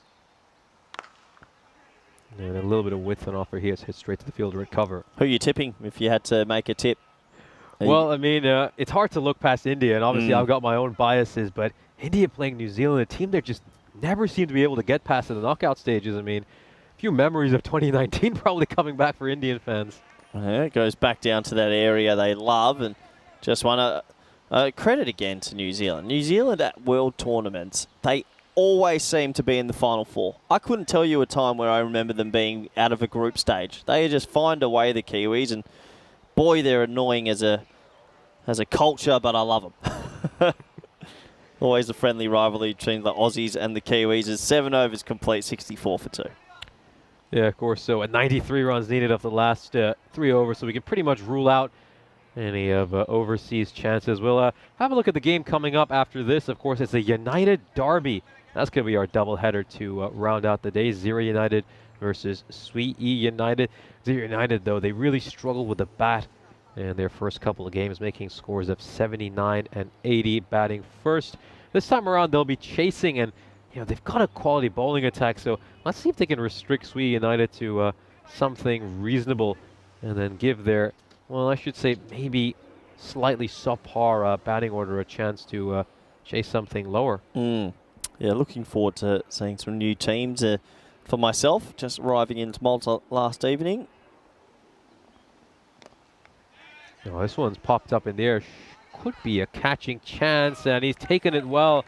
That's a really nice catch taken by Nias Mohammed. He tracked the ball well, and he gobbles it up. Yeah, good catch. Really good catch. Makes good ground. He actually comes, streamlining in from deep mid-on. Catches it well inside the ring. And you can see here, this will be a great picture. Here he comes. Running, and couldn't stop. Had to keep going and holds on to it just inside the ring. So brilliant catch. Another wicket goes. And of course, going back to World Cup talk, of course, the other semi-final is going to be South Africa, Australia. Both those teams currently on 12 points. Of course, South Africa coming off that enormous defeat at the hands of India, and then Australia just in red-hot form, hitting their best form at the right time, heading into the knockout stages. Yeah, the Aussies have a way of doing that as well, and South Africa have a way of choking. Will this be South Africa's year? Will it be this man's year? Look at that bat. And your eyes are correct. That is a mongoose. I would love him to get one out the middle. It just looks funny. It looks ridiculous. Oh, what a shot. Well, you see it all on the ECN. He's got half a bat, but he can play shots like that. He just helps it over the fielder, a third man, to get a boundary. That's the marksman, David Marks. What is the theory on the mongoose bat? What was the theory? What, the ball travels further because it's like that, or you can get more power through your swing? I mean, does it have anything to do with bat speed because it's a lighter bat? Yeah, because you can swing it like a baseball bat almost. It actually looks like we're playing a video game and we've put on a funny cheat code, and I don't know. I think the thing, though, is that, like, obviously baseball hitting and cricket hitting are completely different. Baseball's about getting one good hit, whereas cricket's about consistently being able to hit well, which is why, sure, maybe you can connect on a couple of balls well, but can you do it for, say, 6 or 7 consecutive deliveries? I mean, where does it stop? How long can you have as a bat handle? Can you just have the longest bat handle and stand at square leg and try face? It's just looking up some interesting. It's 33% shorter than a conventional cricket bat. The handle is 43% longer. It tends to be lighter, and it reckons that the structure of the mongoose bat is that it enhances the sweet spot by about 120%. Oh. Is that worth losing half your bat over? I don't know. I don't know. Well, that's the one with the full bat, and that goes for 6. So, nice shot. I think the most remarkable thing about the mongoose bat is Matthew Hayden did it at the IPL. And if you actually go look at it on YouTube, he hit some bombs. He hit some big sixes with half a bat at the top level. So, I mean, it can be done, but I guess it went out of fashion, I guess. It's just I don't think I know anyone that uses it besides good old Marks. True, but again, like, you know, as long as you can clear the boundary, it doesn't matter how much you clear it by necessarily, as you're going to get 6 runs regardless, and this one is going to go behind square leg for a 4, so, you know, it's just a question of, I mean, you're going to miss a lot more deliveries than you normally would with a regular bat. I wonder if T10 is the format to get the mongoose bat back. I wonder if this is the format. Because I think playing defensive strokes, I don't think there's any merit playing a defensive stroke with half a bat. Power shots, maybe. But yeah, good to, well, see it back in vogue out here in Malta, I guess. But it does look funny on screen.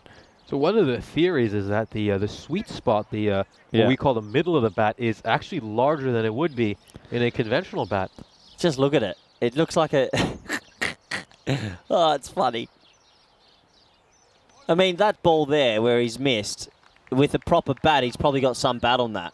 And that might go away for 4 or whatever. Have a look. How close is it? Yeah, he gets a bit of bat on that. So, yeah, Baker's doesn't. I don't know. It must be quite a rewarding feeling, though, if you do get one out the middle with it.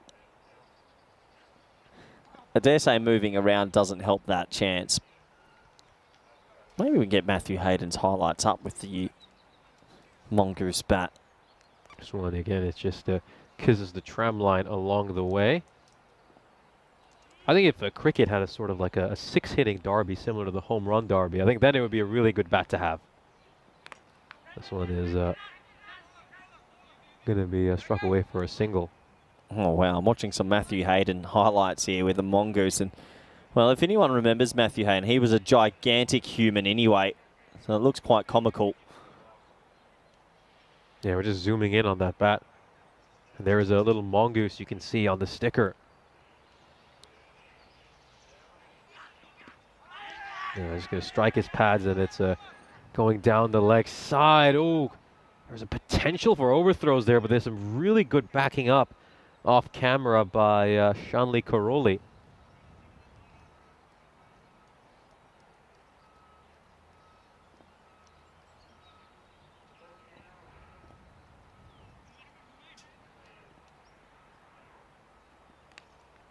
No, he's just going to inside edge this one onto his pads.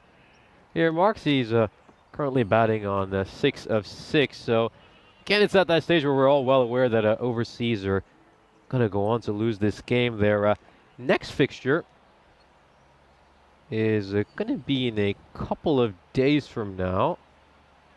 We'll just have a word about that. Oh, and he tries the old ramp shot with the mongoose bat. Yeah, and he's going to get just one run. Look, I know you're the brains of the commentary box, Nish. I'm not afraid to say it, but you're good with sizing and engineering. He's just flicked it into him. Surely if you have a bigger bat, it's easier to play a shot like this.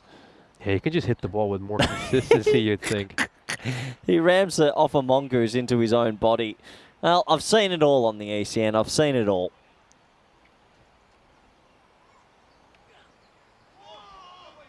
Well, this one again, it's going to be a swing and a miss. So 73 runs needed of the final over. The result is pretty much done and dusted. So it's actually going to be in about 4 days' time that we're next going to see overseas. And they're going to play against Sweetie United. So another really, really tough team to face against. Of course, Sweetie United, as we know, went undefeated in the group stages last year and then lost in their very first semifinal game. And that's going to be another tough task for overseas. I mean, they could easily find themselves in the situation where they're 0-6 halfway through the tournament. So it's they're just going to have to try to take as many positives as they can from this game. The number one concern for them, though, is their bowling, giving up about 150 runs every innings they're involved in. You just can't win cricket games like that. No, not easy. I mean, 84 is not the worst total. They could end up on 100 here, but you're right. They've given away too many runs. Probably the fielding. They'll look back at that niche and a lot of drop catches. That's going to be a wide on the leg side. Yeah, by my rough estimates, they've dropped half their catches. I think they had a good 6 opportunities. And I'm talking like reasonable, fairly easy chances, not including some of the harder ones. And I think they only took 3 of those. I would love to see him get one out the middle with this bat. I need to see one live. If he gets one out of the middle of this bat, it's not going to end up on the tennis court. It's going to go all the way to the golf course on the other side. I hope so. I do hope so. Yeah, you can find a grizzly ball landing in the green. Well, this is high. A little bit of hesitation, and it lands in the Bermuda triangle of 3 fielders. Run out chance gone. Well, we're not going to be able to see the mongoose. It went miles in the air. There was hesitation between the fielders, but in the end, deep mid-on came running in, picked it up, and threw the stumps down. That's going to be the end for David Marks. He's going to head back as the 4th wicket falls here for overseas. Yeah, hesitation between the batters, hesitation between the fielders, and as the result, we'll get one and run out. Let's have a look. It went miles in the air, and no one really called for it, but this man realised there was a run out on. Good fielding in the end to get the direct hit, and David Mark with the mongoose has to depart. And, of course, the new batter has come in. So it's Senthil Raj now, who's very quietly played a nice innings unnoticed. He's currently batting on 30 of 14.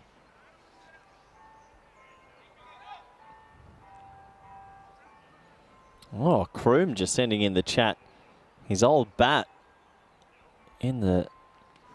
Oh, that's a stumping opportunity missed. That's a lovely blade, Kroom. Do you still have that? And is it possible to send me one? That looks... I really like that. Joker. Gorgeous looking bat. That is a gorgeous looking bat.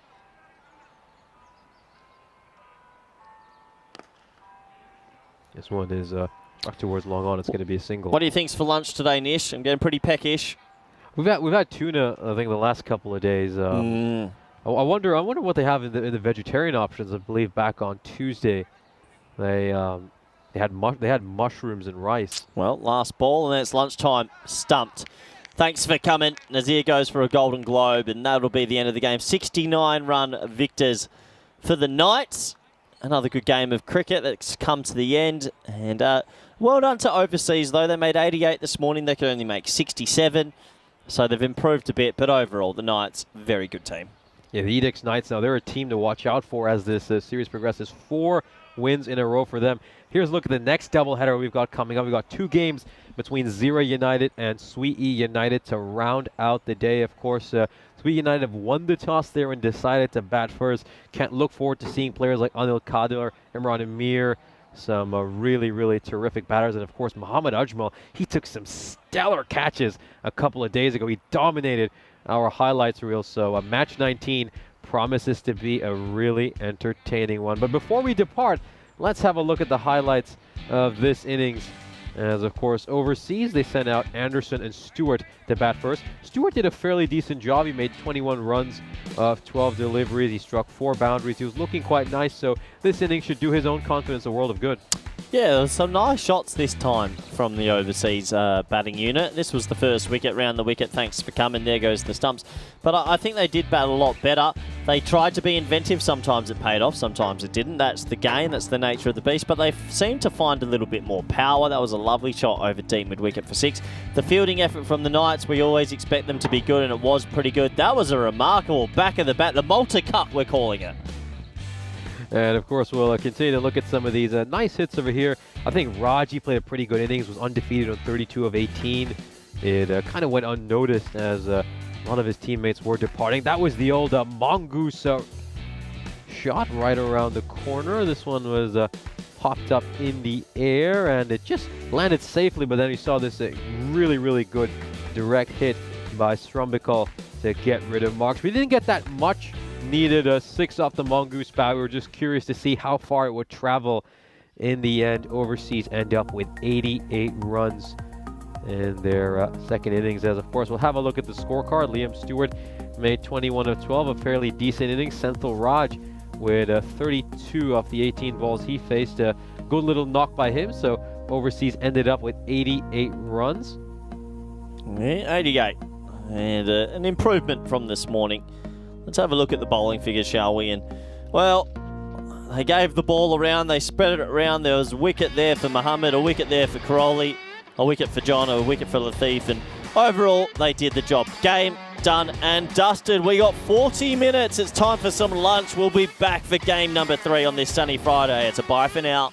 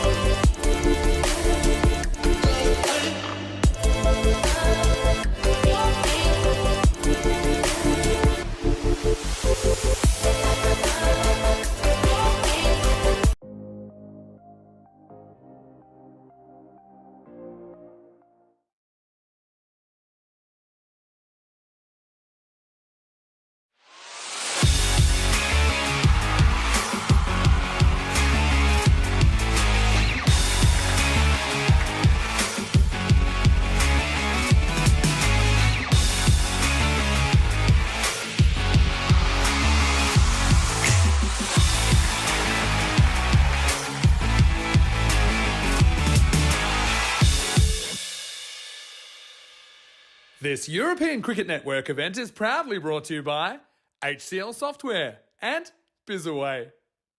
So it's time for our second doubleheader of the day. It's the United Derby that we've all been waiting for. It's Zero United against Sweetie United. Zero United are in a little bit of trouble. They started off with 2 losses in their first couple of games, and the shocking thing about it was they really struggled to make runs. They made scores of 79 and 80 in their first couple of games. The main thing for them is they're going to have to bat a whole lot better today if they want a chance to finally pick up their first victory. Meanwhile, for Sweetie United, they were shocked on opening day. They went 18-0 in the group stages last year, and they turned up on Monday and were absolutely smacked around by the ECS Knights. They then came back strong against Mater Dei and picked up 2 dominant victories. They'll look to keep their winning streak going with some more wins here today in the United Derby. Should be a very exciting doubleheader to round out a terrific Friday here in Malta. Let's head over to Corey Rutgers, who's in the commentary box. Hello everybody, welcome back to the beautiful Marsa ground here in Malta. Beautiful weather conditions today for some T10 action. We got 4 live games. This is game number 3 on this Friday. And looking forward to seeing these 2 lineups. First time for myself in the tournament, and 2 teams that could definitely go a long way in winning this ECS Malta. And as we have a look at those 2 lineups, as you can see, some talented names there. Fantasy scores-wise, Imran Amir, 164 already, but Mohammed Ajmal, 297 fantasy points there for Sweetie United. Look out for him. Few debutants there as Basnet and Satula come in for, well, how would you say that? Gazira United? Well, I'll figure it out. Zira United. So I guess the G is silent as I'm being whispered to from my co-commentator, Nish. Looking forward to seeing this game. Who's going to come out on top? We'll have to wait and see. 76 plays 24 on the win predictor. Let's hope we get a close one. The 2 morning games so far have been a little bit one-sided. Will this one be a tad closer? We'll have to wait and see. Openers have made their way to the middle. So we're almost set to go. Good opportunity to welcome back everyone in the chat. Welcome back wherever you're watching from.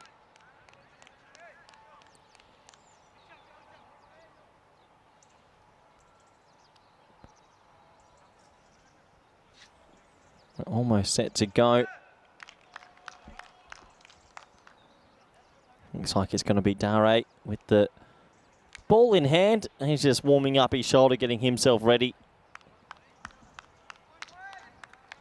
2 boundary riders deep, forward square leg and deep mid on ball number 1 of this T10 match. No, it's not. We got the old traditional false start. Well, if you had that in your bingo card, you can stamp it off. Dead ball to start this one.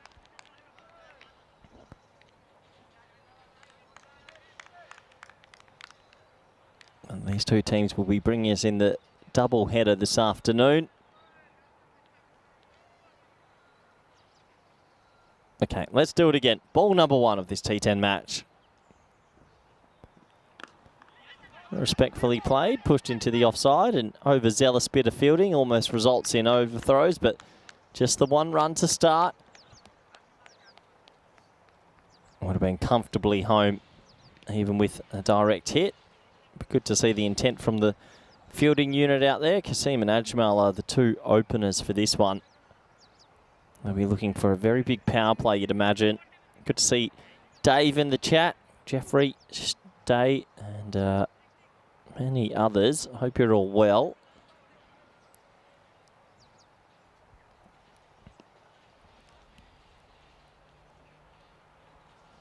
Lefty-righty combination always makes it a little bit difficult for the opposition. You can see here they haven't moved the 2 boundary riders, so straight away the lefty-righty playing a little bit with the opposition. As that's pushed really nicely into a big pocket of space, and they'll think about a traditional 2 here, but a bit of lazy running will only result in the 1. Both openers off the mark now.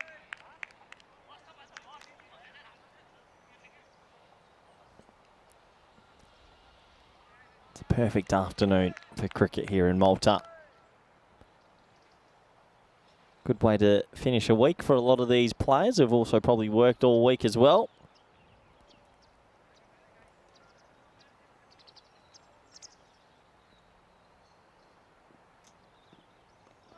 chops that down. Not enough room there to sort of play a cut shot, so top ball.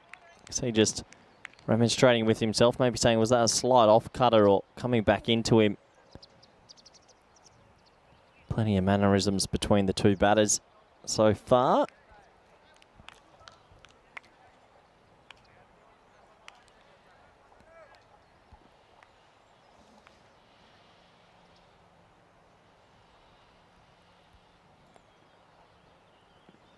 Well, no mannerisms needed this time. Short, Gundy sort of ball, and he just has to go with it, does Kazim.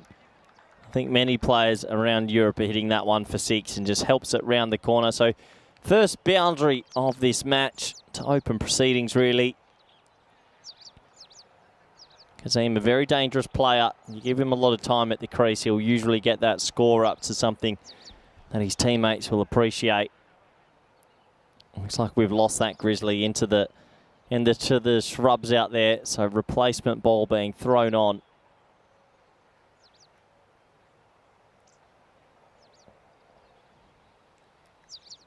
There you go, another beautiful new Grizzly.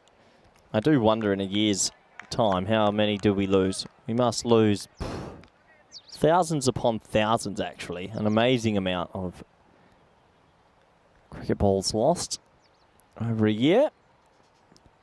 Full up, better length. Top ball. But yeah, Dave just mentioning the climate out here in Malta, a fantastic place to be at this time of the year. I know a lot of countries in Europe, a lot of rain and cold at the moment, but not here. And that's why we can bring you so much cricket. So last ball of this first over.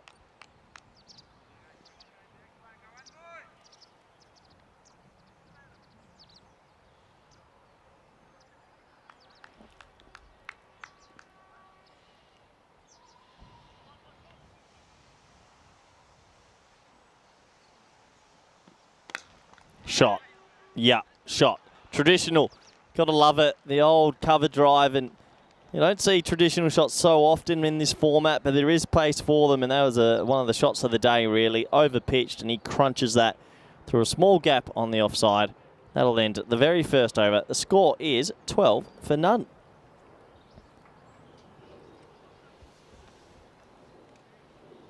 Have a quick look at the golden ball counter usually now, but maybe not. I know we're in the high 180s.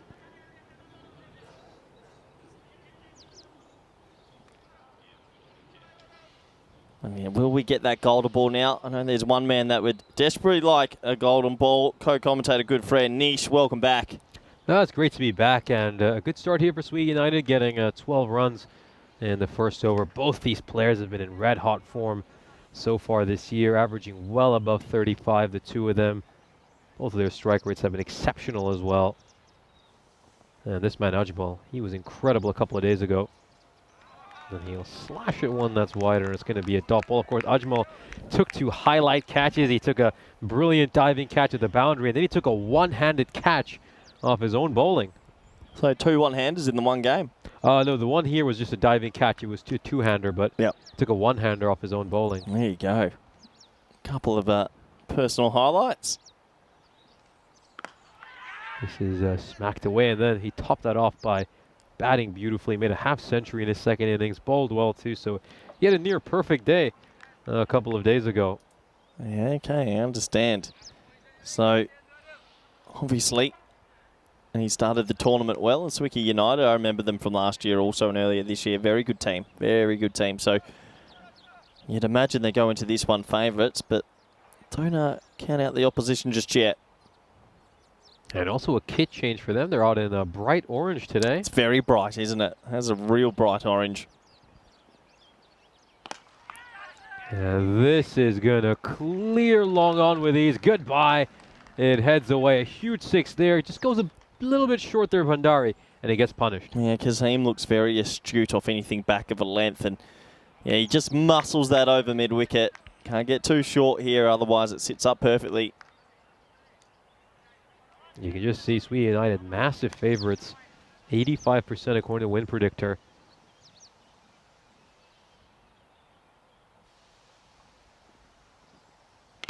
Oh, shot. What an incredible hit. This one's going to land just in front of the fence, and it's back-to-back sixes for Qasim. Well, there's a couple of archery targets out there, and if he keeps going this way, he's going to hit one soon enough. You're right, that was a spectacular shot because it wasn't the worst ball. It was a better length, but he gets under it. I was just touching on, Nish, how many balls in a season do you think we lose? And you look at the places we go to on one of those graphs we show, and at Cardama, ECC, ECL, the one that's over the hill, what are we losing? Weekly, we must be losing, what, 25 balls a week or 20? For losing 25 a week, that would be... maybe. That's actually a lot more than I would have guessed. Well, I don't know. I've been to some events where it feels like every third shot we're losing a ball. It really depends on the event. I guess at Malta we're a bit lucky. There's quite an open surrounding, but I remember going to Split in Croatia a few years ago. People were blocking balls outside this mini stadium just into the bushes and no one could find them. So I remember in Bologna a few years ago as well, we lost so many balls. We've almost had almost played a tournament with 2 balls left. Yeah, this one's played oppositely. He's going to clear the fielders. Doesn't quite. It doesn't quite get to the boundary rope. They'll come back for a couple of runs. I think one place that's really bad for losing balls is Cyprus because there's quite a few snakes around the ground. So, you know, some of the people there do a terrific job. Well, snakes in Europe? Really? Yeah, because of very dry and arid climate. So you get some snakes. I had to take you out to Western Australia, and then I can show you a fair few. Just don't get too close, Nish, or your commentary career could be cut short. No, we've all seen Steve Irwin, you know. Oh, I'm not over it. Don't bring him up. I'm not over it yet. What are the odds? What are the odds he gets done by a stingray? After everything, all the critters he was playing with, what are the odds a stingray just shoots a barb and gets him? Unbelievable.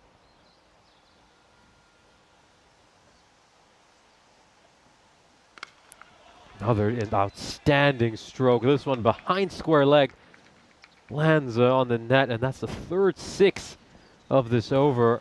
I mean, Qasim, he's just seeing it like a football right now. Well, anything short or length, he's clattered. If it's been full, he hasn't been as dangerous. Doesn't matter though. He's still there doing a job. This is the table at the moment, and well, so you take a 0.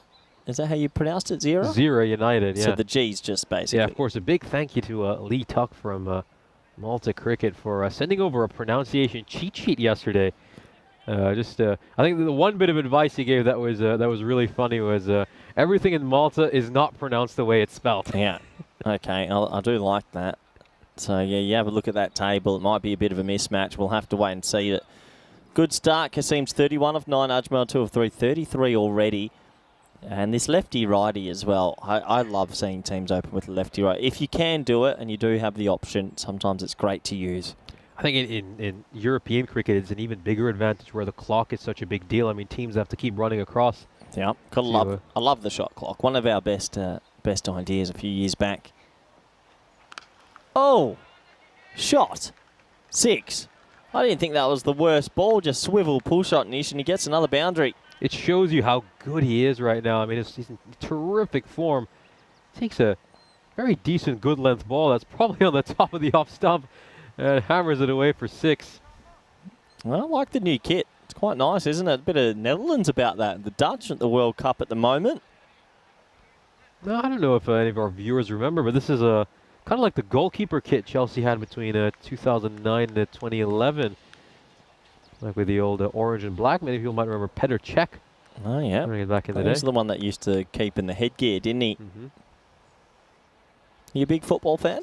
Yeah, I mean... Who do you support, Chelsea? I said I would not name the team over here. We've been, on the chat, we've been calling it the team that shall not be named. Yeah. Just because of how bad their form has been. This one is played behind square leg for a single. Just goes to show you can't always buy titles. And in the last year and a half, Chelsea have had a shocker. But then again, Man City seem to be able to find a way to spend as much as they want and keep winning. Yeah, well, it's about they've got a smart recruitment policy. Great manager as well. Yeah, good manager always helps. Qasim back on strike, 31 off 9. No, this is it was a very good Yorker length delivery, and he just let off the batter. And Qasim's going to get a cheap single over there. Yeah, big misfield actually. There was a little bit of a hesitation. He came running in, and you just watch his eyes were still looking at the batters, didn't track the ball, so an extra bonus run.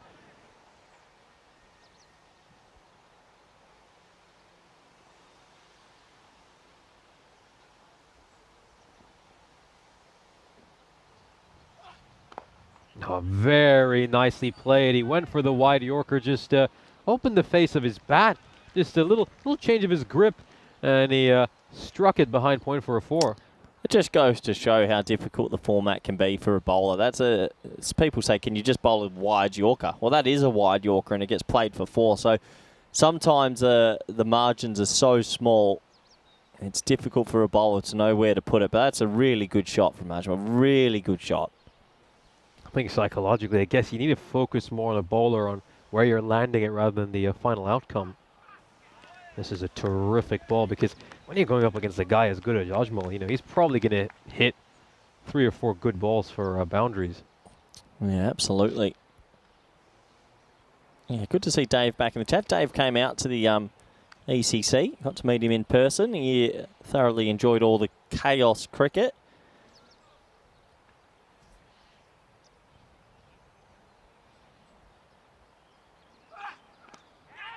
Oh, takes a thick outside edge. You want to talk about tough luck for bowlers. This one again, he gets it Yorker length, but thick outside edge and goes away for a boundary.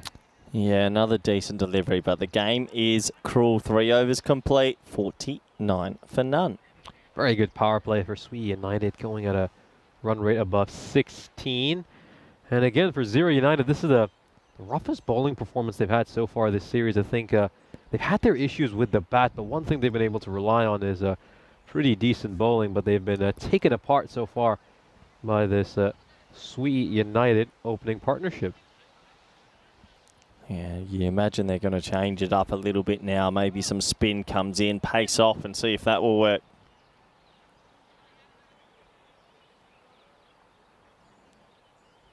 Bosnet coming into bowl. He did a pretty decent job in the 2 opening matches 0 United were involved in back on Tuesday.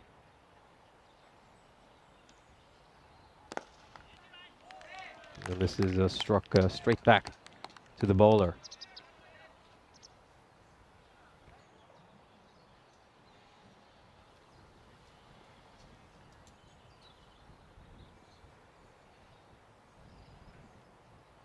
Just stopping him while the fielder is just getting into place a little too short and wide, and is going to get punished. Well, that's really nicely stroked away by Qasim. Look at that. He just strikes it to the left of the fielder at backward point. He was slightly interested for a moment because it was played uppishly. But in the end, it's another boundary as the runs continue to flow. That projected score is 155. Yeah, they're going to hit something big here. No early wickets, a good platform, 2 in 4 batters at the crease. Yeah, danger signs here.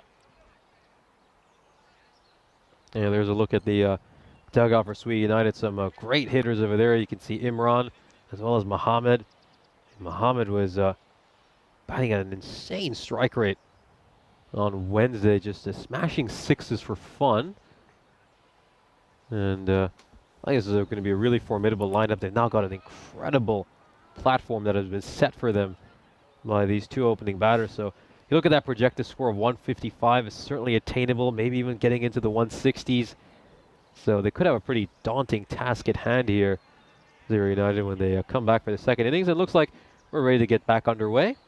Yeah, I think that ball got lost. It's another new ball that's been thrown on. And this is played down the ground, but there's a fielder there to cut it off. It's just a single. Yeah, that righty-lefty partnership as well. Just making the fielders run that little bit more between deliveries. Everyone has to pay attention, probably 25% more as well. You can see a little bit of a delay because fielders are still getting into position. These are the little things that can help a batting unit. This is worked away for a 4. Not the best delivery there by Bosnet. Straying down the leg side, and Najmal just has to get enough bat on it to get a boundary. Yeah, good shot. It's a poor ball down leg side. Gets down low and sweeps it away for 4. Partnership now ballooning out, to 58.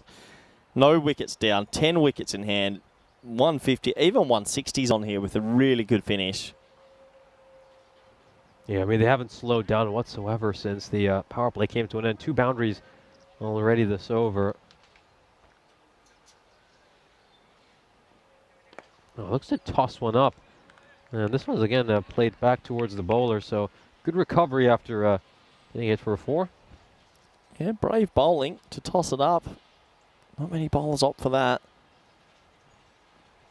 Does that again, and it's a lowish full toss, but it's played around the corner for a single. So in the end, that over, despite the 2 boundaries, goes for 10 runs, which is a par over, one would say, in T10 cricket. But yeah, going back to that point of tossing it up, a lot of multi-spinners toss the ball up a lot. We don't see the typical flatter trajectory that you're accustomed to seeing in white ball cricket, as we, of course, have a look at this graph. Swee United going along at just under 15 and over.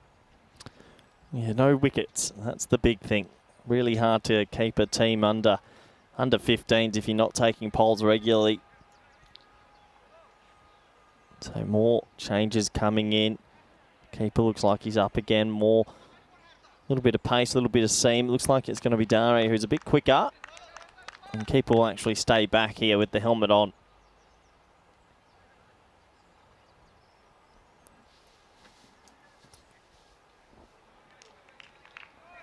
And I think Dare did a pretty decent job on Wednesday with the ball in hand. Took some good wickets as well. I think he bowled some nasty spells, but his first over here went for 12. Great length. I think that's a really good length to bowl. And it's just going to be 1 run. Yeah, handy one. Kasim's just watched the last sort of 8 or so deliveries. He's still fizzing along on 37-ish and off 13 balls, striking just under 300. Anything short, anything a length, he seems to be able to very good at picking it up.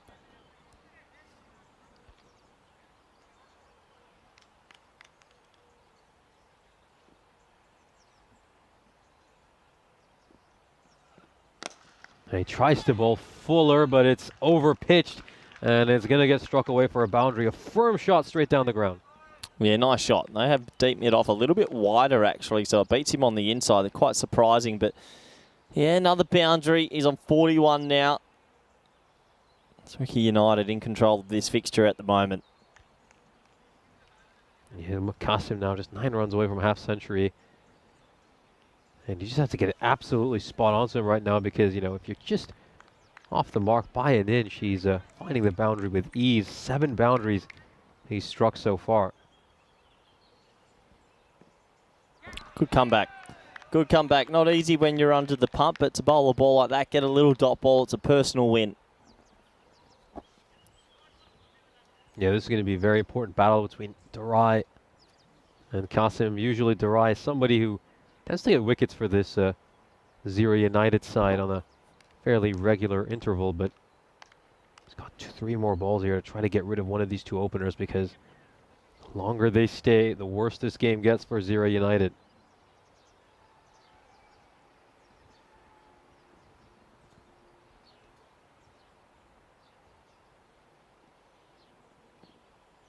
No, a good short ball, just mixing things up there. It was a nice bumper.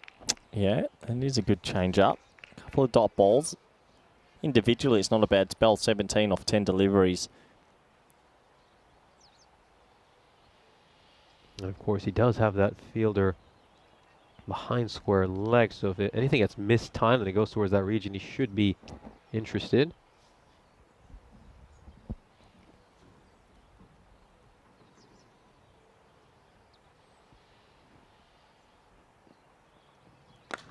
Now this is struck hard as he found the gap. He does. He beats long on. And, well, this might have gone for 6. We'll just have a look at this to confirm. Watch the rope. Yep, that is rope on the full. See the rope move there, Nish. That's 6 for me. And it has been signalled by the umpire. So he hits it flat. He hits it violently. Another 6. He gets close to that personal milestone of a 50. Yeah, great work here by Spring Productions to capture that. You can see he hits the rope right on the full. Yeah, we had many hundreds this trip so far. And it's just the one, or?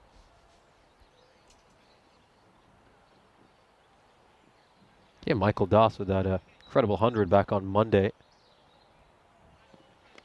Oh, this one's gone up in the air. Could be a catching chance. The fielder's converging underneath it. And oh, for a second, I thought he might drop it. Just because he had the old crocodile hands out, but he does manage to hold on to it. And Kasim falls 3 runs short of a half century. Yeah, he'd be disappointed to get out now. He's looking really good, but, well, I don't even know how you call that catch. Somehow he's held on to it. Doesn't matter. In the scorebook, it says out. Well batted, 47. He'll be disappointed not to get to 50, though. He was looking really good out there.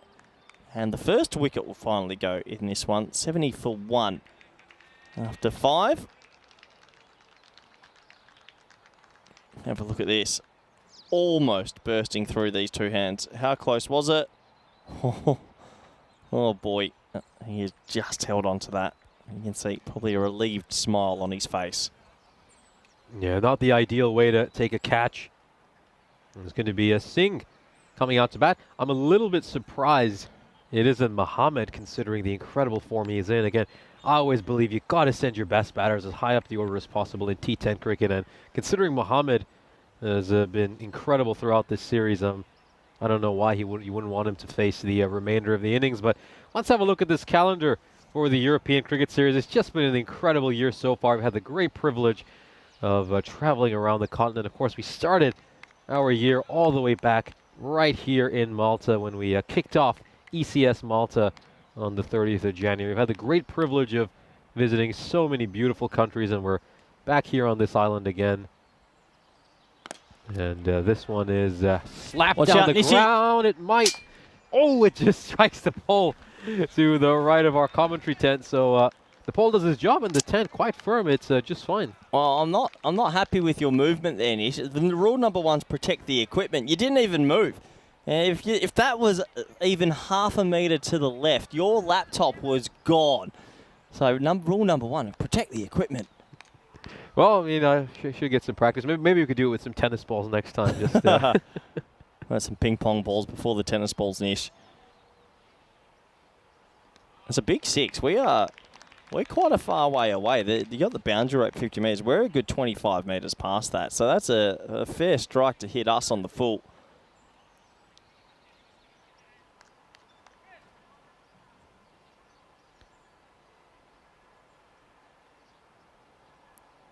And here is Kunwar now is going to bowl the 3rd ball of the over. Ajmal on 29 of 14, going on really well at a strike rate above 200. And he just watches that one. He completely misjudged the line over there. He thought it was going wide, but it was well inside the tram line. So big misjudgment there by Ajmal. Yeah, take the bonus dot ball if you can. Ajmal, left-handed batter, still there at the moment. Played some nice shots in this inning so far.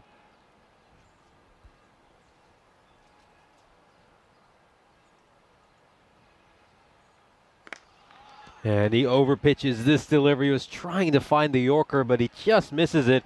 And it crashes into the pavilion. 6 more runs for Ajmal. Yeah, lands in the stands out there where we're swarming with fans. And, well, nice shot. Another 6 to the total. He's got lovely wrists at the point of contact. And he's looking good, Ajmal, taking over in this new partnership. Very big hello to Liam Day. Joining us in chat as well as James Stewart. A good day to you, too. He says he's tried to suppress your name for deeply traumatic reasons. Have you done anything to him? I've got I don't know if you know, Nish, I would say a checkered relationship with the moderators. I usually no one else calls the moderators out, but I'm not completely sure they do a perfect job and someone has to put them in their place, and I'm happy to step up and be that man. Oh, I remember the day of the great moderator purge, as this one is struck towards long on for a single. The glory days. Now, I think we gave away the sort of the blue highlighted name and the spanner too easily. I think there should be a full review, and I could tell you 4 or 5 people that could be moved. I think Wayne could lose his quite easily. Croom's another candidate. I'm a big fan of Dave and Liam. They're my 2 number 1s, and I don't even know who a James Stewart is.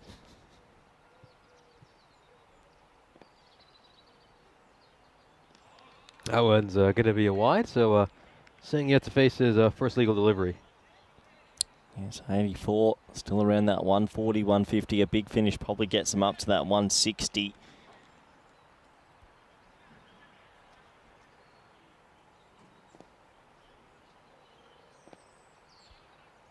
course, the God, do have to keep an eye on the clock here. It's just under 15 minutes, so they should be fine. That's about 5 minutes to bowl each over from here on out. And that one, he actually gets the length right. And it's just going to be a for single for Singh, who will keep the strike. End of the 6th over, 85 for 1. Yeah, I think they'll be okay. Usually around that 5 minute, even 4 minutes, you can race through and over. They'll probably have a spinner, I imagine, might still bowl one here. Look at this batting lineup. Still plenty of batting to come. Amir, Kadir, Shah, Mohammed, Krishnan listed to come in next. So you'd imagine a big score on its way. 24 balls left. I'd be a little bit surprised if they brought Bhandari back for a second over. So at some point, I would expect them to introduce a 6th bowler into the attack. Wonder who it's going to be, though. It could. They have Arial over there as well. I wonder if they're going to give him a chance to bowl. Bosnet, so there's the spinner. He should be able to get through his over rather quickly. Went for 10 in his first over.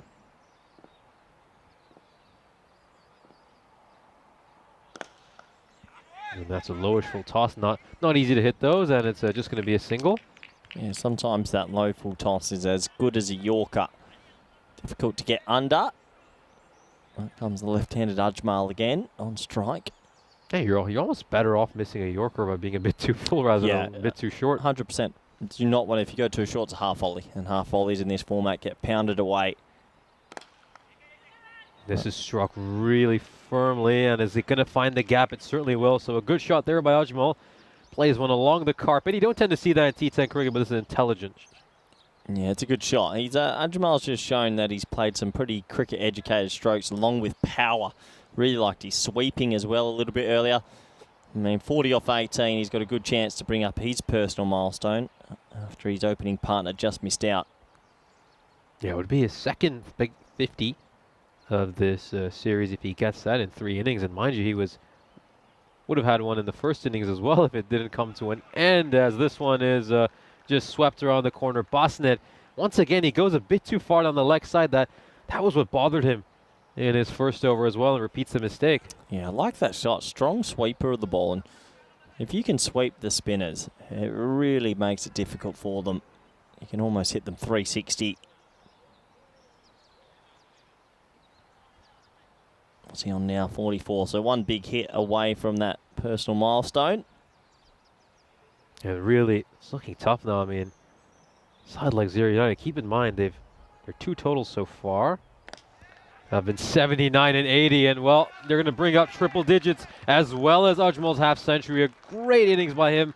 Second 50 so far this series. He's been in incredible form, and he's showing some of that today as well. Yeah, good innings, and striking at 250 is really good going. Well done to him. That'll make him feel very good indeed. And that brought the 100 up as well with 20 balls left in this innings. Yeah, something big could happen. Well, Arpan Tiwari in the chat telling us Mr. Bhandari will create history in batting today. Any chance he's a friend of yours or you're related to him? As this one, it strikes him on the pad, but was probably a bit too high. Does Mr. Bhandari play for Zira or? Zira, yep. Well, I think they're going to need every single run because it is looking like a big score coming. And again, he gets the length right this time, but it still goes away for a single. And more importantly, Ajmal stays on strike, which is exactly what you want at this stage of the innings. 101 for 1 at the end of 7 overs. Of course, currently Bhandari is listed at number 6, so I wonder if they'll push him up the order today. As we, of course, have a look at some of the upcoming events here on the European Cricket Network. Of course, we've had the great pleasure of joining you from here in Malta, and then the weekend after this one, we'll be bringing you some international cricket. But then, of course, we've got the big internationals coming up in Spain to kick off our tour there, and then the ECS in Barcelona before rounding out the year with the ECCW. So still plenty of cricket to come. We'll be with you here through to Christmas. Yeah, looking forward to the ECIs. Obviously, Spain, the boys will get to play a few more games before the end of the season. And then ECS Barcelona, back to Barcelona for the first time in a long time. So let's see how that goes. It should be some good cricket at the Barcelona Bash.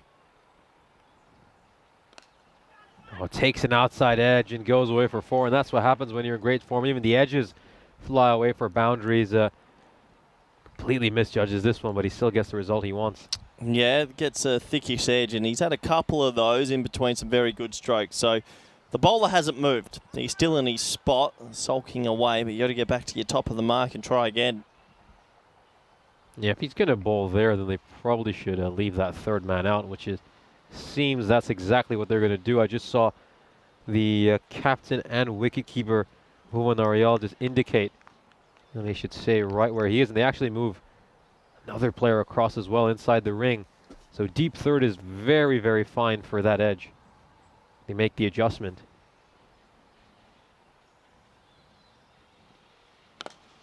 Oh, again, just slightly over pitches one, but there was half a chance to catch that one. It wasn't going to be an easy catch, but he was well in front of the rope, so if he'd held onto it and shown some good balance, he would have taken that catch.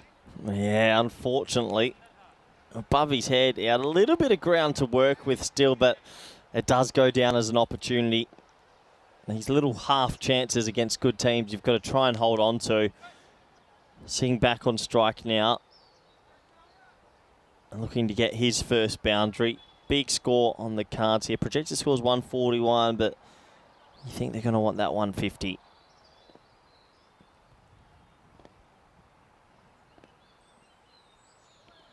Yeah, there's a good length delivery. That is just around the channel, and Singh misses that one.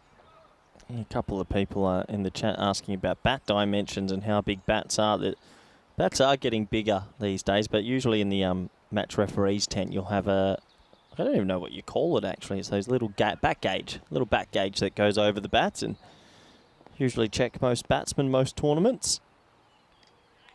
That's well, it's not been given a wide. Oh, it's a dot ball in the end. Maybe he thought there was an early movement, but just a dot ball. And you see the batter pretty disappointed with that.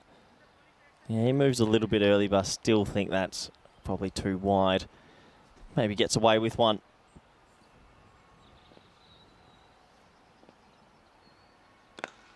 Oh, very nicely struck. That's going to go away for 4. He picks out the gap to perfection over there.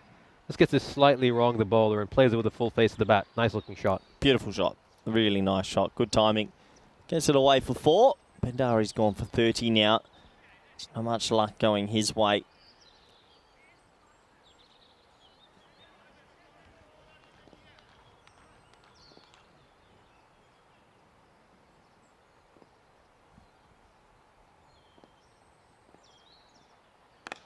And he tries to go for the Yorker here, but it's still going to go away for a 4 because it was a low full toss. Well played by Singh. I think the line was slightly better there, but he just got the length wrong. Yeah, you're right. Just overcooked it a little bit. And back-to-back boundaries to finish another over. 114 for 1. Very expensive over. And again, we've not seen a single over that's been single digits throughout this inning. So they've just been chipping away with good overs here, Sweden United. It's been a very consistent performance as we take a look at this graph. As you can see, the run rates remain pretty steady throughout the innings, and now with a couple overs to go, that we're really looking for those magical overs to close out the innings. Yeah, you'd absolutely imagine they'd love a magical and get over 150. Kandil coming around the wicket. Ajmal on strike, who's on 56 not out. Can he get himself maybe near the 70s or 80s by the end of this innings?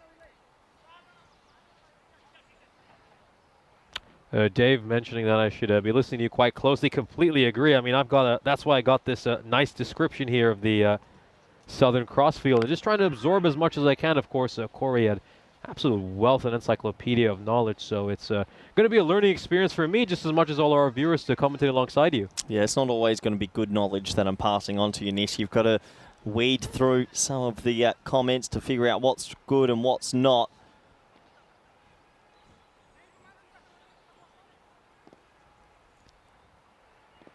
Kundal's first over was a rather expensive one. Of course, he bowled right at the end of the power play. Let's see if he can improve here. And the shouts of catch it. Oh, it's a bit of a juggling act, and I thought he might get it on the second attempt, but it slips out of his hands. And at least it's not gone for a boundary. Wow, the first, second, third attempt. You're right, the first one was hot. Probably should have caught that, though. Drops it. Then you thought he's got this one. 2. And then does he have the 3rd? No. So another opportunity missed. And these little errors, they always come back to haunt you a little bit. But you could say he did save a boundary. Yeah, for a second I thought it was going to be one of those where they drop the catch and then they pile on the bowler's misery by giving up a boundary too. This is going to be a single here for Ajmal, as the Singh will get back on strike. It shows how important fielding is, even in 10 overs. These, we saw this morning overseas, just couldn't catch anything. And every single time that happened, it really hurt them.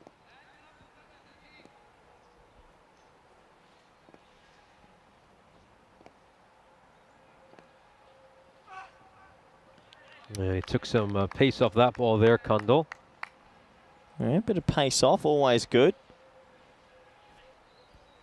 I think it's been interesting though, because Zira have obviously gone for a few runs, but they've just used the 5 bowlers so far. I'm surprised they haven't experimented a little bit. The captain's kind of gone back to bowlers despite them having expensive first overs, and fortunately for him, no one's really responded by having a strong second, although 3 of this over so far by Kundal, so he might be the exception.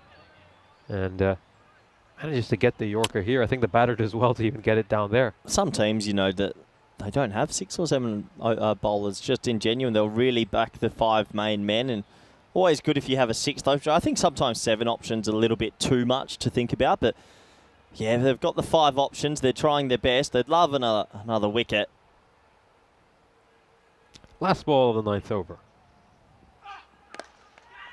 And shouts of catch it, but it's going to land safely. And the fielder will win that chase. That's a good bit of work there by Bishnu Kunver out at cover. And it's a couple of runs to end the over, so fairly decent here over here by Kundal. Just 6 runs off it, as they are 120 for 1 heading into the final over with Singh on strike. Yeah, 9 overs down, 120 for 1, Nish, and we get to those last 6 deliveries. Well, I credit to Zira, because it was looking like 150 for a long time, and that over there just pegs it back. If they can finish well, keep it to 135. Let's say 135. I think they've fought back well, considering they only took 1 wicket. But do they have any batting in that lineup that's going to be able to chase this down?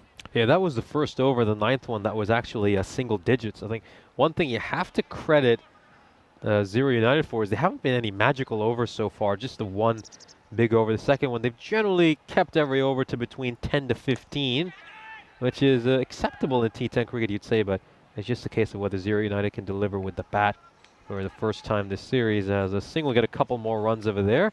And we do see a new bowler introduced, so interestingly enough, Kunver not brought back for the final over. He goes with Pandey. Yeah, it does go with Pandey. So there's your 6th bowler. Tough time to come in and just bowl 1 over. Really tough time to do that, but good luck to him. Oh, and he gets that one badly wrong, and it beats the keeper as well. Oh, Nishi. Oh, Nishi. You were saying you wanted a 6th bowler. Look what you get. No ball, free hit, 4 byes. Oh, boy. Oh, boy, oh, boy, oh, boy. That one is rough, of course. They were involved in a pretty heartbreaking minimum a couple of days ago, and of course, the opposition, I believe, needed a 7 of 5, no, actually it was 9 of 7. And he bowled a minimum, which completely turned the game around. And took it away from them. It's a tough game. I'm pretty sure this is a free hit. That was signalled no ball, I believe. Well, it's going to be another wide. So, you know, one thing they've done pretty well so far is they've bowled just the 1 wide. But that's not the case so far this over. Yeah, that's what I mean. It's very hard to come in and bowl a 10th when you're pretty cold and not being involved in the bowling. And he at least gets this one to be a legal delivery, as he'll get just the 1 run off the free hit. Well, what was the first ball signal? Was it a no ball in the end? Because I swear I saw the umpire's hand come out. At least 5 was a no ball. I hope so. Pretty sure it was. Anyway, Ajmal's back on strike.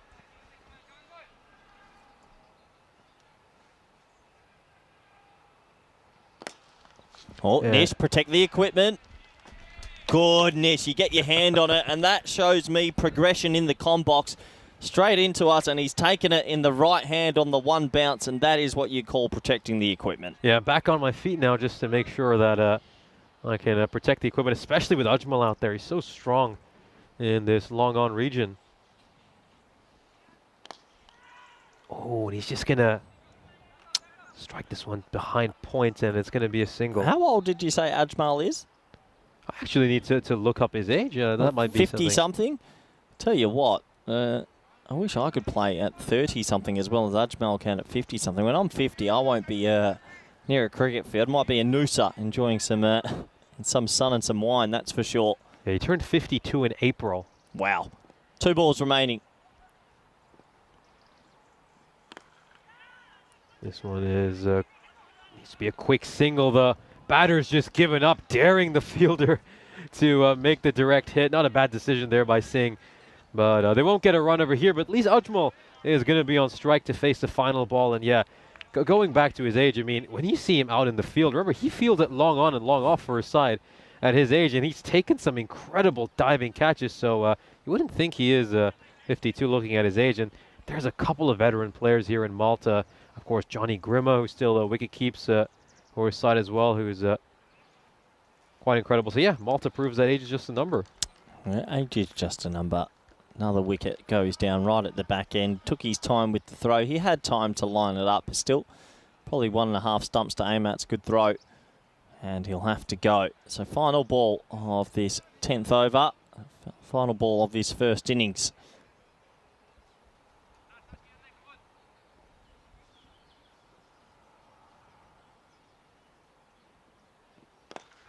And he's going for the wide Yorker, and he just slightly misses it. And Ajmal is able to get underneath it well, elevates it over the boundary rope, and that's going to be a 6 to end the over. So I did say that they hadn't given up too many magical overs, but they do right at the end. The gamble to introduce a new bowler in the final over doesn't pay off. That over goes for 22. And this is a sensational innings for Sweetie United, who are well in front right now, you'd say, in the United Derby. They post a very healthy total of 142. Once again, led by that man, Ajmal, who makes his second half-century of the innings. Let's take a look at some of the highlights. Of course, initially, Qasim was just tearing this Zira United attack apart. The opening stand was worth 70 runs. They managed to make that in just 5 overs. Yeah, they did. They hit it to all parts. They hit it well, and usually when you get 2 dangerous openers, you put on a good partnership. This was the first wicket going down. Nice, safe catch in the end. Some brutal hitting from Ajmal in the middle, though. It looks like a very astute player, and always good to see a lefty make runs there. Lovely to watch. Certainly was lovely to watch, as this was a chance of it there. We thought he might take it on the 2nd or 3rd attempt, but unfortunately he wasn't able to. That was a no ball, and of course the 4 runs of Buys. And this would be the run out of Singh. He was daring the fielder to run him out, but in the end he was run out, and this was the final ball of the innings. Ajmal managing to elevate it over the boundary rope for a 6, as they end up with 142. Yep, 142. Let's have a quick look at the scorecard. 73 off 30 for Ajmal. Carried his bat through as well, supported by Kasim, who made 47 off 18. And in the end, 142 for 2. You imagine that's plenty. So let's see what Zira can do with the bat pretty soon. 7 extras in there. But a very good batting innings. Let's have a look at the bowling scorecard, shall we? 1 for 23 at the top for Dari, 1 for 18 for Pandey. Everyone trying their best, not enough wickets in the wicket column though. So that's the innings done. 142 for 2. Do join us back in a little over 10 minutes for the all-exciting run chase. Thank you.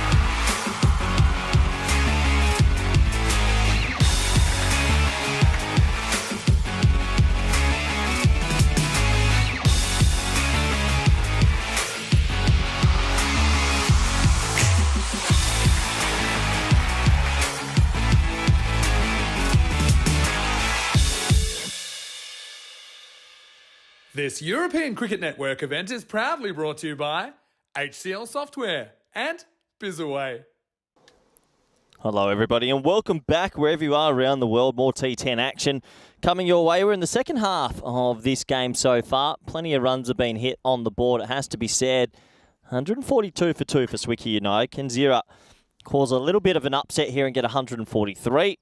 Good to welcome back everyone around the world, especially those in Noosa. We've got a couple of viewers, Masha and little Em out there, who've enjoyed a couple of bottles, and I'm sure living a tough life. Some people are spoilt, and there's two people that are very spoilt. So I hope they're enjoying all the action. We got Steve, Dave, plenty more of the moderators that are back around, always watching. Good support. And it should be a good second innings if Zira can get a good power play. Power play is ever so important in this format. 3 overs, 2 fielders in. If they can get to 40 or 50, they'll set themselves up for this chase. If not, it's a long, hard slog in this second innings. So we're almost set to go. Players just getting ready. Umpires are out there. Match number 3 on this Friday. One more game coming up after this, and then it's a Friday evening in Malta. Beautiful little island this, 25 degrees today. It's the middle of November, and to have the sun like this here in Europe and play some cricket is fantastic. A lot better than where I just came from in the Netherlands. It was extremely cold the last few weeks. That man on your screen, I see if Shah has got the ball in hand. He'll be bowling over number 1. I welcome back Nish. Nish, do they have a chance? Here we go. Well, you always certainly have a chance. And let's see how they fare. Some width on that delivery, but it's struck straight to the fielder. Good throw over there as well. And some nice backing up. Of course, big piece of news. Anil Kadir, the wicketkeeper for Swee United, is unfortunately injured his finger. So I believe they're going to have Arif Muhammad behind the stumps instead. There he is. He can confirm that number 4, Arif Muhammad, is wicketkeeping. And this one has gone up in the air. It's certainly going to go beyond the fielders. And will it go over the rope? It does. And that's a boundary. So a good shot there by Durai. Yeah, that's how you need to start. You get some width, throw your hands and back yourself. So good shot over point for 4. Couple of bounces as it trickles over the rope in front of the match referee's tent. Yeah, can they somehow turn this into a good chase? They need a great power play, and then there's always a chance.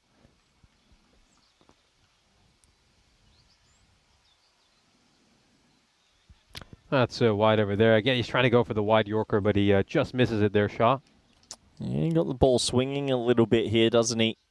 Maybe can start it a little bit straighter. Zira looking for their first points of this tournament. It's always difficult to get your first win. It's always so important. Now, this is struck firmly towards long on, and it's going to go well over the boundary rope. That's a 6. Yeah, shot. Yeah, good shot. Slightly over pitch, and that's exactly what we want to see. Good intent, no messing about. You're there to play some shots and chase these runs, and a 4 and a 6 to start this run chase. A very good start here for Zira United. Just what they needed coming out. And again, Durai is going to be such an important player for them. They're a very top-heavy team, Zira United. This is this is a good bit of fielding. He didn't quite get hold of it the way he wanted. It comes off the toe end of his bat. And you can see he's just rehearsing the shot he wanted to play again.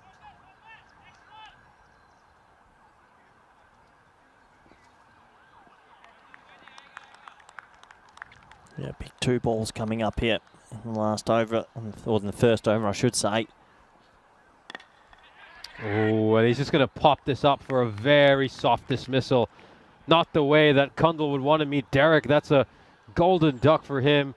It just goes up. It's a nice and easy catch there for Imran Amir as the first wicket falls.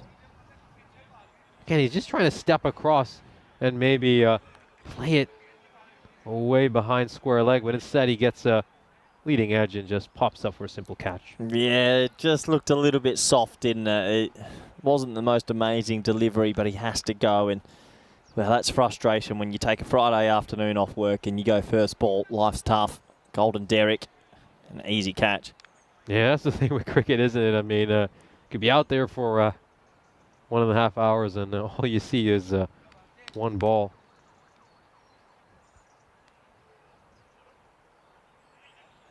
And it's going to be Ariel, very experienced player for this Zero United team. Of course, he has the most ECS runs from anyone here. I believe he's played for Gozo CC in the past as well.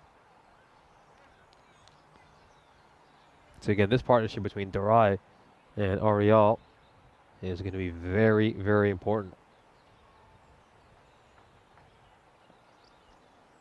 Oh, and he just pushes that one. No real foot movement. Yeah, it wasn't the most confident looking shot. And he's the first over complete. 12 runs, a wicket. That's T10 for you. And so that is the end of the first. 186 games, Nish, since a golden ball. We're due, aren't we? No, we're certainly due one. And we've had a lot of close games in Malta, but none of them have really come down to the final ball. So, yeah, you would think that we'll eventually get a golden ball over here.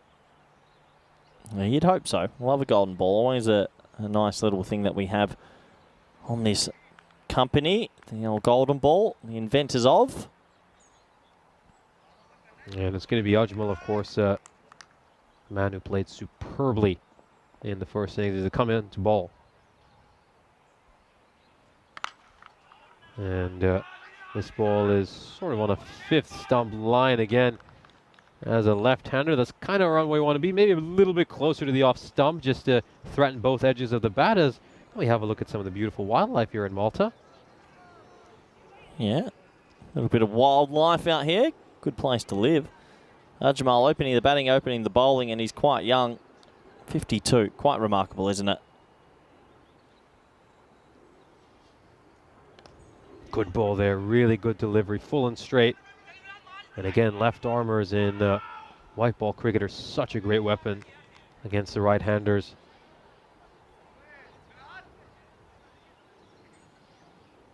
And of course, two fielders allowed outside the ring, and Ajmal currently has them stationed at a deep third and deep mid-wicket. He's a great thinking cricketer, Ajmal. He constantly makes adjustments based on the batter's tendencies. He brings third in for Darai and sends out long on. That's the one thing for me, Nish, in this is chase is, look, I know it's a big score against a good team. Just stay brave. Don't get too conventional with your shots and start thinking we lost a wicket, we lost it. You might as well go at it. No point losing by 40, 50 and you've not really given it an attempt. So continue to be brave, take the game on, and maybe fortune will favour the brave this time around.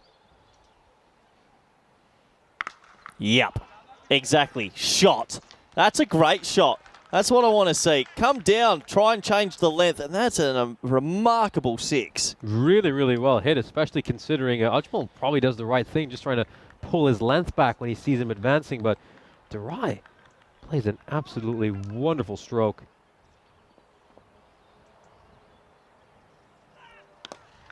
Oh, shouts a catch it, but he just gets enough bat on it to beat the fielder at cover. Back-to-back boundaries here. Yeah, good shot as well. Little chip over the offside, inside out and over cover. Good boundary.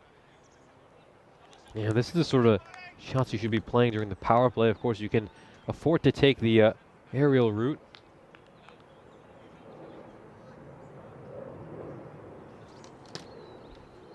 So last ball of this second over. Can he get a third boundary in a row? Oh, takes a thick outside edge. He does get a third boundary, by hook or by crook. They're finding a way to get boundaries. Yeah, it doesn't matter if you edge them away. That's the bravery I want to see. 2 bounces, 4. So a good finish. Hey, look, they're up with the rate. 2 overs complete, 28 for 1.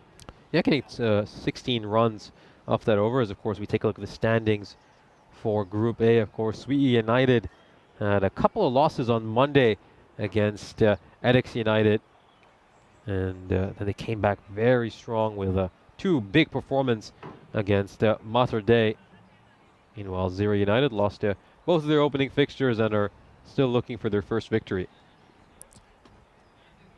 So it looks like it's going to be Pias Bapari. Coming into bowl now, third over. one thing here as well. Obviously, you got one batsman ticking along nicely, so Ayal, who's out there, needs to make sure he's getting a run every ball and getting him back on strike.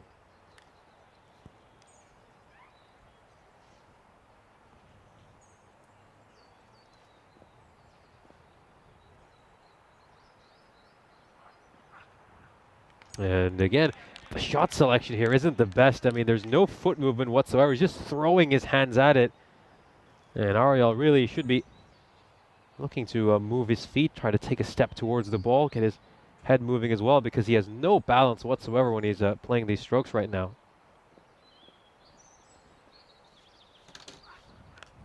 No, he gets an edge over there, so he'll get a run for that. That's needed. That's a really important one. I mean, he's 1 off 4 there.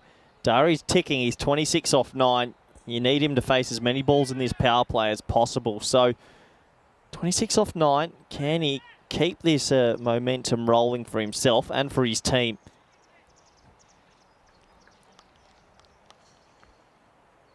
Yeah, Ariel can't afford to be a passenger throughout this innings. Oh, shouts to catch it, but this is probably going to clear the boundary rope. Where is it going to land? Well beyond the rope at long off, so it's another 6 for Durai. And again, this is why he needs to face as many balls as possible. He's looking really good out there. Yeah, remarkable shot. That's actually not a bad length, a bit of width, but he pumps it straight. 32 off 10. He's really going here with some good stroke play. While he's there, Zero will believe. I've not seen too much of him before, I believe. It looks like a good player. Third man just brought in. Yeah, and they send long on out. Well, it should be a slow ball then. It's usually pace off. Didn't look too slow.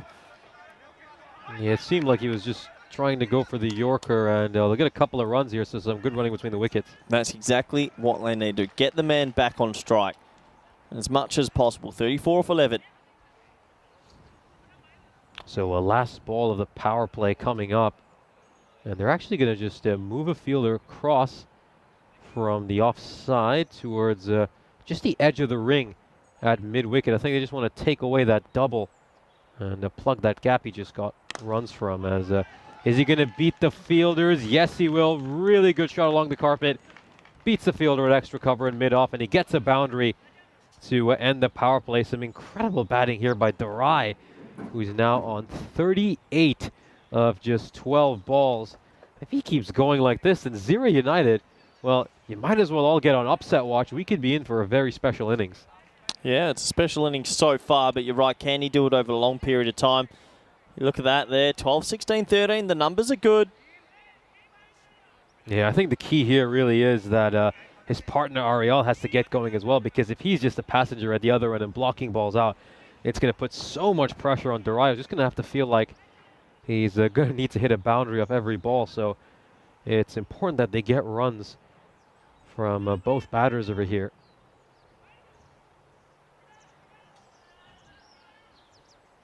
Yeah, Stephen McVeigh making a good point about how one of the 6s looked a bit like a chip in golf. Yeah, completely agree with that sentiment. It just landed on the grass.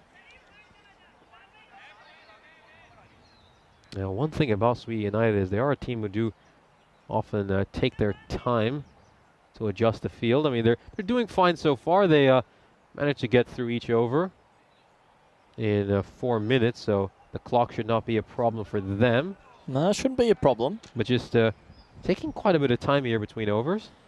It shouldn't be a problem if you take it deep. And usually the teams will play catch up a little bit with their spinners and so on. So 3 overs in 13 minutes is okay. Ariel on strike. I mean, I'd be tempted even here if he just blocks and runs. Get a 1. Oh, and he hits it straight to the fielder at point. He was just trying to make some room to elevate it over the fielder at point to get it away to the boundary. But instead he finds him. He's quite a tall man, so he takes a good catch. Yeah, he catches it in one hand in the end. I think he wanted to go with 2, but the other one didn't catch up in time. So, yeah, you're right. Wicket falls. Doesn't get the 1 either. It's a really bad delivery for Zira. Maybe it's a blessing in disguise. He's dismissed, though. Give someone else a chance. Yeah, usually Ariel, he's a fairly reliable run getter for his team, but that's not the case here. And Imran getting a wicket off his very first ball. Of course, he plays for the Maltese national team as well, Imran Amir. Very handy spinner.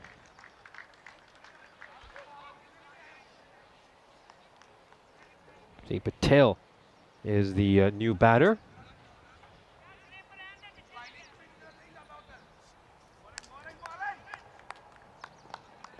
Yeah, Achal Patel had a very decent 33 against the Southern Crusaders. Oh, I reckon he gets away with that. That looked outside the tram line, but Amir gets away with maybe one there. Yeah, and he's getting through the over pretty quickly as well. He comes back to bowl the third ball immediately, and he pops up a catch there. I was just about to comment on how Achal Patel had a pretty decent performance against the Southern Crusaders the other day, but not this time around. Another wicket falls, so it's 2 wickets in the space of 3 deliveries. This over so far has brought his side a couple of wickets, and they haven't managed to get a run here, Zero United. Well, just they're missing the memo. They've got their best batter sitting at the non-strikers end this whole over, and I think you would have liked this sort of off-spin. Zero need to get their game plan right. I know you got to hit boundaries, but when one player is on a roll, there is other ways to go about it. So 2 wickets in the over. A little bit of loose batting. That ball is quite short and wide. I mean, if he hits that behind point, he certainly gets a boundary there. So do have to question the shot selection a little bit as well. I think Amir's managed to get a couple of wickets of 2 deliveries that weren't the best, but that's often the case in T10 cricket. You know, when batters try to attack you, that's when you produce chances. This one just worked away towards mid-wicket. It's the first run of this over. Yeah, just that's good. That's good batting. Get the one. Now 38 off 12. He's been watching a couple of wickets. He has to do a lot of work still, but I imagine he's going to try and take this on. Yeah, again, this is where, you know, it's important that his partner at the non-strikers end is either striking boundaries herself or rotating the strike well, because that one's going to be 1 run. Because, you know, if he has to go out there every single time and feel that burden of having to hit a couple of 6s to save an over, that's where he might lose his wicket as well. So it's going to need to be a team effort. You're right. Yeah, chasing a 140, very hard to do on your own. You can't do it unless you're Glenn Maxwell, apparently. So, yeah, probably needs a little bit of support. Last ball of the 4th over. That was a shorter ball, but he gets away with it there, Amir. An incredible over. 2 runs off it and 2 wickets. That required shoots up to over 16.5 in the space of an over. Yeah, and that over just pegs them right back. They were thereabouts with the rate. Now they're behind. They're definitely behind. They're only going at 10s. It's amazing what one really good over can do. And all that pressure now is back on Zero United. They're going to need a magical over pretty shortly.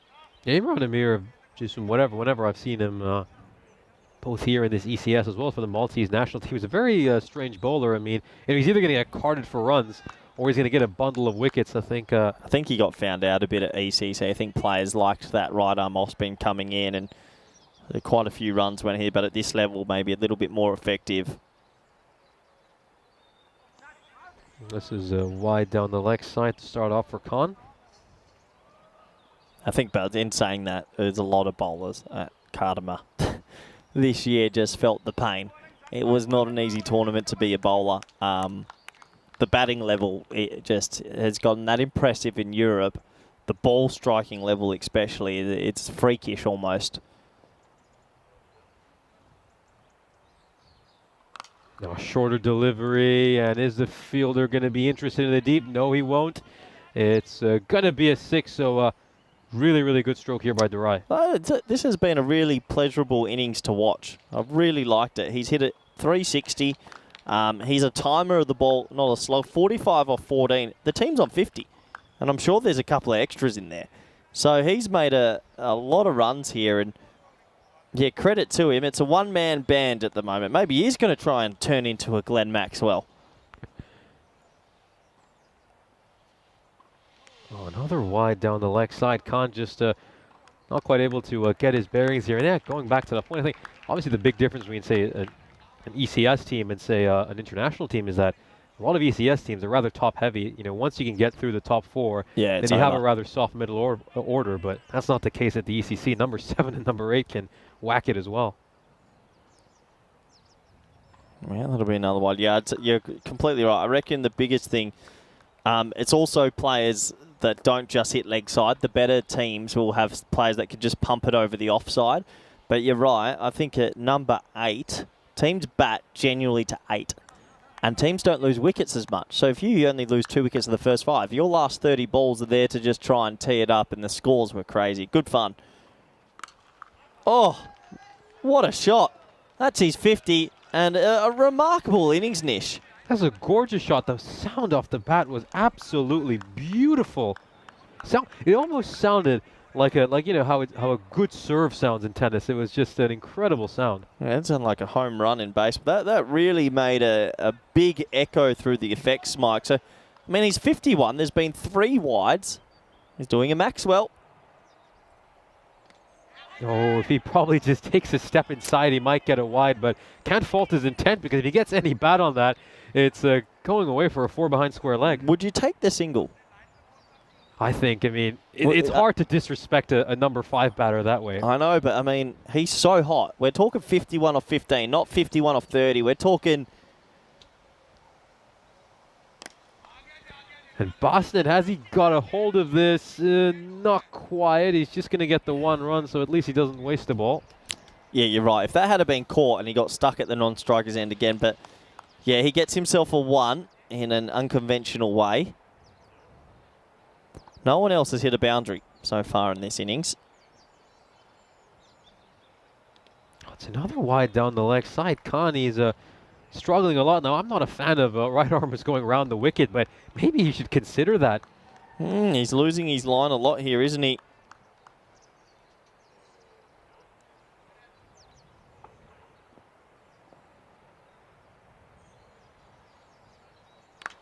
No, he goes too short and wide, just overcompensates it a little bit. This should trickle over the boundary rope. So another boundary for Durai, who now strikes his 10th boundary of this innings.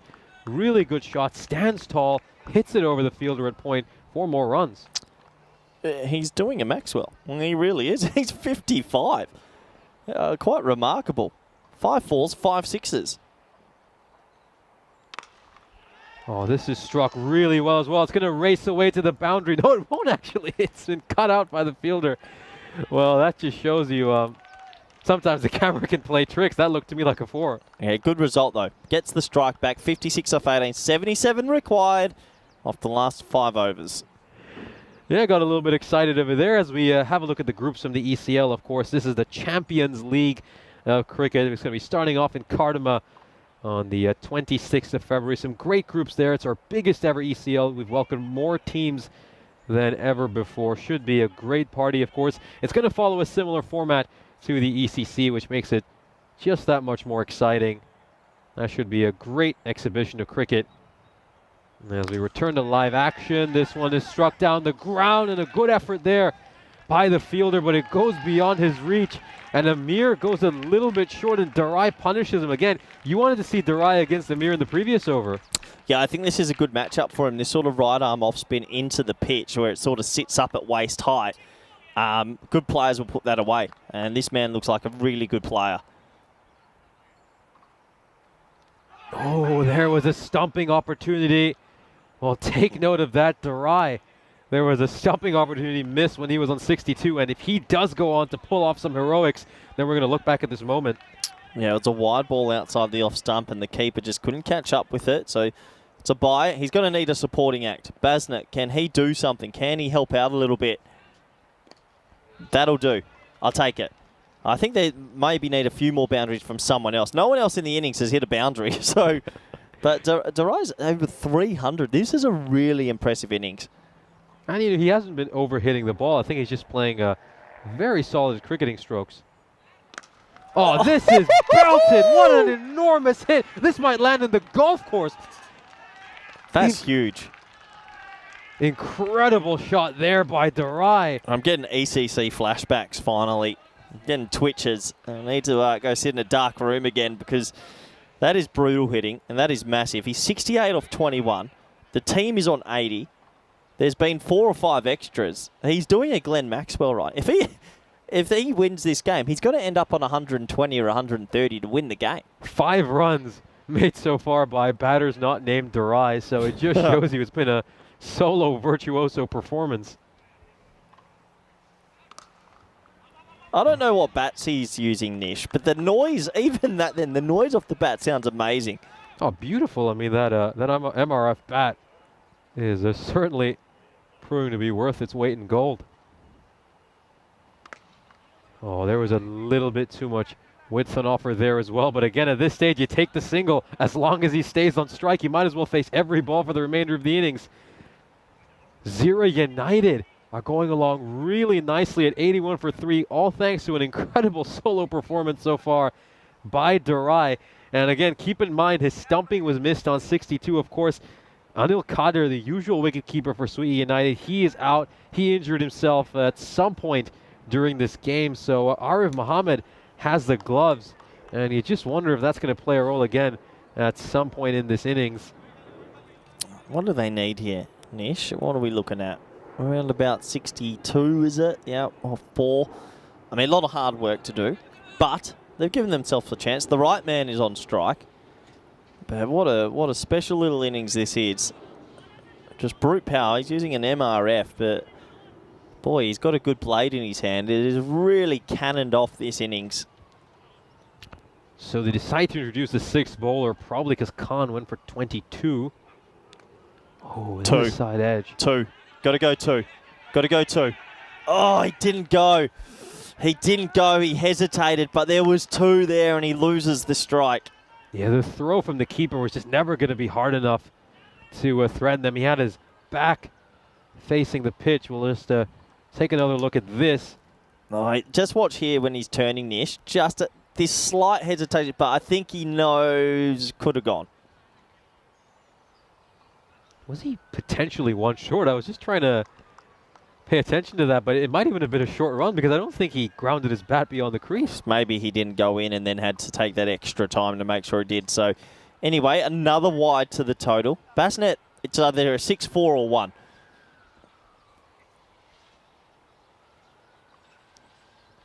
Oh, you can't afford to do that again. It's that obsession with trying to hit everything towards the leg side. From what I've seen from Zira, I don't think anyone else can hold a blade, really. Dari's just an enigma here. You've got to get him on strike. He can't lose the strike anymore.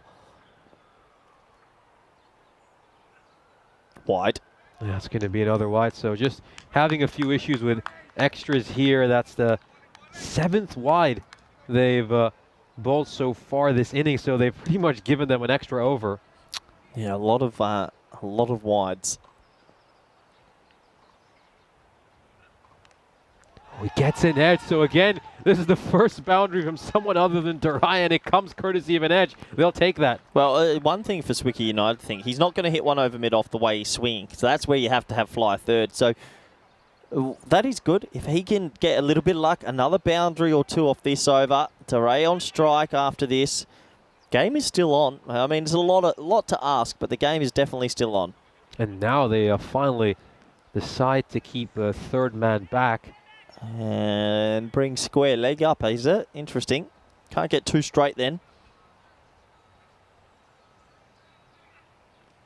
Oh, and he does end up getting 2 straight. Does it have enough to reach the boundary rope? Looks like it does. He strays onto the pads, and all Boston has to do, full credit to him, is just get some bat on it. Exactly right, and he does his job. He gets bat on it. You get bat on it, you've got every chance. So back-to-back boundaries here. Now, 51 off 20. Get me another boundary in this over, and you've got to start to think, could Zira get close here? Oh, this one's popped up. This should be a fairly simple catch, and it is taken, but more importantly, that's a dot ball. So whoever comes out next, they either hit a boundary, but they should definitely not get a single. 100%. So he tries to go big again, balloons it up about 8 metres up, 8 metres down, and straight to the fielder who pretends to drop it. Yeah, well. Well, interesting.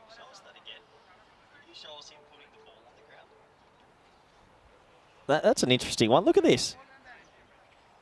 Watch, the ball goes up. The the ball goes down. He's got it for a second. And then I think it's just a little bit of byplay. Drops on the ground, but in slow motion. I don't know, you don't want to push too many umpires. Imagine if an umpire said, hold on, you didn't have full control. But you're right, Nish. Bandari here, it's a 6 or 4 or dot. You were not running a single. Yeah, we had a couple people in our chat saying Bandari is going to play a big innings. Let's see if they turn out to be right. Don't run a single. That's all I ask. And shouts that catch it. You have to go 2. You have to go 2. And they'll make it back for a couple of runs. It was a little nervier than they would have liked because Bandari was slightly hesitant, but Darai was clear. There's no way you're keeping strike. Yeah, they're good running from Darai in the end, and they do get 2. These two teams meet again. Zwickey United will bat first again, to the disappointment of everyone on the blue crew, but we'll have to wait and see how this game pans out. Game number 4 today. So 13 runs end up coming from that over. A little below par considering the required is 16. But this is well set up considering how well Darai is doing. 49 runs needed from the last 3 overs. And now, who's the captain going to turn to for these last 3? Ajmal is definitely going to get one of them. Shah probably will too. It's then a question of who gets the 3rd over. Is he going to go back to Singh, or does he introduce a 7th bowler into the attack? Out of these 18 balls, if he faces another... I think he needs to make another 35 to 40 runs off his own bat. So that means he'll have to face 13 or 14 of these balls. They have to be smart here. If he mistimes 1 for 1, I don't think you take it. He needs to face 4 or 5 balls this over and try and hit 3 or 4 boundaries. Interesting part of the game. Yeah, this is going to be a big over as well. Again, they go straight to Ajmal in over number 8, their most experienced bowler, and he's going around the wicket. Nish, talk to me. They're going to go for a second over here, and the throw goes to the striker's end. Again, he made that a lot longer by trying to run around his partner. Let's just take a look at the running between the wickets here. Who was that at deep mid-on, Nish? Because there's a really bad fielding. He didn't attack the ball and then barely threw it in. A half-decent throws out. Who was that? 14. Imran Amir just ambled up to it, and it was a really weak throw. A better throw, he's gone. Yeah, especially considering his partner gets in his way, so not good running there by Bandari either. Oh, it's a dot ball. That's like gold dust at this stage. A rare dot ball for Darai. Yep, misses out. Doesn't get it. Need 2 boundaries minimum this over, maybe even 3. I mean, you consider the fact that he's been going on at a strike rate of 276. He's pretty much going to have to bat with a strike rate of more than 300 for the remainder of this innings. Oh, and he strikes this straight to the fielder cover. It's just going to be 1. Yeah, you feel they're a little bit behind now. Now then, what does Bandari do here? Is he going to try to hit a boundary or just get a single? To. No, he has to now hit boundaries. They haven't got a boundary this over. And I think he's just going to get 1 run over here. So Ajmal comes in, and he's bowling an incredibly quiet over.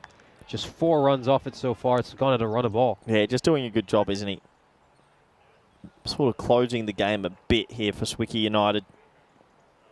Oh, they might need 2 boundaries to close this over to keep things interesting. Oh, it's once again, it's struck towards the fielder. Probably for the first time in his innings, Daray's just lost his timing. Just in the last 4 balls, he's just missed his timing, and that's going to ask for 2 magical overs, you'd imagine, to finish here. Yeah, Bandari, there's no way he can get a single off this ball, so it needs to be 2 or a boundary. Oh, let's take a look at this. You have to run 2 even if you run out. Yeah, he wanted it, but Dare didn't. And yeah, I think they missed a trick there. So Bandari will be on strike. 43 off 12 required. And it's a big ask, isn't it? Yeah, it's a big ask, especially considering Bandari hasn't looked like hitting a boundary in any of the balls he's faced so far. And now the game is just starting to slip away from Zero United after they put on a pretty valiant effort for much of the innings thanks to Durai. You can just see that worm just starting to trend in the wrong direction. Incredible over there by Ajmal, just 6 runs off it. Yeah, good over. He's had a great game. Oh, and you can't give up dot balls. No, I think it's a little bit too little too late. There just hasn't been enough support from the opposite end throughout the whole innings.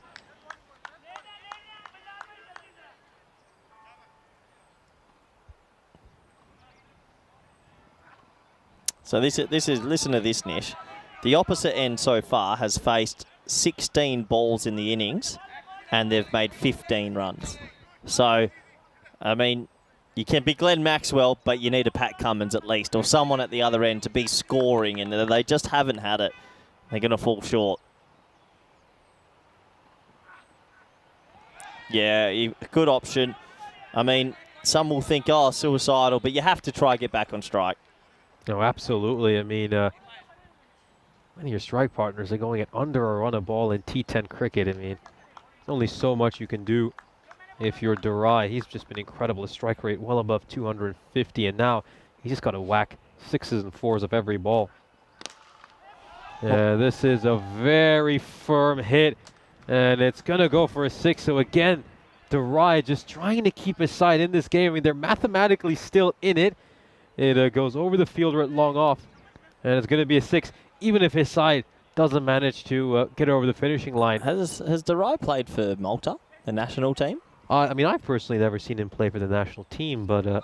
I mean, he is someone to look out for. This has been clean hitting. He's not slogging. That's a great shot.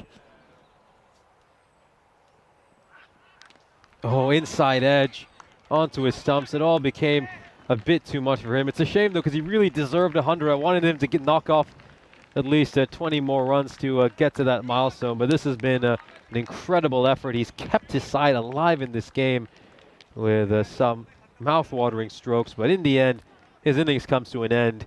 And now Sweet United pretty much know they're going to be cruising home. Yeah, good fighting innings in a losing cause. Innings of the day for me. Some of the ball striking was phenomenal. As you'll see, the old bat exchange. Obviously, not many bats in European cricket, and can understand they want to use a good one. Yeah, what an innings. 80 off 29, was it, Nish? 80, yep, indeed. It was 80 of 30 in the end. 80 of 30. So, I mean, well, they're chasing it. He's made more than half. He just needed some support. He needed one player on his team to also go with him, even a little bit, and they would have got close. Yeah, made almost 80% of his side's runs. Yeah, crazy, crazy.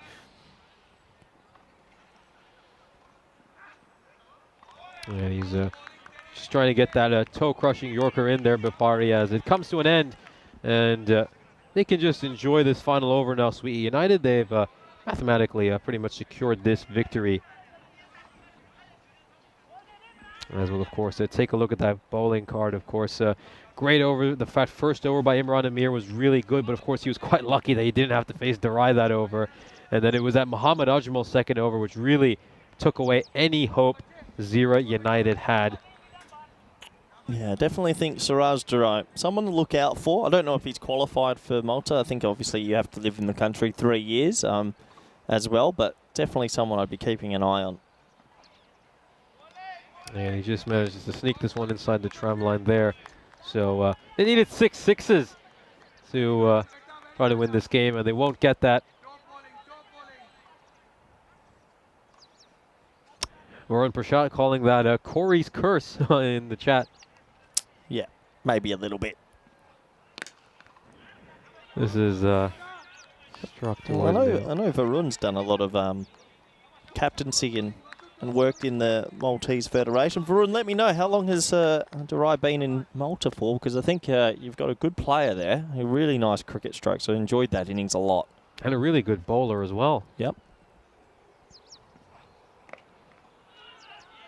And this is played into the ground. It's just going to be a single.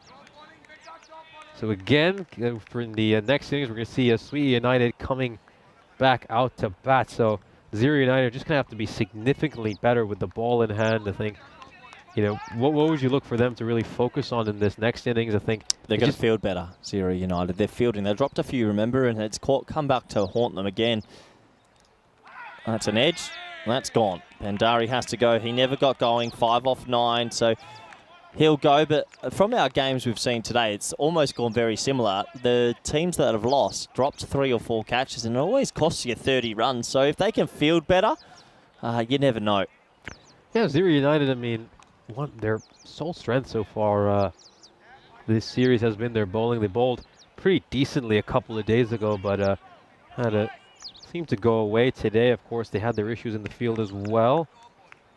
And of course, the good catch taken there by Arif Mohammed, who's deputizing behind the stumps with Anil Kadir out for this game with an injury. And it's going to be Basnet, the spinner, coming on to bat. Just 2 more balls to go. And he just completely loses his shape trying to face that ball, loses all his balance. Don't know what he was trying to play. And the other thing, I guess, maybe Duray can even tell them in the sheds is, look, guys, we've got to access the offside a bit more. A lot of leg side slogging from the every other batsman has looked a bit leg side-ish, and I'd hate to count how many dot balls the other batsmen have had, but it's been a lot. So we get to the final ball of Game 3 on this Friday. We're almost done. One more game coming up.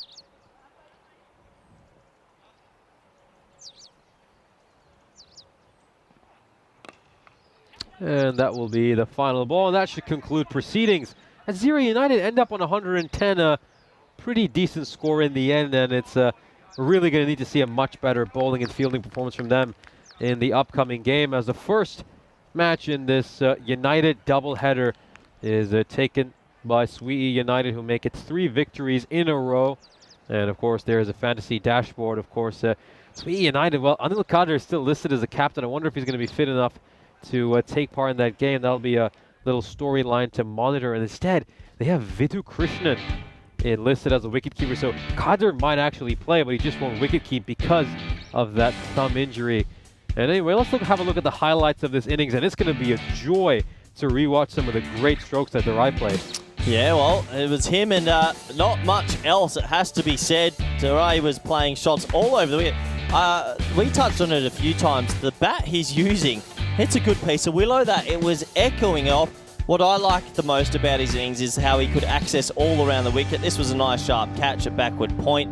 And that was the tail of the tape. Every other batter just couldn't get going. Wickets were falling from one end, but at the other end, Durai was doing this.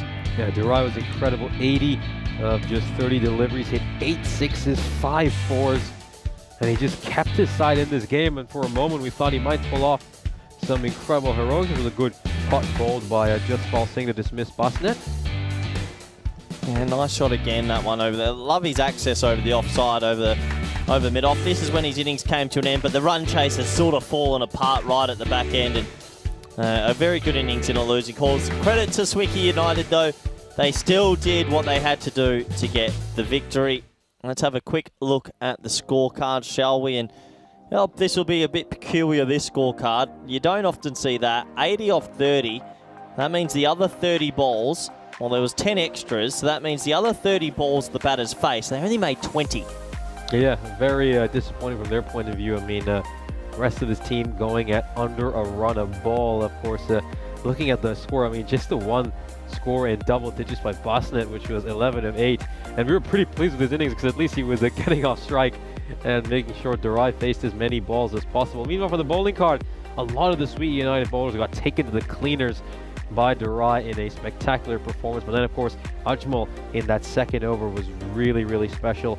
He gave up just 6 runs in the second over, and that pretty much sealed the game for Sweetie United. In the end, despite all those heroics by Durai, Sweetie United beat Zero United by 32 runs and take the first game of this doubleheader. We'll be back with you in just about 20 minutes time when we bring you the final game of this fantastic Friday.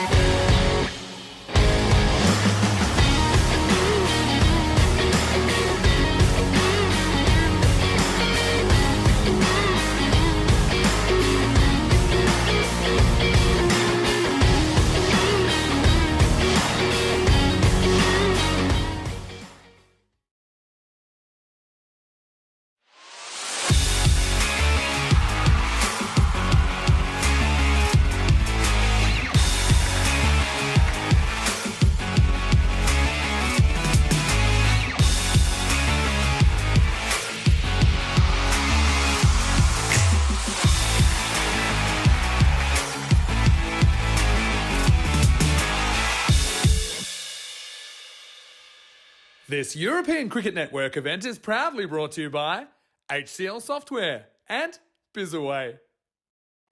Well, it's our final match of the day. It's Zero United against Sui United. The United derby continues, and we can't wait to find out the outcome of this game. Let's head over to the coin toss, where match referee Stefan Gooch is alongside both the captains.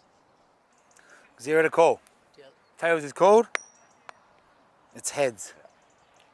We have to bat first. Okay. Thank you. Good luck. So Sui have won the toss and they're batting. So we're going to start off this match's broadcast by watching Sui United batting. I mean, they're in terrific form with the bat in hand. We just saw in the last game, Ajmal made his second half century in 3 games. They have so many players in red hot form. I can't wait to see Mohammed come out to bat as well. He didn't get an opportunity to bat in the previous game because they lost just 2 wickets. So Sui United are certainly going to be a team to watch throughout this series. Let's see if their opponents, Zira, can bowl a little bit better this time around. Anyway, the outcome from the toss is that Sui United have won and they have decided to bat first. Over to you, Corey. That is good. Thank you very much, Nish and Glad. I'm looking forward to seeing Mohammed. That's a pretty common name. Hopefully he goes well in this game. That is funny. Gotta love Nish. He's doing a great job, as so is everyone else at this master ground here in Malta. Fantastic venue for cricket in November. There he is. Which Mohammed are we talking about? Must be Mohammed Ajmal and Kasima. This is why. Having a bit of a laugh here in the commentary crew with my old sparring partner Nish. Have a look at these lineups. They just went against each other. We were really impressed by Siraj Duray, but the bowling unit for Giza United, they're going to have to pull something out. What can their bowlers do? They've shown they can make a few runs. So if they can restrict them to Swiki United to 120, let's say 120, you never know. Got a chance. I mean, the supercomputer telling us it's a 1 in 5 shot for them to win. And you take those odds. Maybe this is that game. We're just waiting for the umpires to get going and to say play. Yeah, the game is starting at 2:45 p.m. local time. So just waiting for the clock to tick over. Start right on time. Great opportunity to welcome all the viewers back. Welcome back for the last game on this Friday. We're almost set to go. We are set to go. Ball number 1. In swinging and in going. 4 runs. Thanks for coming. Over pitch, chipped away. 4 to start. And a really lavish sort of shot. You can't get too full and too dangerous. It's too dangerous, I should say, to these batters. They don't miss out on too many that are in their zone. And Kasim gets off the mark with the boundary. That's Mohammed Kasim. He might have been one of the 2 we're looking out for.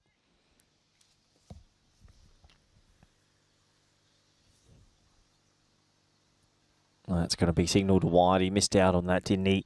If he had caught up with it, they would have flown away for 4 or 6, but it'll be a wide. So 5 runs to start this game.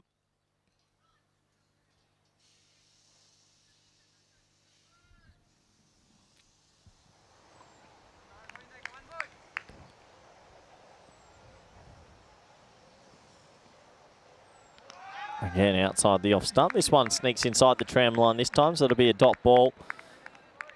Yeah, welcome everyone in the chat. Looks like Kroom, Jeffrey, CMPK, MXR8, Dave, everybody.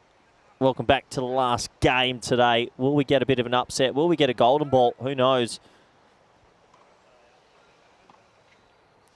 Full, hit back at the bowler off his sort of left hand and goes through his legs for another dot ball.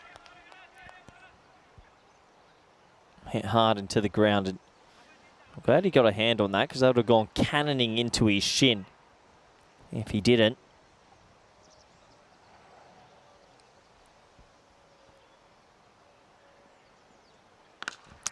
Bye ball.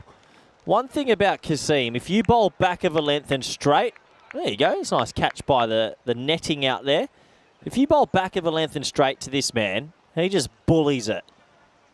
What a shot. That's gone a journey, hasn't it? 6 runs.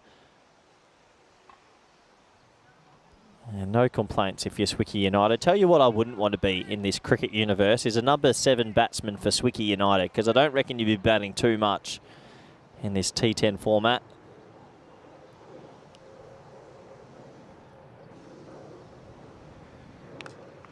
And this time pulled away along the carpet. He's trying to catch up with it. He does.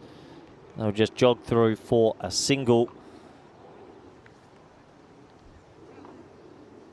Ball hits the stumps at the non-strikers end. So just the one. Last ball this first over. The ball came flying in and just trickled onto the stumps.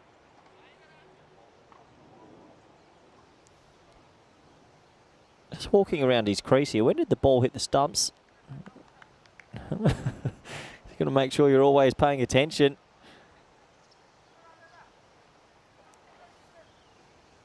Final ball of this first over. Ajmal on strike, who made a 50 in the previous game. He's been batting really well. And shot. Well, that almost takes out Stefan Gooch's mother. Not by far. And I reckon that's gone for 6. What a shot. Nice way to start his innings. How close was this to mum? Oh! Gucci. Well, she's the one supporter here. You've got to be careful. Thankfully, that just missed her. Just looking over at the tents there. There she is. Big smile on her face now. Don't take your eyes off the cricket. As that's match referee Stefan Gooch's mother, who's come over to visit in the last few months.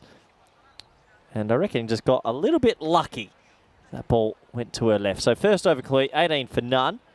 Good opportunity to welcome back good friend, co-commentator, Mr. Sir Nish. How are you? Doing well, and of course it's a really good start here. Pandari's first over going for 18 runs. Sweet United just continuing from where they left off in the previous game. Chipped, up, 6. Well, it's a violent start, isn't it, Nish? They're already 24 off 7. This is absolutely sensational. Qasim, just take a look at this. He just misses his length a little bit there, Durai. And Qasim, with the full face of the bat, plays a beautiful stroke. Yeah, winning the toss and batting first again. They want to put on a big score, don't they?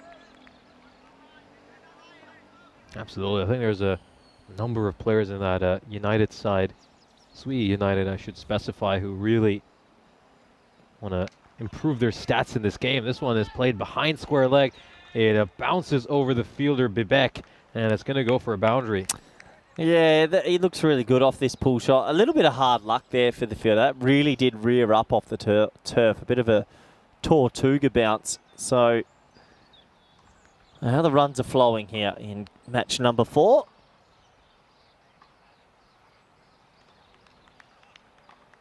Yeah, Qasim already 21 of 7. And he didn't even have a chance to bat in the previous innings, which just shows you that Sweet United are really spoiled for choice. They've got a very deep batting lineup, in a complete contrast to Zira, who were so reliant on that man who is bowling right now, Durai. I mean, as things stand, having seen 3 batting performances from this team, it's really a question of, can Sweet United make as many runs as Durai on his own? Yeah, that's what it does shape up. I mean, well, let's not discredit Zero United just yet. Maybe they've got other batters that can lift their game, but they're going to have to. Well, you're shaking your head, so maybe not. We'll have to wait and see. It is a funny old format, T10.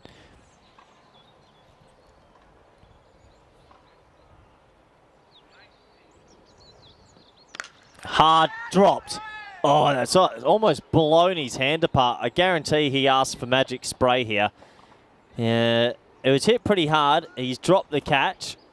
And you can see there, shaking of the hand. That was crunched. Yeah, it was hurt, struck extremely firmly. And oh, that's got to hurt. I think it's hit him on his right hand as well. So, I mean, considering he is a right-hander, that's a Tanka Kandal. And he also does quite a bit of bowling. Wonder how much that's going to affect him as innings progress. It doesn't need the magic spray in the end, so he soldiers on. Yeah, I rate that. Good soldierage, but I talked to you in the previous game. They will win the game or get closer if they hold all their chance. I know it's a toughie. I know it's an extreme tough, but it's a chance. That's the first one. Maybe you can make a note of how many chances they might miss, Nish. In the air and shot 4. Ajmal is just doing what Ajmal does, and he is motoring along. He's gone a 6 and a 4, got himself into double figures. Yeah, Ajmal, he's just been in sensational form throughout this series. Nobody seems to know how to get him out. Just game after game, he's scoring a lot of runs. And again, you know, we were talking about Michael Dawson, Basil George earlier this morning as players who could lead the runs tally. Ajmal now as well. He's another player we're going to have to consider. Last ball of the second. Oh, it's a cruel game. Boy, oh boy, when you're hot, you're hot. When you're not, you're not. An inside edge just trickles past off stump, and it goes all the way to the boundary. Nothing the bowler can do over there. Just incredibly unfortunate for Durai. This over goes for 19 runs. A bit of a dampener after he played that brilliant innings in the previous game. And of course, pretty much all their runs coming on the leg side. Well, the stat was, of course, from 10 runs ago, and at that point, 27 runs on the leg side and just one through the offside. Let's have a look at the standings for Group A. Of course, Sweet United have won 3 games in a row after losing their 2 opening matches to the edX Knights. Meanwhile, Zero United still looking for their first victory. Yeah, so this is Group A. Obviously, next week we get Group B. So these teams fighting it out in Group A. And a big opportunity. Group B tomorrow, my apologies. I did catch the boat a little bit late over to Malta this time. I had a few issues with my flight, so good to get here eventually. Anyway, over number 3. High. Deep. Long. Just. That hung in the air for a long time, but it's 6 in the end. He really did hang up there for an age. And he might have been blowing as hard as he could to make sure it came down the right side of the rope. And should be a 6. That angle will confirm it. So 6 more runs. I think all the fielders just for a brief moment thought they had a chance, but this is danger signs now. 43 off 13. Runs are flowing, and this opening pair are in red-hot form. Yeah, it's deja vu if you were a Zero United fan.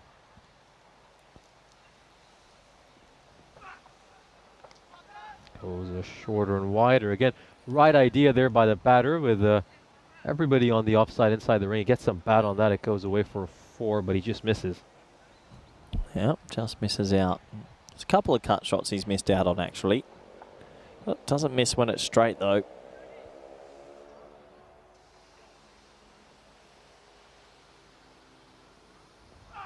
Like that. When it's straight, he just clatters it. And thanks for coming. That'll be another 6. He's almost exclusively hitting it on the leg side. He's just made 1 run through the offside so far this innings. It's, well, we know what his favorite part of the field is. It's just a case of can he keep clearing that field? I mean, what would you do here? Would you keep bowling straight and maybe hope he finds a fielder and try to put a couple of guys on that side, or bowl wider? Well, any time they've bowled well outside off, he hasn't been able to get that cut shot going, so I think you have to keep it there. If you bowl straight to him and it's on a length, he's really efficient at getting his bat under the ball and hitting it for 6.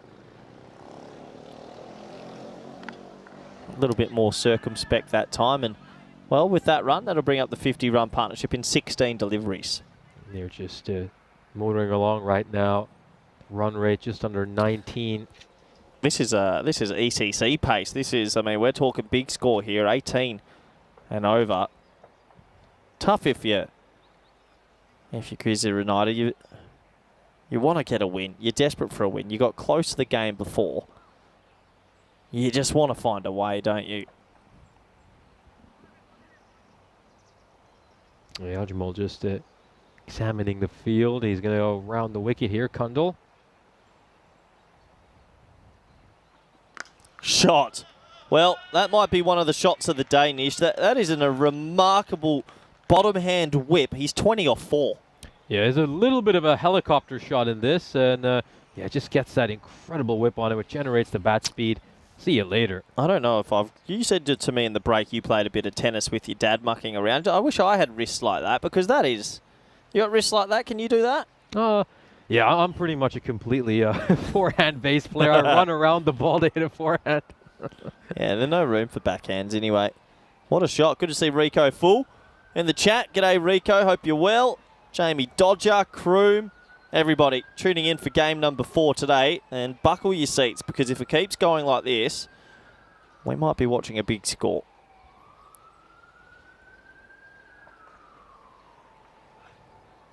Goes down the leg side. That one is really wide.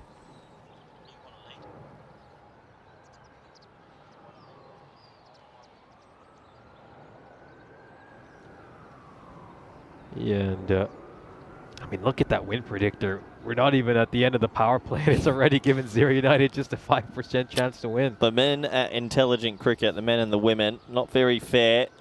If you're listening out there, you can always Twitter in, but give them a bit more of a chance, surely. Oh, that's another one wide down the leg side. And you know, often when you see bowlers struggling with the angle, maybe he just goes back around the wicket or something. I mean, he changed the angle and he's struggling even more. It's sometimes when you're under the pump, it's just so hard for bowlers to regain that composure. And almost feels like everything is stacked up against you.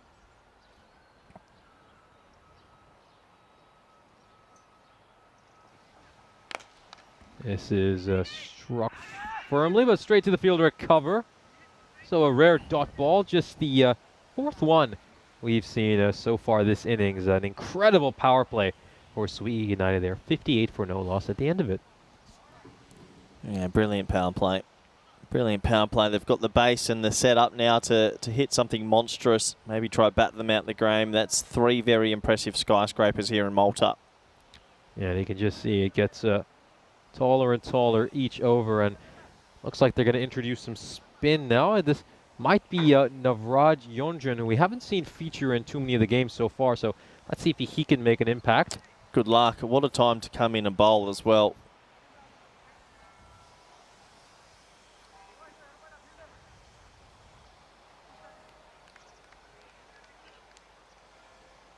Navraj, his first delivery. This is it's straight to the fielder at cover, so it's a dot ball to start off for him. That's a good start. You take that. Not easy bowling to 2 set players as well. Let's see who he has outside the ring. We'll describe the field after this ball. That one is a bit too wide.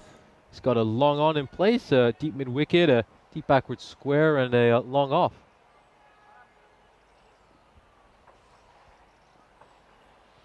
Ooh, he just pushes that one even wider. You can see what he's thinking. He doesn't want to bowl in the wheelhouse. He wants to keep it wide of him, but just losing his line the last 2 deliveries. This one is struck straight to the fielder, long on. He gets that one right. I mean, Qasim, again, as you said, if you bowl a little bit wider to him, there's a chance. Qasim was kind of reaching out at that, and he struck it straight to the fielder at long on. Yeah, well done. Picks himself up a wicket, and more importantly, a wicket for his team. That's the opening partnership broken. This man on your screen, Qasim, he'll be disappointed. 2 innings today, 2 starts. Didn't get the 50 he would have liked. Yeah, Qasim, I think he's certainly a player they can rely on to get them off to explosive starts. And then Ajmal tends to be the anchor who hangs around for most of the innings. But Imran Amir is coming into bat. He hasn't quite been able to get the runs so far this series. But once again, he comes in a situation where there isn't too much pressure on him. He can bat freely. 60 for 1 in 3.2 overs. He gets an opportunity here at 3. And can he keep up this brutal start? Yeah, young Nepali cricketer, Navraj Yonjan, just 25 years old. Playing in his first ever ECS. It's his 2nd match of his ECS career. Yeah, first wicket, is it? Or has he got first wicket? Yeah, well done to the young man. Well, if you don't know where it's going, it's also hard to play as a batter. I'll tell you that. 3 wides and a wicket so far. Yeah, been a very interesting over, to say the least. Oh, he finally gets one straight. And maybe that confused Amir, as he can only get a single. I mean, that wicket does help a lot. I mean, if they can, we saw in the previous game, If they can keep them down to 120, they've definitely got a chance. Anything over 120, you sort of feel it's tough work, real tough work. He's for a second he was just asking the fielder at a backward point to come back into the ring. He does in the end, and he puts a short cover in for Ajmal. This is rather interesting. Oh, and he just tries to fire one into the leg stump, and it's going to be a single. Yeah, Jamal just going about his business like he did in the previous game, isn't he? Left-hander. Hasn't been did he get dismissed in the end for that 60-odd? Or no, carried his bat, didn't he? So he's having a very good day at the office. And, well, you've got a lefty there the whole time. The whole time Grizz have been bowling. They've been bowling to a lefty-righty non-stop, which is not easy. Yeah, that's always a huge challenge as Amir manages to find the boundary over here. Struck that one really hard. It beat the fielder quite comfortably. Look at that pocket of space there. I just find it amazing. That's the biggest space where people are trying to hit it. I mean, I wouldn't mind even if you had a straightish and another one. Put two people there. That is where the bat plane is going all day. All day. Why not cover it up? Yeah, let's just see if he moves a little squarer, that fielder. This time it is just going to be a single. Yeah, just the one on the total there. And that takes us to the end of 4 overs now. You still feel Swicky United are okay with this start. 68 for 1. Going along really nicely over here. 10 runs coming off that over. And, well, you can just see Zero United have had a 5% increase in their chances to win. They're now at 10%. We'll have a look at the graph over here. Of course, once again, they're going along very steadily. Sweetie United, just as they were in the previous match. So something's got to change here for Zero United. It's got to change fast. And it needs to start off by getting rid of Ajmal, who's once again just looking set to play another big innings. Yeah, he's set 21 off 6. I'm going to see more of that batting lineup from Swicky, you feel, as well, maybe in this innings. Looks like Bassnet, a little bit more spin to continue. Oh, again, he just gives too much width on offer, and Amir will play it away behind point for a 4. Yeah, that's a nice shot. A little bit short, a little bit wide, and doesn't try to overhit it. More focuses on placement, and he'll get 4 for his reward. So, Bassnet, a leg spinner this time. Needs to make sure he gets it right. Yeah, he should bowl this a lot straighter. Just pitch it around the off stump.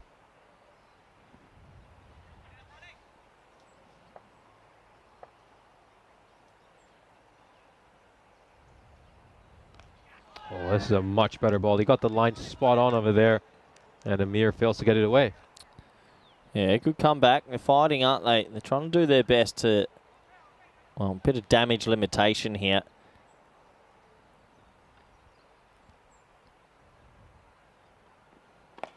Yeah, that's a good one. He tried to take a few steps outside his crease, but he ended up yorking himself.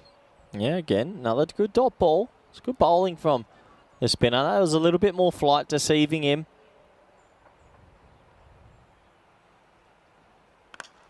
Oh, and he gave him a little bit of width there, but Amir wasn't quite able to get it away. It's a good direct hit, but it won't matter, as Ajmal was well inside the crease. I'm just watching the third umpire here. If he does want to go up to our sort of view of the screen, the LRS, just in case.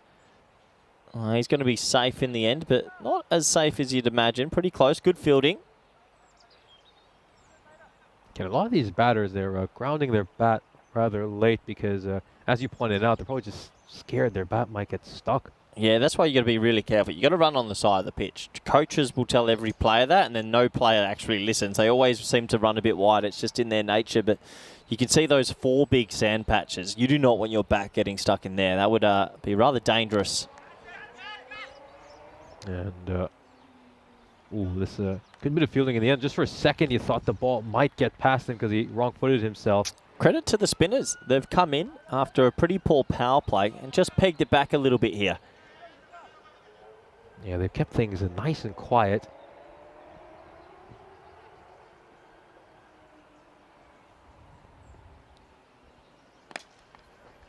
And he tries to advance once again, Amir, but it's just a 1 run. Bowling to his field here. So a smart bowling by Bassnet. and a couple of good overs, just 17 runs off the last 2 of them. Yeah, really good comeback. 75 off 5 now, just bringing it back. And well, our next marquee event, unbelievably, is only 37 days away. We've got the Euros of cricket for the women. We start with 5 teams this year. I'm sure it will grow over the next few years. And what an exciting time to be playing cricket if you're a woman. The game is growing massively. Oh, it certainly is. Of course, you got Spain, Italy, the Netherlands, France, and Austria involved in that. Of course, I'm sure you've been working with the Spanish women as well. How excited are they? Well, I haven't been. But we've got Neil Brook, who runs our women's. But also, we found actually another young woman playing in England with a Spanish passport. So she's going to be flown out for the event, which is super exciting. As that's going to be one thing. So Neil Brook looks after our women's. But I've gone and watched the Spanish ladies. Good young team. And they're super excited. Obviously, I think Netherlands will go into that as extremely strong favourites. But for the other 4 teams there, it's about development and playing on the cameras in front of the ECN. Really exciting.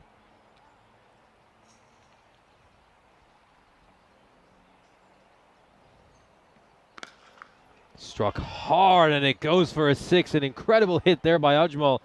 That one was one of the flattest 6s you will see. That was laced. How big was the noise then? Yeah. Flat, 6. Good shot. He's still there. He's just a bit of a man mountain today, Ajmal. Ajmal has been incredible at the start of this series. Just great innings after another for him. And this one, is it going to have the fielder interested? No, it won't. It clears a boundary rope as well. Back-to-back 6s. You got to love his wrists. That's what he gets his power from. Look at that. That's just a bottom hand shovel out, 6 runs. And what did he make in the previous game, Nisha? Do you have the score there? I know you're good with all the analytical stuff. I'll let you do some digging while I keep enjoying a bit of Ajmal, because he has been fantastic all day with the blade. Again, swept, and that's another shot he really enjoys playing. So 6, 6, 4, and after a couple of quiet overs, they're just starting to get the ball rolling again. Yeah, undefeated on 73 of 30 in the previous game. And then, of course, match number 2, he had a half-century as well. The game before that, I remember he had a great 30 odd, and the only reason he missed out on the half-century was because his team chased down the total with plenty of overs to spare. So it's just no one's able to get him out this series. It's been an incredible run. Of course, Michael Das and Faisal George have been the main talking points for so many people who are following this series. But hey, don't discount him. I think Ajmal could easily go away with the top run getter tally. He's 112 not out today then, if he made 73, which is a pretty good day at the office, has to be said. I mean, he could easily be a contender for MVP, because keep in mind, he's also one of his side's main bowlers. Yep. I mean, it needs to get it going here. He's only 13 off 9. Make that 14 off 10. So he's holding them up just a little bit. Oh, overthrows. Well, that's frustrating, because that means Ajmal will face next over. A little bit of indiscipline, 0 United. That'll finally bring the over to an end, 95 for 1 after 6. And this was the concern you said was most important for them to address, was their fielding, and big fielding error there as well. They've already put 1 catch down, although it's a very difficult chance in all honesty. As we take a look at this scorecard, of course, Qasim once again got a great start. He's still looking for that big half-century so far this series, and Ajmal, he's batted superbly, 39 of 11. Yep, absolutely. Plenty of batters there. Not sure all of them will get a go.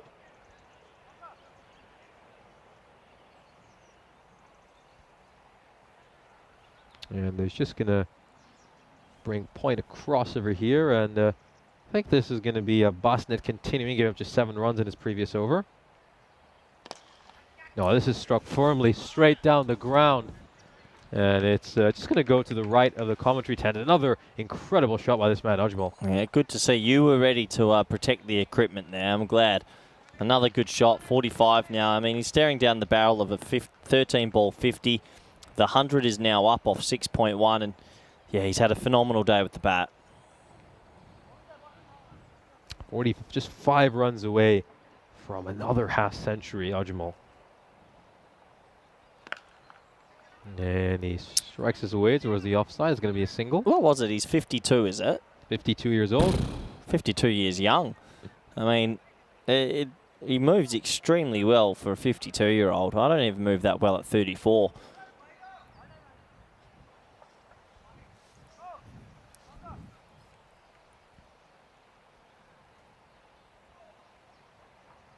Apparently, based on some information I've heard from Lee over here in Malta Cricket, this is struck down the ground.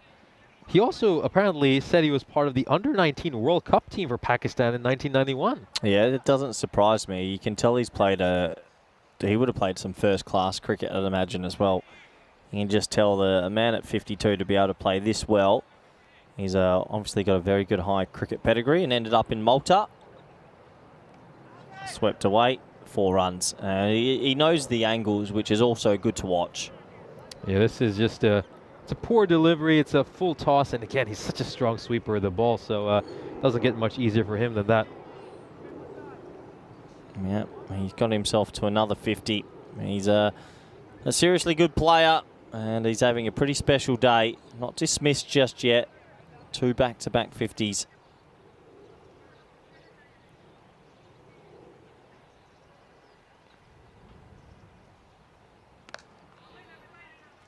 Yeah, this is going to be another single for him. So Amir gets to face the final ball of the over. Yeah, I'm not too sure I run a single here. Amir's 16 off 11 is quite slow considering the rate they're going at. I mean, I know it sounds like you're a bit harsh, but why would you need a 1? I just want Ajmal to face 16 off 11 slow. He needs to get going here. And he's going to get clean bowled. So Bosnet took some pace off that ball, and it bamboozled Amir, who departs having made just 16 runs. Amir, normally such a good batter, plays for the Maltese national team as well. But this series just hasn't quite been his with the bat in hand. Yeah, and you can see all over that one. So well bowled from the young leg spinner. Ajmal has to go. And this is what we have coming up tomorrow. And looking forward to 4 more live games. Marsa versus the Bujiba Blasters should be an incredible doubleheader. Of course, Marsa split both their opening games. The Bujiba Blasters, they look like a very interesting team. I think there's just plenty of action tomorrow that's worth soaking in. And then Gozo Zalmi against the Royal Strikers to round out the day is another big marquee matchup. So plenty of good cricket tomorrow. Should be a great Saturday. Yeah, and you'll be off, Nish. You got a bit of time off. You got much planned for your day off? At the moment, not much really. Nothing major. Maybe go check the sites out. Yeah, I probably should. No, you should. Yes, you're in Malta. Go enjoy. You've worked hard. You deserve it. Make sure you send me some photos. I'll be here running the show tomorrow, which could be the last episode ever of ECN if they let me have my way.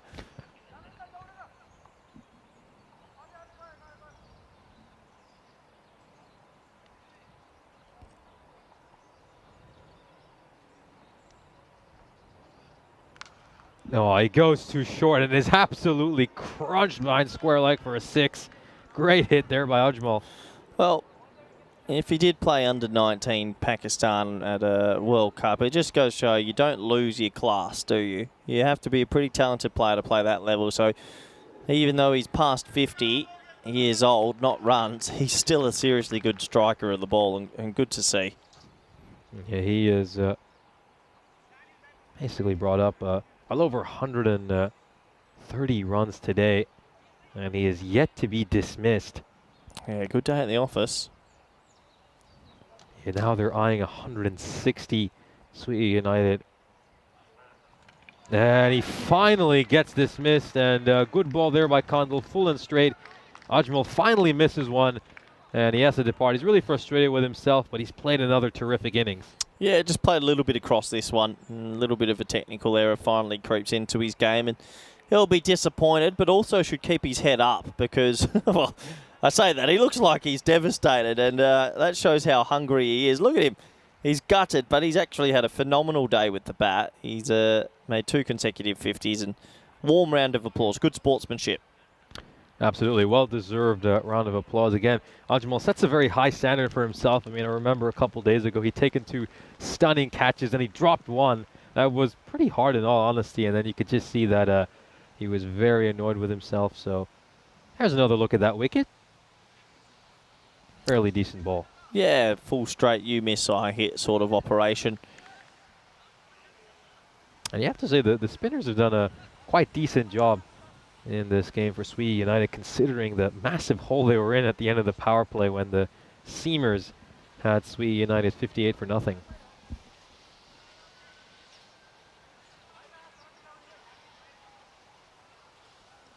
So, Singh, Kadir, two new batters at the crease now, both yet to face the ball, both get an opportunity. Yeah, this is struck down the ground again, too short, a bit too much width, and Singh deposits it for a 6. Well, you and I talked earlier about teams, good ECN teams at any level. You have boundary hitters from ball 1 till 6, 7, 8, and Swicky United do have that. They're going to be a team very tough to beat in this competition. Some natural strikers and a dangerous team. Again, they were incredible last year in the group stages. They went 18-0 back in January and February. We'll just have a look at this ball again. Just goes down the leg side. I think he's missed out on one there, Singh. But then they just lost in the first semifinal. They turned up on semifinal day, and a team that was just brushing other sides aside with ease turned up and made just 68 runs. Cricket's a funny game. It's a great leveler. And I mean, any time in this sport, you feel like as they get back for 2, you're ahead and it gets easy. For some reason, it seems to come back and bite you. And yeah, Swicky United, they'll remember that. They'll definitely want a good tournament.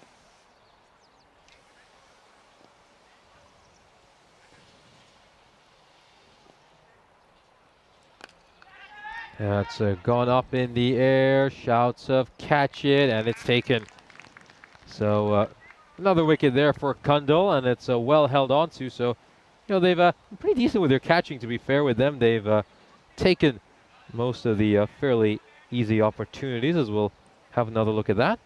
Yeah, nice catch in the end. Does the job, and another wicket will go down. Does give someone else an opportunity to come out and have a few shots live on the network on a Friday afternoon, a sunny Friday afternoon. Now, let's just see. I mean, what could they realistically restrict Sweetie to as this game progresses? Maybe, well, under 140 would even take some doing. But with wickets tumbling, it could be possible. Yeah, tough. You're right, it is possible, though. Need one really good over from somewhere, don't they? Just the one single digits over so far. That was Nalin Basnet. So final couple of overs will probably be bowled by Durai and Bhandari. And is Durai going to decide to bowl spin here? Yeah, I like it. Hybrid. Oh, and it gets past the keeper. A bit too hot for him to handle.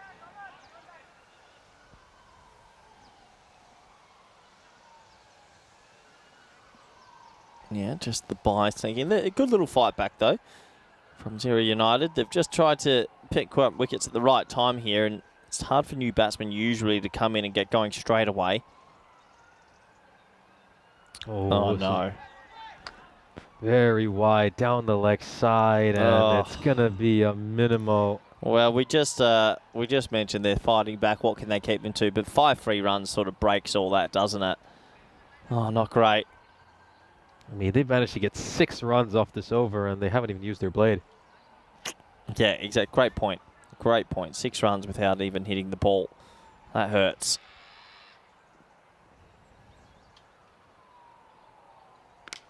No, this is really nicely struck. He rocked back. It was a bit too short, and a beautiful shot there by Krishnan. Well, that is definitely off the blade. That made a crunching noise, and that's now 10 off 2 in this over. That 150 target looks like it's coming back. Yeah, I'm a little bit surprised Durai decided to bowl spin. He's done an okay job for most of this series, bowling the way he typically does. And this is also going to be deposited clear of the boundary rope. It's another boundary. And he's really piling the misery on Durai here. Yeah, he is. That one's a little bit over-pitched. It's in the wheelhouse, and it gets the treatment for 6. I mean, probably Durai's probably thinking about all the runs he's going to have to chase over here as he's getting struck away. Well, yeah, the worry is if he gets out early, then it is a bit of a worry what else they have in the tank. That man has a lot of work to do with the blade. It would be a very long innings if he's dismissed early. Now Christian, great start for him. Boundaries of both of his first 2 deliveries. And again, he just tries to rock back and play it away. It comes off the edge of his bat, so he doesn't quite middle it. Thus, it's a dot ball. Yeah, every dot ball pretty crucial here, but big score. It's going to be a big score. Even 160 still on the cards here.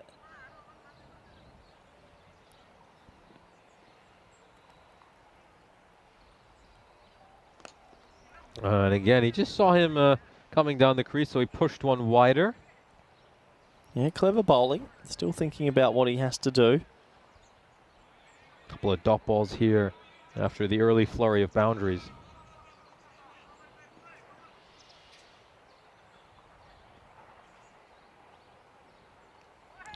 Well bowled. Yeah, in the end, he actually gives up gives up just 16 runs, 3 consecutive dot balls to round out the over. So 16 is still rather expensive, but he managed to put on a pretty good recovery in the end. So Sweet United are 138 for 4, and we've still got an over to come. 12 extras, I think that's going to be a bit of a concern for Zira.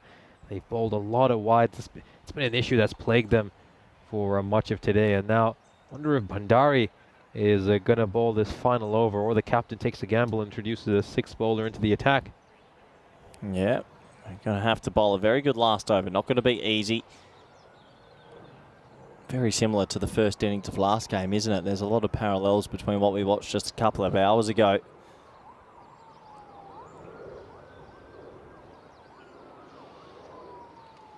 And this is, he just expects that to go wide, but it was well inside the tram line, so pretty poor misjudgment there by Kadir.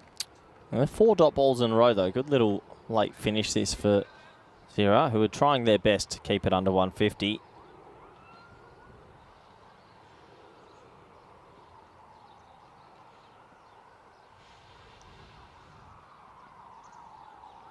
Yeah, this time again, he's gets a little bit obsessed with trying to whack it towards the leg side. And again, now that's 5 consecutive dot balls.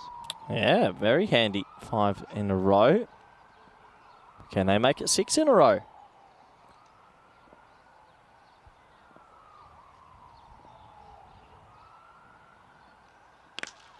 No, they won't. The 6th ball will go for a 6. That one is sailing away. Has it cleared the fence in the deep? I don't know if it has, but it's gone for 6. And that's T10 cricket for you.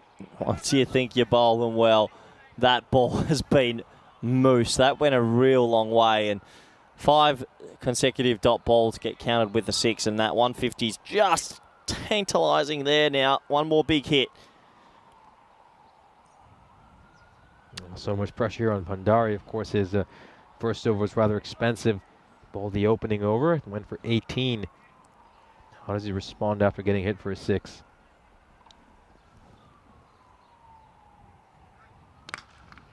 Yeah, this one hasn't been timed that well. And they're not going to get a run here, so...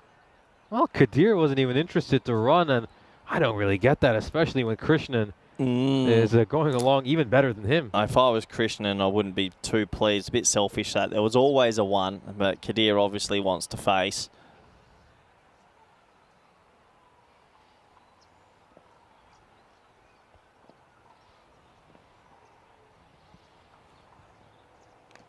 Yeah, this is going to be an inside edge. Well, maybe he knew something we didn't, as this, well, it just stopped short of the boundary rope, so it's going to be a couple of runs. Thought it might go all the way, but it doesn't. Just pulled up, didn't it? Did look like it was always going to go for 4. It pulled up late, so 2 more to the total. We do get to that final ball.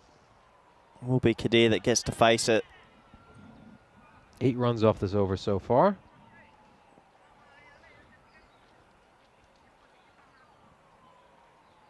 Here we go. Final ball of the innings. Oh, goes a bit too short, a bit too wide. This is a catching opportunity, and it is taken, so a terrific final over. Just 8 runs off, and it's only the 2nd over this innings, which has been worth single digits. I think Kadir, well, he was a bit too confident about his own abilities as he isn't quite able to get his side the desired result in the final over. Yeah, it's a good blast ball, actually, keeping it away from him. So the wicket will fall, and they do restrict them under 150. Good job. It will always look like they're going to get 150. They restrict them under it. Well, can Dari chase these down? We're going to find out. Let's have a look at the highlights, Nish. Yeah, it was a sensational performance. Of course, Qasim and Ajmal once again opened the batting. The two of them did a terrific job. Their opening partnership was worth 60 runs. I mean, that power play was terrific. They made 58 runs in the first 3 overs. Initially, it was the Qasim show. He made 35 of 15, clubbed 4 big ones. And until Achal Patel caught him out in long on, and then Ajmal stepped up, made his second half century of this innings. Imran Amir was only able to make 16 of the 12 deliveries he faced, but Ajmal, this was just some sweet, sweet hitting. These strokes are just gorgeous until, of course, he was dismissed by Tanka Kandal, and then Kadir would come out at the end. He would hit 1-6, but he didn't make just 8 runs of 7 deliveries, as that final over was worth only 8 runs. Of course, you're seeing Singh dismissed over there. That was a good catch taken by Bandari. Krishnan would hit a 4 and a 6, but he wouldn't get a chance to face any balls in the final over. No, he wouldn't get a chance, and overall, I think their fielding did improve a little bit. I'll give them some credit. They're just running into a very good batting lineup. Swicky and I, let's look at that batting lineup. 35, 57, 16, 8, 8, 10. Everyone offering a little bit, 12 extras. And if everyone offers a little bit, you're going to get a good score. 146 for 5 is a decent total. It certainly is. And now we'll have a look at the bowling card. And it was, well, it's going to be rough viewing if you support Zero United. Everyone was taken to the cleaners. Basnet did a fairly decent job. I think an economy rate of 10 is one he would certainly take in a T10 game, but for the rest of them, it's a fairly rough viewing, as once again, Zero United face a very tall task in the second innings. It all comes down to their star man, Durai, and let's see if he can pull off some heroics here as well. Join us again in just a few moments when we'll bring you the second innings.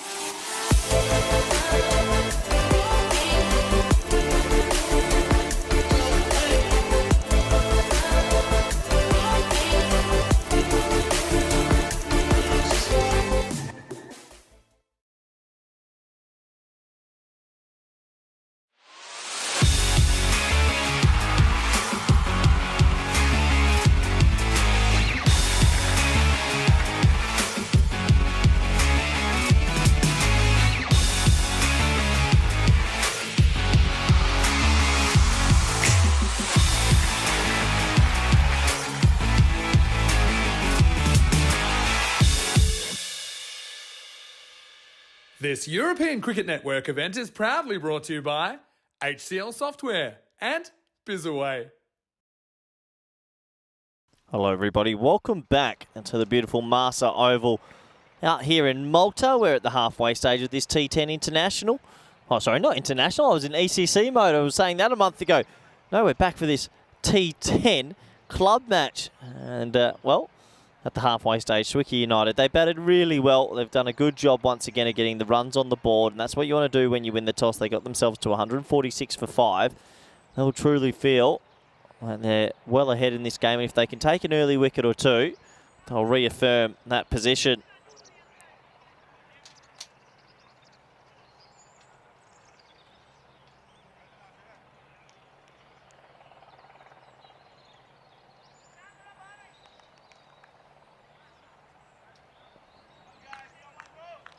So we're almost set to go. It looks like over number one, Asif Shah, bowling to Duray, who was in red hot form before. And he's still in red hot form. What a nice shot that is, first ball. That ball plugs into the turf. And it looks like he's got a different bat in his hand this time. Oh, that bat's got a blank sort of back, no stickers on it, but he continues where he left off in the previous game. He's 6 off 1.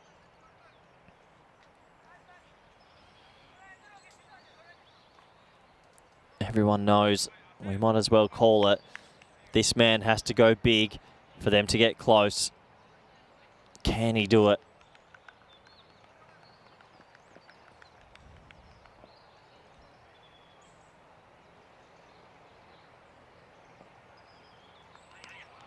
That'll be a wide, so that also helps the total come along. 7 off the first ball in theory.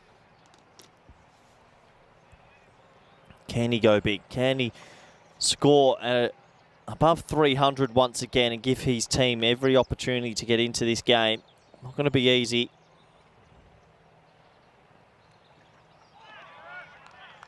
A rare play and miss that time.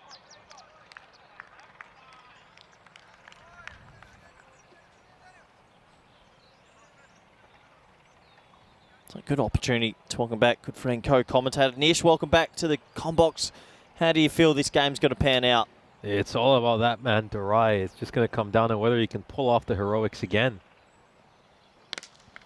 And it looks like he's continuing from where he left off in the previous innings. Of course, he made a sensational 80 in the last match. And of course, you had a word with some people from the Maltese Career Federation. And the only reason he's not eligible for the national team is that he's pretty new to the country.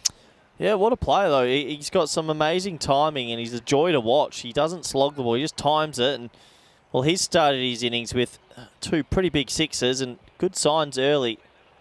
0 United, and they need that man to stay at the crease.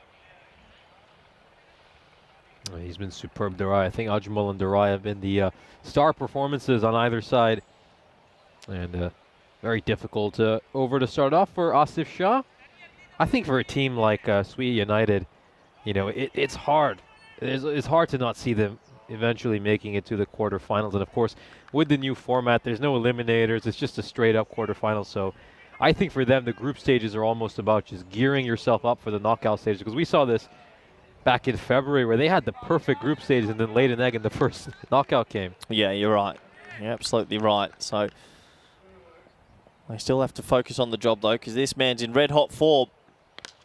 Oh, whoa, big. Did that clear the net? I think it did. Oh, Nish, we were wondering if he could do it again.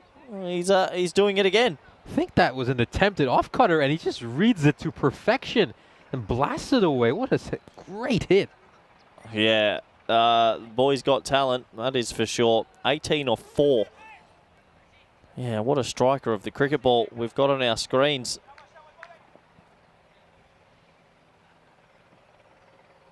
Oh, and has this just kissed the tram line along the way? That's got to have hit the tram line, didn't it?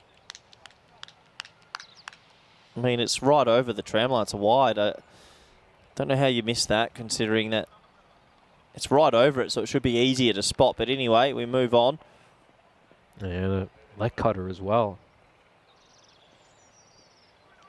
attempts the same ball again, but this one was definitely legal. Great over to start off for Zira United. 19 of it. Could have been more with that white call.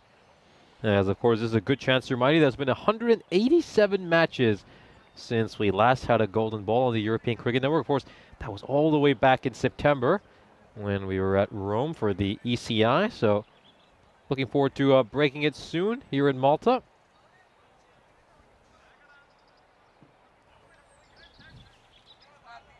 And let's see if Patel can step up and play a bit of an innings again. They can't just keep relying on Durai to be the sole provider of runs for this team, and it's going to be Ajmal, no surprise, bowling this over, the left arm seamer. He's got a fielder at a deep third and another fielder positioned at a deep square leg, so those are his two fielders outside the ring. Big gap on the leg side, so again, he's just going to try to get this ball across the right-hander.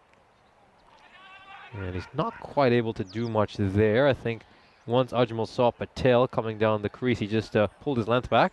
Well, this is one thing that was a big talking point in the previous game. What can the other batters do in this Zira United team? Now, at least getting a ball, I mean, it says 0, but they did cross over for 1.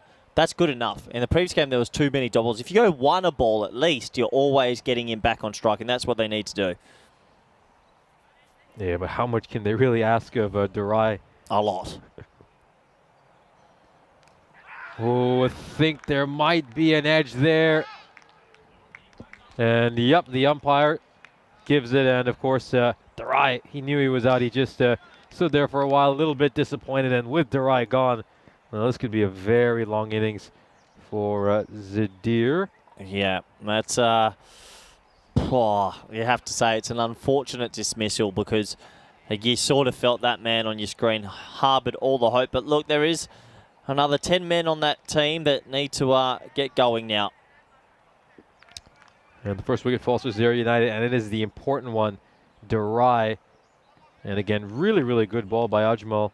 Perfect left-hander's delivery. Just whenever you pitch it on that line, you're always threatening both edges of the bat.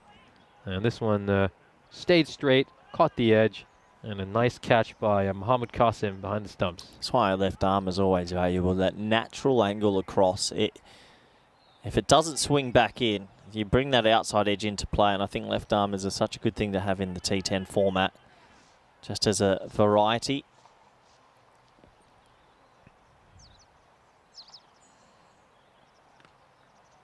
And this is going to be a dot ball, so now Basnet comes out. Yeah, I think the one thing we want to see here is don't give up just yet. Yeah, there's still 20 off 9 balls.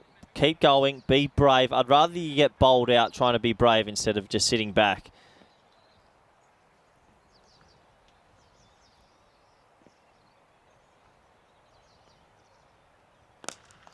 And struck firmly down the ground, and that's good to see a boundary here from someone not named Durai. Basnet just got to the pitch of that ball, made it a half volley, and hammered it. Yeah, good shot, actually. A little bit of width on offer, and he bottom hand shovels it straight, so he gets himself a boundary.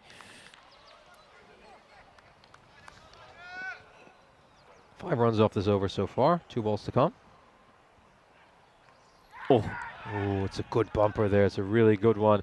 And he thinks it's out. Yup, it's caught some glove along the way. And Basnet, well, he eventually walks. As this is a really good short ball, well directed. He can't get his hands out of the way. And it's a good catch there. So a couple of nice catches for Qasim. And this over is pretty much knocking Zira out of this game. Yeah, it's a perfect bumper. It really is. Ajmal's having an amazing day with bat, with ball, and looks like he's pushing very hard to get player of the match again. This bumper is perfect on the left shoulder, and he wants to release his hands. He can't. It skims the glove on the way through. Nice, easy catch for the keeper. And now they're really in some massive trouble here. Dire straits for Zira United. Win predictor down to just 6% for them.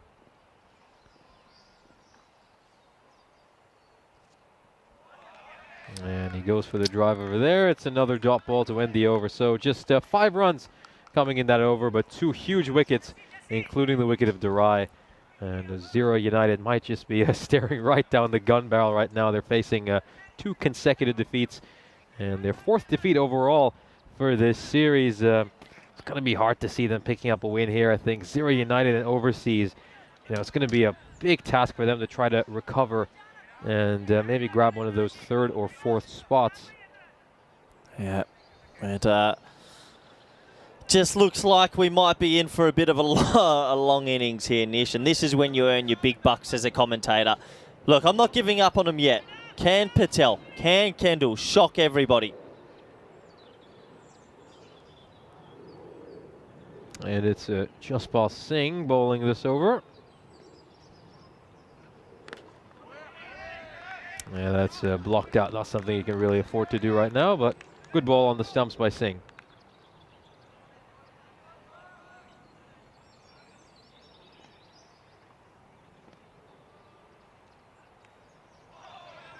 Ooh, that's a slower ball. That one dies down. What do you think, Nish, players at this level that are just struggling to get bat on ball, what sort of advice would you give them? Just a bit more training, or be more brave, or hit the nets and practice more is the only way to improve? Yeah, this one is struck high up in the air. It's a catching chance. Oh, and he puts one down. Well, Bilal Khan with a drop that you don't usually see from him. Of course, it's not a too consequential a drop, so fielder at mid-wicket can see the funny side of it, but yeah, you wouldn't expect Bilal Khan to drop something like this. Still moving at the point of trying to catch it. So his feet are moving. Don't know why, just had to stand still. Yeah, what's your advice to players that just can't seem to get too much bat on ball? Well, I think in terms of nets time, again, we have to recognize a lot of these players are semi-professional, so, they do have to balance cricket along with their professional life, so. Yep. And many of them also have their own families as well, so, I mean, how many times is the missus and the kids going to be okay with you going off to play cricket? Yeah, not often, because I guess the one thing about cricket is if you train a few times, play a few T10s, it does take some time, so got to try find that time to practice. Not always easy for some of the players here.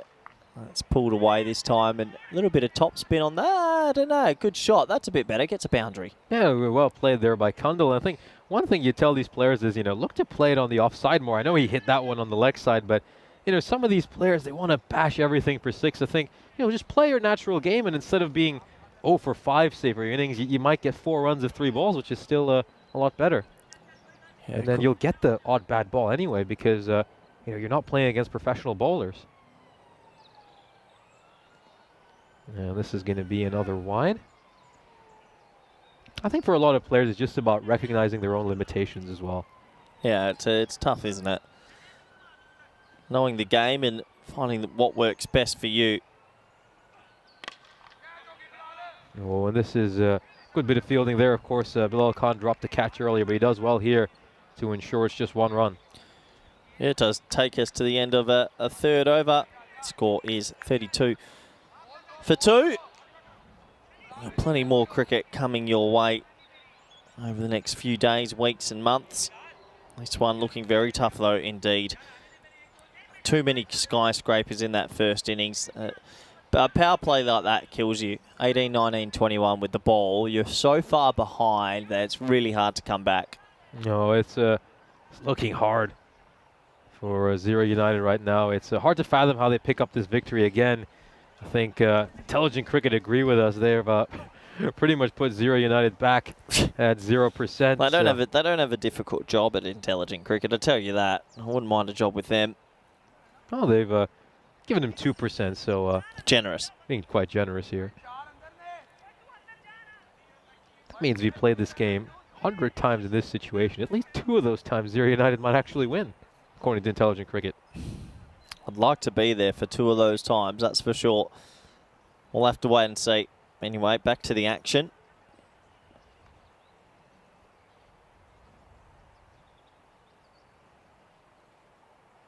And he's just going to look at the square leg umpire, and it's been signaled a wide. Should say point umpire because he's standing at point. I think that would have been a wide outside off stump anyway.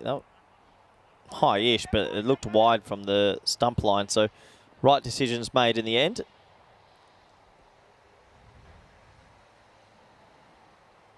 What's your thoughts on the Swicky United outfit, that beautiful orange with looks like a nice little pattern. Is that the #1 kit of this tournament? What's the best kit you've seen so far? I think I actually really like the blue kits. I know they've been overdone by some of these teams, but I think most of them look rather nice. This one, as I said, it looks a bit like the old goalkeeper's kit you used to see Petr Cech wear back in the late 2000s. He's just... So you like the blue? Well, you've come to the right place. There's a lot of blue on these teams. A lot of blue on these teams, and a lot of teams I support also incidentally happen to wear blue.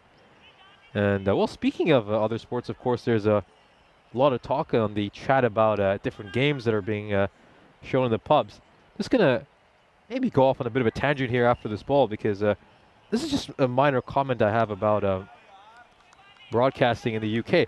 I always find it amazing that those of us living outside Britain get to watch more Premier League games than them, because they have most of the games blacked out over there. What's the theory? Why do they do the 3 p.m. blackout on a Saturday? What's the theory? To get people to go to the games? Yeah, I believe that's what it was, but it's not like anybody says, well, you know, I was going to go to Old Trafford, but the game was on TV, so I'm not going. Yeah, I understand, as that's hit hard down the ground and will go for 6. So nice shot, good batting, and he gets a boundary. Yeah, this one is was in the slot. It's very nicely hit.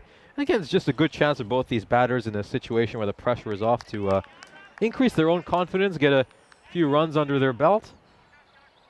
But yeah, some talk here about how I believe Bournemouth, Newcastle. Are you saying, Kroom, that it won't be broadcast? I mean, that sounds rather surprising considering how well Newcastle are doing this year. Yeah, it's that whole theory of it gets more people to games. I think Most people have a VPN these days. It's pretty easy to get a stream up of football if you really want to. Yeah. And it's not like the games which are on Sky, people don't turn up to the grounds. I mean, the English Premier League's not even the best league in the world anymore. Turn it off. Give me the Bundesliga. Ooh, okay, that's a hot take. Nah, I just like trying to roll people up. As anyway, dot ball. No, you have to go proper hipster and say Serie A, and then mention all the Italian position names, you know, Catenaccio, Tetraquista. Oh, look at you, Nish. You're a bit of a football connoisseur.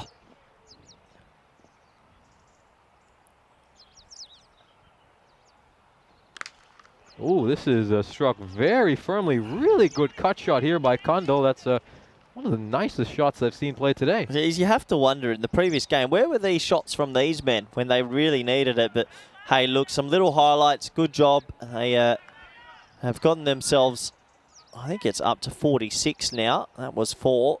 Yeah, 46 for 2 after 4. Yeah, Steve makes the point that it's not just for that game. It's about people who stay away from lower league games. Well, then just broadcast the Premier League ones and don't do it for the lower leagues. That shouldn't be too hard. I do like the lower leagues. Quite enjoyable to watch. Have a look at the Worm here, and 100 runs to get. Look, if they get these 100 runs, I'll retire from commentary right here, right now. And it'll be the Nish show with Mr. Maximo and Rico Full. I'll be gone. 2% chance, but I don't think so. Yeah, just under 17 needed now as well, I think they recognize that this game is pretty much wrapped up, so they're going to experiment with a few other bowlers. Didn't see Bilal Khan feature much in the previous game, but he is a very decent bowler, so should do well over here. Was a leading wicket taker, mind you, for this side in the ECS in February. He's probably spoilt a wide there, Patel, by getting some bat on that. Leading wicket taker, was he really? I believe so, unless it's different. Bilal Khan, of course, Bilal Khan plays for the Maltese national team as well. Did a fairly decent job at the ECS. Yeah, it looks like he's got a good little bit of swing there going away. And yeah, when you do get the seam position right with these Grizzly balls, they still go. I think what I should have said was leading wicket taker for his side. Yes. Rather than the series overall.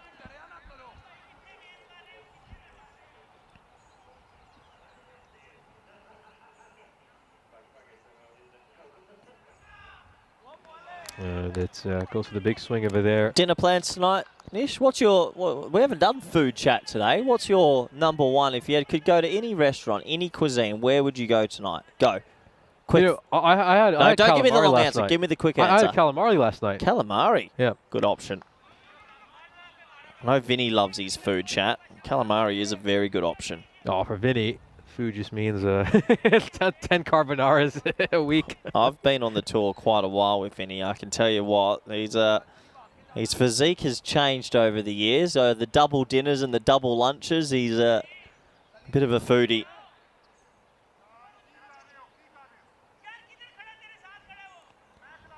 And I can't believe you're leaving me tomorrow, Nish. I'm going to be left on my own. That's the most dangerous and reckless thing anyone could do with this company. This is struck straight down the ground for a 6. It's a great hit. And a very good shot here by Patel. We've seen some good strokes between the two of them.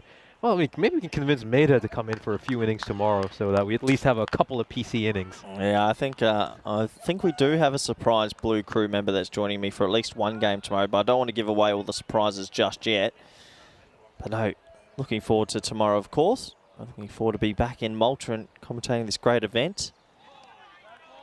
After a couple of weeks off in the Netherlands, 5 overs complete.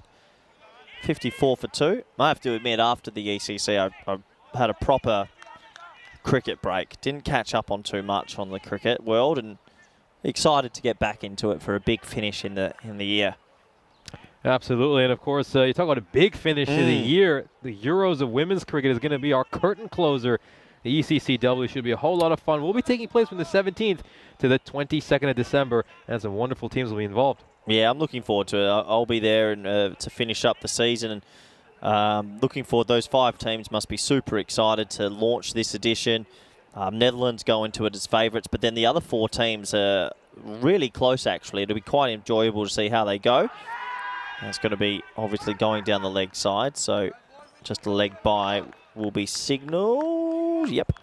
But no, those other 4 teams, Austria, France, Italy, and Nish, this is where you help me. Come on, Nish. Austria, France, Italy, the Netherlands, and Spain. Sorry, yes, Spain. Yeah, sorry, I forgot about us Spanish. Those other 4 teams in that group, really tight. Will be really hotly contested. The Dutch obviously go in as favourites, but I mean, we've seen upsets at the T10 men's level. You'll see the odd upset. I think the Italian women beat the Netherlands women in Gibraltar in a T10 earlier in the year. So you never know. I think there's a lot on the line as well when it comes to the ECW. Just mentioned that after this ball. It's a good slower ball there by Krishnan. I think the Italian women got some of Vinny's shoes after that defeat. So, and I heard if they go on and win the ECCW, they'll even get his jacket. I don't even know if that's a good prize, to be completely honest with you. If you want a clown-looking jacket, so be it. But some of the colour coding Vinny gets away with should be spared. It's not in the code of conduct, surely. This is probably going to the leg side and height an issue as well. Is there a chance for a run out here? Gone. It is. It's given. Well, unfortunately, this is the old, I got hit on the pad. I need to run. I'm not too sure where the ball is. Watch this. Gets hit and goes off for the most suicidal single you've ever seen. And some calm heads prevail. Gone. Yeah, maybe just got bored of batting as his side are really struggling over here. And Julian mentioning what a great job Maida did yesterday. Absolutely. It was great to commentate with her. She's obviously got a fantastic knowledge of the game. It was also good to discuss Estonian women's cricket with her, as of course the Estonian women will be here the weekend after this weekend. Yeah, great to have more women's cricket on the network as well in those ECIs. I think it's Estonia and Cyprus coming out with playing Malta in the women's. Yeah, so should be really fun. Of course, Estonia will be playing in their first ever game on the European Cricket Network, the Estonian women.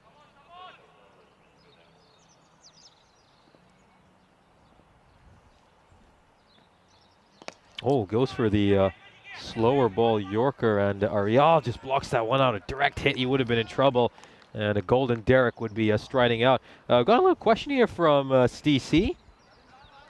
Asking, Corey, have you ordered your pea pies for lunch tomorrow? What's a pea pie?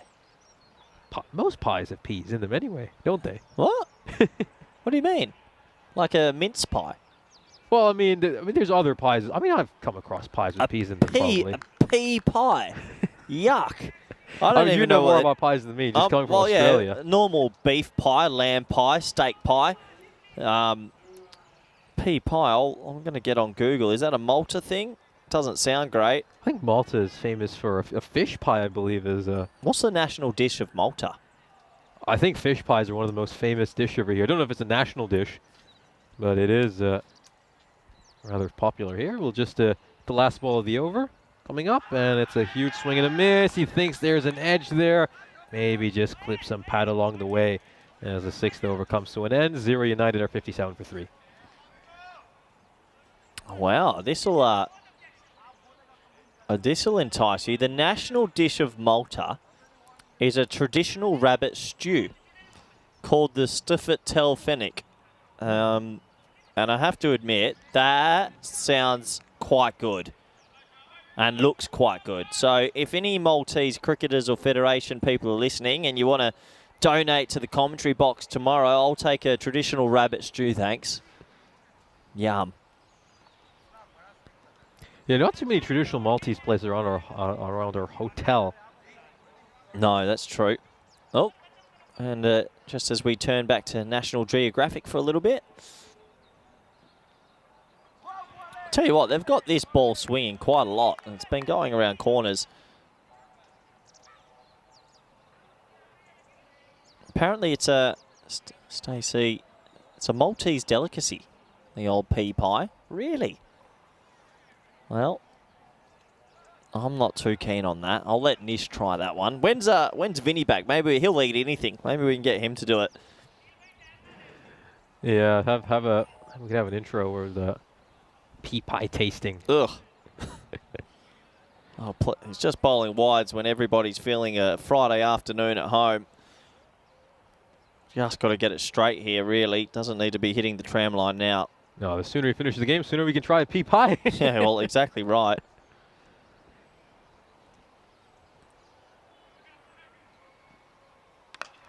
And he gets some bat on that and elevates it over the fielders to get a boundary. Yeah, nice shot. More width, keeping it too wide of off stump, and a nice shot for 4. Yeah, Steve, talking about the pastry that Malta is famous for ricotta cheese. I did hear about that. I think that was, I think its name begins with P or something. I might be completely wrong, but I remember in the travel guide over here, it was mentioned as one of the first things you ought to try, but Really? still haven't gone around to it. I do like that we are in Malta. It has its own little quirks. That's better delivery. Full straight Yorker. Defended. So it does sound like on our days off, we need to go out and try a few of the Maltese delicacies. I could go a pack of Maltesers today. That'll be my homage to Malta. And it's called a pastizzi. Yeah, I remember that. Pastizzi. Might be pronouncing it wrong. Probably making it more Italian than Maltese with the way I'm pronouncing it.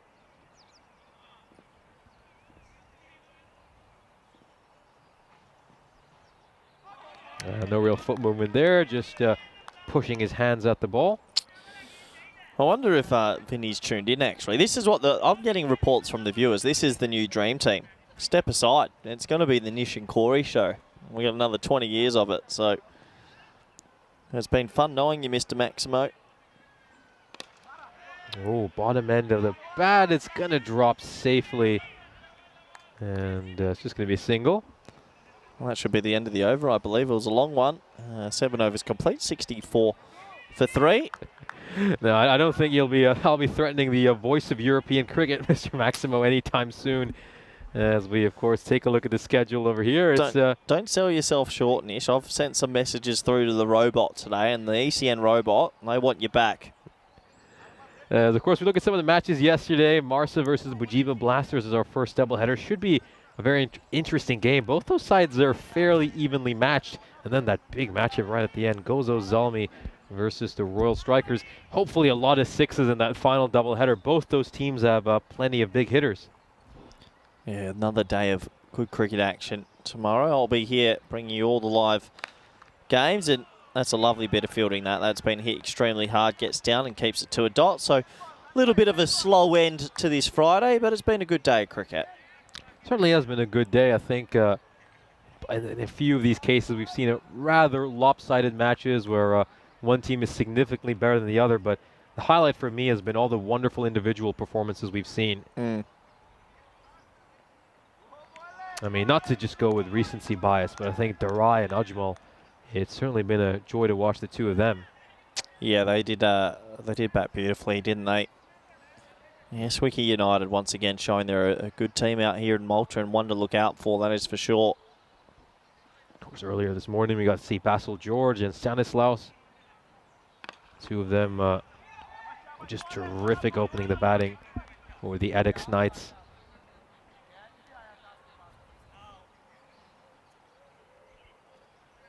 Embrace the God asking at what point you can watch these Suraj Darai 80 of 30. And I believe you have to go back just about an hour from where we are right now in the live action. Of course, the great thing about the European Cricket Network is you can always go back and replay the bits you love the most. And also, check out the website, europeancricket.com or ecn.cricket, the URL I prefer to use, as well as our YouTube channel, which you're currently using to watch highlights of that innings. It should be uploaded shortly after this match concludes.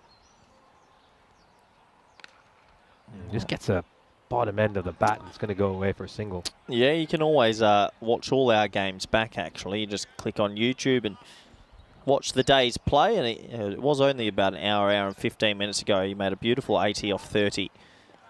But stick with us to end this day first before you go watch back.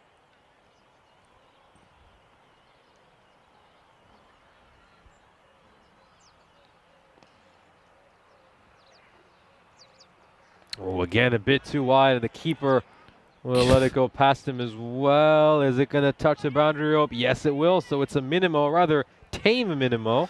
Well, these wides just take a little bit of air out the day, don't they, when the game's already dead. And the keeper, I think, Kasim thought, you know what, I don't really want to get that one.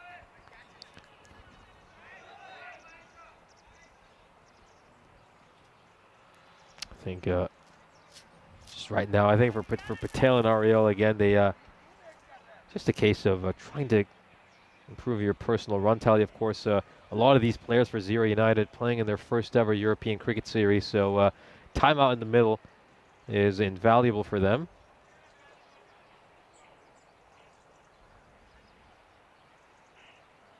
Yeah, last ball this 8th over. A little bit of a slow end to Friday. Oh, my. It's bowled him. Oh, it's bowled him. It's actually hit leg stump.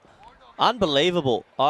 It was that close to leg stump. I was going to say this can't be a wide, but it has clipped the leg stump. And watch the bail come off here, Nish. Yeah. Just kisses the top of the bail. It straightens enough. And it's a good wicket at the end. Not too often you see that. Zero United now 70 for 4 at the end of 8 overs. It's a very interesting history, mind you, Malta has. I think they began playing cricket here 115 years ago. And they used to actually have 6 grounds over here. But now we've just got the Marsa Sports Complex. And of course, you know, I was talking a little bit with Lee from Malta Cricket. And he told us that they're building a new ground up in Gozo. So, I mean, Malta could have 2 top-notch grounds of this level right here. I mean, it would be so good for cricket in this island, as this one is struck away very nicely for a boundary. Yeah, it is. Nice shot. A little bit over-pitched and gets it away. And good to hear that the cricket is still developing over here in Malta. I know plenty of people, Lee Tuck, Indica, and a few others always doing a lot of work out here. So they'll be hoping to keep developing the sport, obviously. You know, this is struck down. Yeah, there's 18 men's cricket clubs in Malta. That's a good number. And 2 women's clubs as well. Yeah, brilliant. Good to hear. I think all of Europe is spiking still, isn't it? Every country is in a massive development phase and just growing. And big thanks to Dan West and the ECN for that as well. This is played away towards mid-wicket. It's just going to single. Oh, that's a bit of a howler in the field. And it's going to go away for 4. Bipari won't be too happy about that, but a free boundary here for Chap again.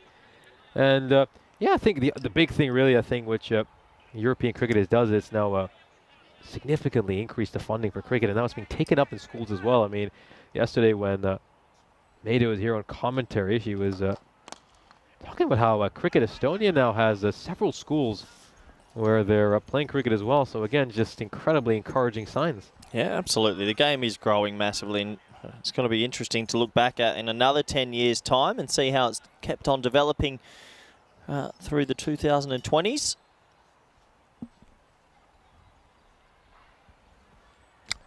So of course, we've got another question in here from Kroom 111. Just going to ask it after this ball.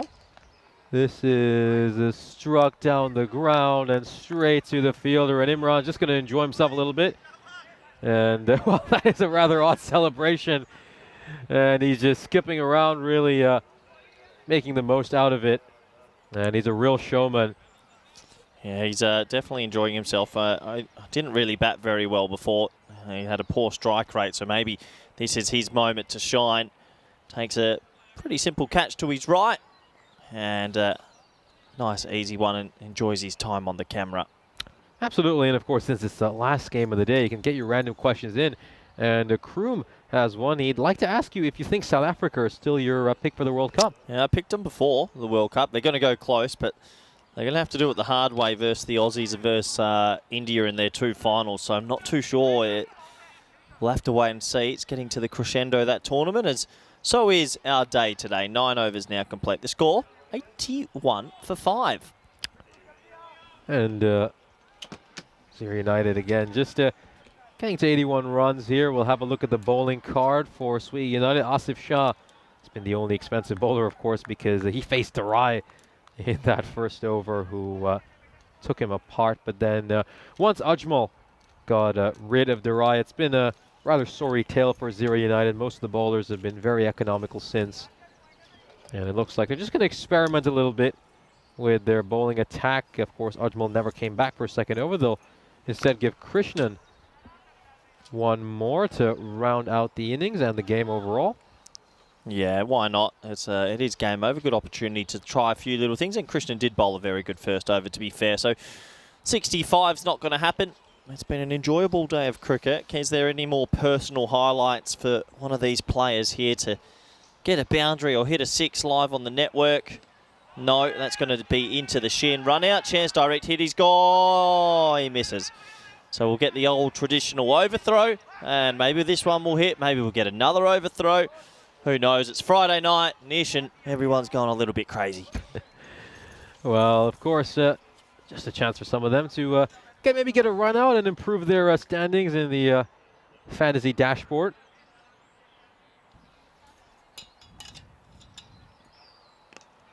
And this is going to land safely beyond third man. It's just going to be a single.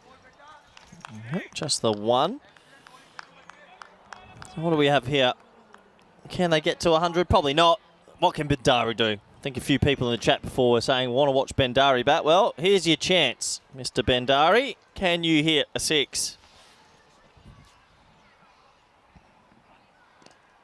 Yeah, this is a really, really good delivery. The keeper isn't quite able to handle it, so it's just going to be 1 run. Yeah, I think Kasim, the keeper's mentally checked out a few overs ago. It doesn't seem like he's moving extremely quickly.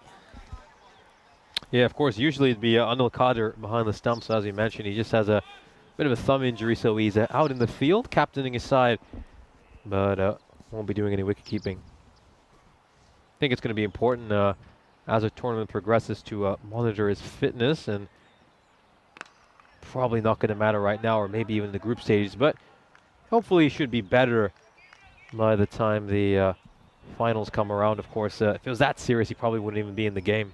Yeah, well said. So final ball on this Friday, Peacock Friday, whatever you want to call it. Another date done and dusted.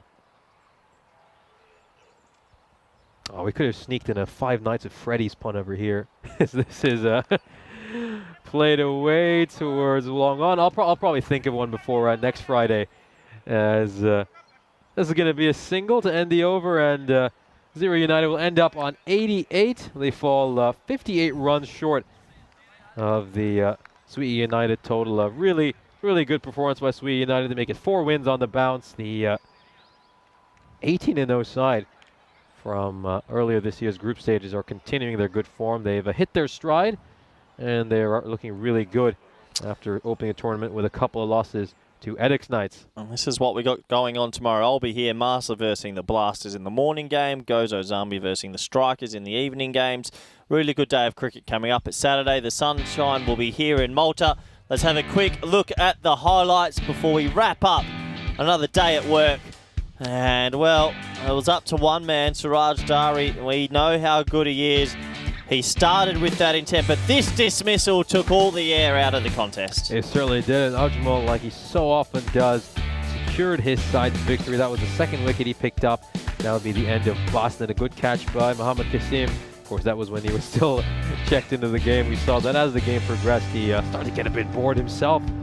This was very interesting little bolt over there. It just sort of straightened and clipped his leg stump. That was Umar Khan getting rid of Patel. Here's another look at that run out by Vidhu Krishnan, which would get rid of Kandala. Rare misfield there by Sweet United. This was a good catch taken by Imran, and then he would skip around in celebration, of course, just enjoying himself now that his team had pretty much secured the victory. And Zero United ended up with just 88 runs in their 10 overs. We'll have a look at this scorecard. Of course, Durai was the top scorer, making 18 runs of 7 balls. But once they managed to get his wicket, it was pretty much curtains for his team. We saw a few decent totals. Achal Patel managed to make 16 of 12, but everyone else struggled to go it over a run a ball. Yeah, it's there's a few starts there, but no one really got flying in the middle. 18 extras also helped their total get to 88. So overall, it was David versus Goliath, and not an easy game in the end for Rizza. So we have a quick look at the bowling figures. 2 for 4 for Ajmal. One, well done to him. A great game again. All the economies besides Shah, pretty good indeed. And well, it ended our day. Nish, it's been a pretty fantastic day, but pretty easy wins in the end. Yeah, it was not a day for the underdog sides, as they all took multiple drubbings. And well, we got a bit of breaking news coming in from Chris Smith. He's claiming that the ICC has suspended Sri Lanka's membership with immediate effect due to the Sri Lankan government's intervention. So that is absolutely massive news right at the end of the broadcast, of course. We will confirm whether that is true or not. Well, we'll probably have to confirm that one for you tomorrow, because that will be very interesting news. There's always something going on around the world. But Nish, it's been a pleasure commentating with you for the very first day. Highly enjoyable. Go enjoy a very good day off tomorrow. You deserve it. I'll be back 8:30 a.m. local time tomorrow. Thank you to all the viewers that have joined in. Thank you to the Blue Crew. Thank you to all the staff. We'll be back tomorrow. Nish, go have a day off, and it's a bye for now.